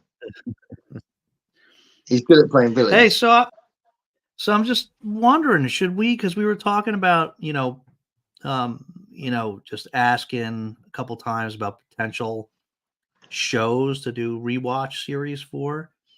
I'm wondering if we should have some like preliminary homework of watching like the first episode of like a couple different shows, so we can come back and talk about. And then we do like a consensus. Yeah, that's quite cool.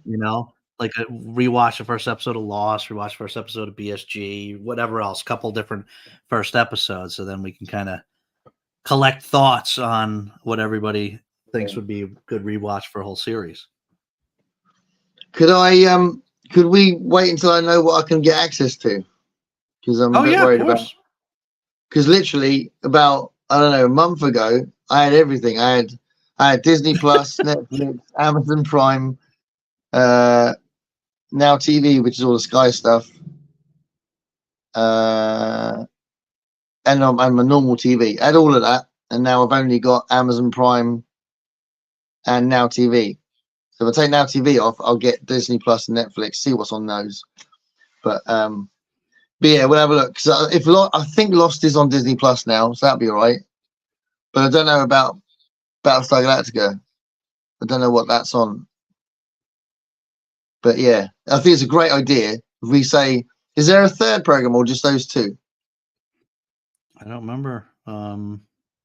What else would you think other people would be interested in watching? Maybe like a Babylon 5 or a Farscape or something. Or well, are you a fan of those? I'm definitely a fan of Farscape. Babylon 5, I didn't see that many of them, but I would like to.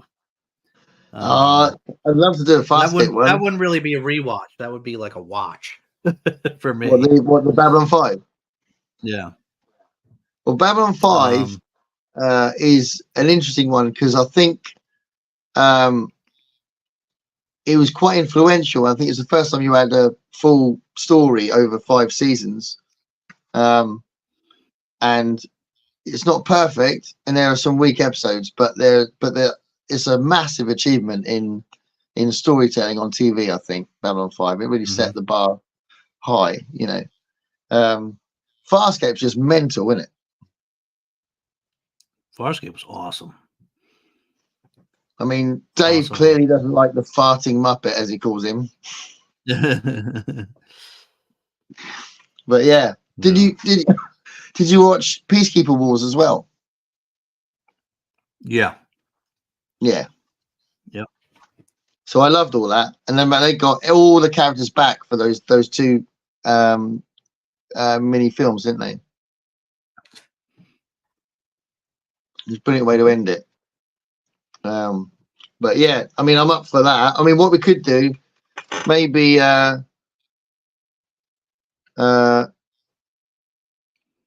reckon I might be able to solve it in the next 2 weeks. Let's say that. Let's say if anyone watching this who wants to be involved in our decision process, we rewatch the first Lost, the first PSG, and the first Farscape, and we have those as the 3 options. And in the next episode, we'll discuss what we want to go with, and it'll be a separate show. Yeah, it won't be part of this. It'll be a separate. Yeah, we do a separate show. Because I've noticed that on some channels that they have different shows for like different live streams for different subjects, different books and stuff like that, or different TV shows, and it's the same booktubers together talking about it, but it's a different subject. Yeah, and that'd be quite cool. Yeah.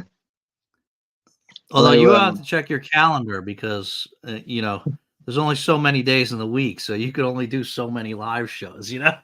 Yeah.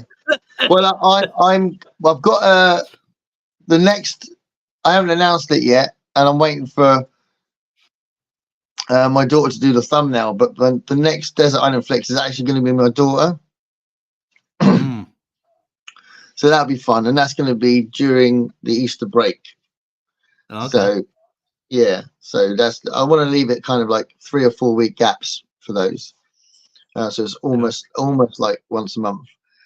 So yeah. I mean, I'm happy to, do the occasional our show, occasional Desert Island Flicks, occasional thing with MJ.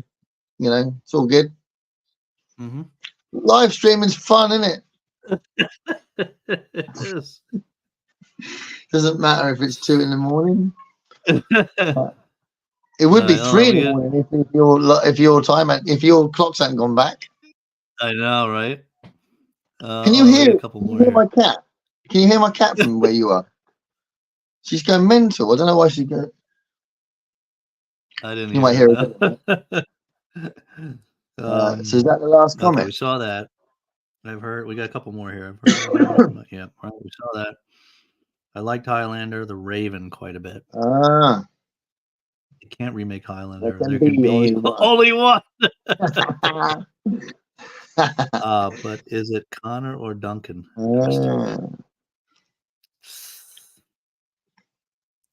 Nice. Oh, that's this one. I love Babylon 5, but when they told Krasinski he couldn't have a 5th season, so he rushed the ending. Then they decided they did want a 5th season. I gave up. Oh no, you're crazy. Now what happened was he managed to sort it out so that they said he couldn't have a 5th season, so he filmed the ending, and then they said he could, so he moved that episode to the end. So he still had the ending he wanted. He was given what he wanted, which was another season, so he could put that stuff in he wanted to put in. So it didn't change things too much. It just meant that Claudia Christian decided she didn't want to be one of her anymore, but she'd already been in the last episode. She already filmed that before she decided to jump ship. So they made a few changes with some of the characters. So the captain of the 5th season, because by the time you get to the 5th season, Sheridan, spoilers, but the main character has moved on to something else, and the new captain of Babylon 5, that was going to be Ivanova, but that actress decided not to do it anymore. So he made a few changes like that, but he managed to write the story he wanted to write. So there's some really good stuff in the 5th season, really good stuff. So yeah, don't give up on it. Yeah, you still need to do a live stream with me and John Linwood Grant at some point. that's about called Detective Magazine. That'd be awesome to have Dave on, wouldn't it? Yeah. Yeah. Yeah, definitely. I don't know if I think Dave's talked about us meeting in person at some point as well, which would be awesome. Yeah. Yeah, because I'm not sure where he lives, but I think he thinks it's reasonably possible. I think from what I remember him saying. That'd be good. But yeah, I mean, it's quite fun for me and Dave to have a chat about who we can have on or who we want on and those kind of things. You know, I don't know if did you say at the beginning that it was of the show it was going to be Chaz? No. All right, yeah, because I don't think so. Yeah, that was just we're going to have Chaz on at some point, but he's a very different. It's like 7 hours gap between me and him. So I initially agreed to start the live stream at 12:30 at night. But then that got confused even more by the hour changing, and in the end it was like, actually we need to find another time to do it. So we do like having a guest on and we like talking about it, but yeah, this week it was a bit of a complicated one. So yeah, we'll see how it goes. That's fun. All right, well, we're almost at at the 4 hour hours, mark, so we're down to single digits, so we'll probably call it, right? Yeah, is that the last? Yeah, that's the last one. The single digits watching. That's amazing that we last this long with single digits watching. I know. Yeah, but thanks, guys. If you're watching us on the replay, you have been watching us for 4 hours. Kerfuffle. That is a great word. Do you know the word kerfuffle? I've heard kerfuffle. Yeah.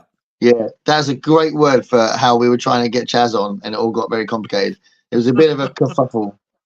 That's a good spelling of kerfuffle. Is that the official spelling of kerfuffle, or do you make that up? I don't know. I don't know if I've ever seen kerfuffle written down, but it's a great word. There's another comment from Dave here. Yeah. Being an SF convention. Oh, cool. Yeah, so we'll do that. So we'll meet up in Brighton. I mean, I can meet up in Brighton anytime. Brighton's not that far away. So, yeah, it's felt good enough. Thanks for the show. Yeah, thanks for coming, Chris. Yeah, thanks for coming. That's awesome. It's been I absolutely love this, Dave. I mean, I look forward to this, and I knew it was going to be a busy week for me, but I still love the fact that we do this. It doesn't matter how busy I am. I just love it. Absolutely love it. It's awesome. So this is like pure relaxation and having fun, you know. Yeah, absolutely. Great. No script, no worries. Just chatting, just chilling out. Because I don't know, well, because people might have noticed that we couldn't do it last week, and I want us to do it together, so it's all good. Yeah. Jenny looked it up. I love it. Looked up kerfuffle. I'm coming to the convention. Yeah, I will come to the convention. Oh, there's a thing as well that guy Jules Burt talks about. It's a good chance. Check him out the channel. But he talks about a paperback fair in London. It's already happened this year, but I need to try and sort my schedule out so I can go to one of those. It sounds really cool. Paperback fair sounds massive. Yeah, I think he's about to do a video on that fair that he's just been to. So he goes there with the Outlaw Bookseller, which I have mixed feelings about that channel, but I like Jules Bert's channel, and they talk about these collectors they go to see, or when they do the paperback book fair. So that's kind of cool. I'd like to go to that. But if there's a science fiction convention, that'd be awesome. I've never been to one of those. I've never been to a convention. So like we've talked about being Star Trek fans for a long time, or science fiction fans in general. But I feel like I've always felt like it was like just like chucking money at something and never really is it worth the money kind of thing. But I'd love to go. I'd love to, maybe for like a big birthday, I could say give me money to go to a convention at some point. That'd be cool. I've been to a couple of comic conventions. Yeah. Yeah. Are they good? Yeah, they were good. I mean, they weren't big ones that I went to, but yeah, they were they were fun. Yeah, there was a massive one. Go on. Sorry. No, go ahead. Well, I was going to say, I think it was the 50-year one. There was a massive one in like Birmingham or something, which is quite a way up. But if I knew in advance, I might have seen if I could do it. It might have been hard because I'm a teacher. I can't take like certain times of the year off. I have to do whatever I'm doing in the holiday. But I don't know. I might have even done it with like unpaid or something, or I don't know. I might have found some way. But I found out about it too late. And there was a Farscape convention in LA. Really? Yeah, in the on the 20th anniversary of Farscape, they did a special gathering, like a weekend convention in Jim Henson Studios. Wow. Yeah. Again, I found out about it too late, but I would have given up my bloody job to go to that. I would have thought, sorry, I'm not going to be a teacher anymore. But yeah, that's amazing. Like for start, I mean, the idea of everyone coming together to celebrate 20 years of Farscape is awesome, but doing it in Jim Henson Studios, that's crazy. Yeah, that's cool. That's yeah. Really if I cool. Found out about it like a week before it happened or something like that, I was like, what? So, but none of the Farscape people seem to come over to the science fiction conventions anymore, the comic conventions anymore. I don't know. I've got my radar up for it now because I feel like I'm in that world a little bit more, and I'd probably be happy to spend the money on a convention. But it was weird. I always felt a bit apart from it before, even though I was I've always been a sci-fi nut since I was a kid. Yeah. Did you dress up when you went to your comic convention? No. My daughters went to one with me. It was a smaller one, and the one year my wife had dressed as Wonder Woman just to make me happy. We were doing like superhero things, so she dressed as Wonder Woman that year. And so then my daughter took her costume and wore it to, a few of us, me and the girls and a few of their friends. We all went to the comic convention. Wasn't far from here. And so my daughter took that costume and wore it to the convention. And it was like the cutest thing because it's like this like little girl. There's a really little girl there that saw my daughter with the what? She asked if she could take a picture with her and everything. Oh, awesome. That's really cool. It was cute. It was cute. Yeah. So there were a number of people, dressed up at that one, but I didn't do it. And my other little daughter, I don't know if it was that same one, but that was up here dressed up as Iron Man. And did you ever see the show called Comic Book Men? I think it was so. like it was on an AMC show. It used to run like right near like The Walking Dead. Was it about the making of the writing of the characters and stuff? No. It was called Comic Book Men. It was about a comic book shop. So it was about the guys that, the guys that ran the shop and one of their regular customers that was always there. And so it was just about people, a lot of it was like people bringing things in, trying to, sell different collectibles, comics but anyway, they were there, and my little one that was dressed in Iron Man, she talked to them for a bit, and so it's fun, Yeah, that's really cool. Dave said I've but, considered that, but I don't think that must be about going to a convention. So, yeah, so I suppose for him to take the occult detective stuff there, it's probably really expensive to have a stall, isn't it? Yeah. Because I've talked to a couple of local authors about getting a stall together to sell our own books. You know, because I could have my 2 science fiction novels plus maybe actually plus 10,000 transformation. So all 3 books plus their horror books and their science fiction books. You know, we can have one stall together. That might be worthwhile. Dave has bought my books, which I really, really appreciate. And he told me that my formatting was appalling. And it is. I'm learning. Yeah.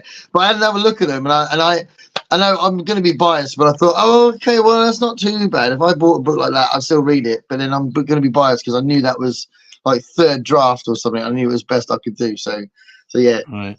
I'm definitely not an expert on that. I couldn't do a video on how to format your book because someone would watch it and go, well, you don't know what you're doing, so why are you doing it? Yeah. But, I think my next time will be NovaCon and Buxton, which would be a trek for you. Buxton, oh, wait, what's this? Jenny, my weakness is kicking in. I'm off to sleep. Good night, everyone. Jenny! Jenny! Oh, my God. I thought sleep was for the weak, Jenny. Yeah. Didn't somebody say that? Wow. Jenny's going. You know we're over time if Jenny's going. That's our signal to get on with our lives. Are you guys still on? What time is it, Gareth? 2 a.m. for Gareth. It's dinner time for Gareth. Gareth's got to eat dinner now. I might have some toast with some lemon curd on it in a minute. Definitely no more chocolate. Yeah, well, yeah, I'm all right actually. I might not. Depends if I make a cup of tea. What is it? What's the phrase? A drink's too wet without one. Is that a phrase? That's a UK That's a phrase. That's a phrase. It's a UK phrase. That's why it's a justification for more biscuits. A drink's too wet without one. It's a great phrase. I love it. All right. All right, we calling it? Yeah, let's call it. All right, thanks everyone. That sounds like we're killing it. Like you're calling it like some death in a hospital. We're going to call it 40619. You know what I should do? I should just say we're just taking a break till next time. All right, we're going to take a break. We're going to take a break until fortnightly. Yeah, thanks everybody, and see you later. Thanks everyone. See ya.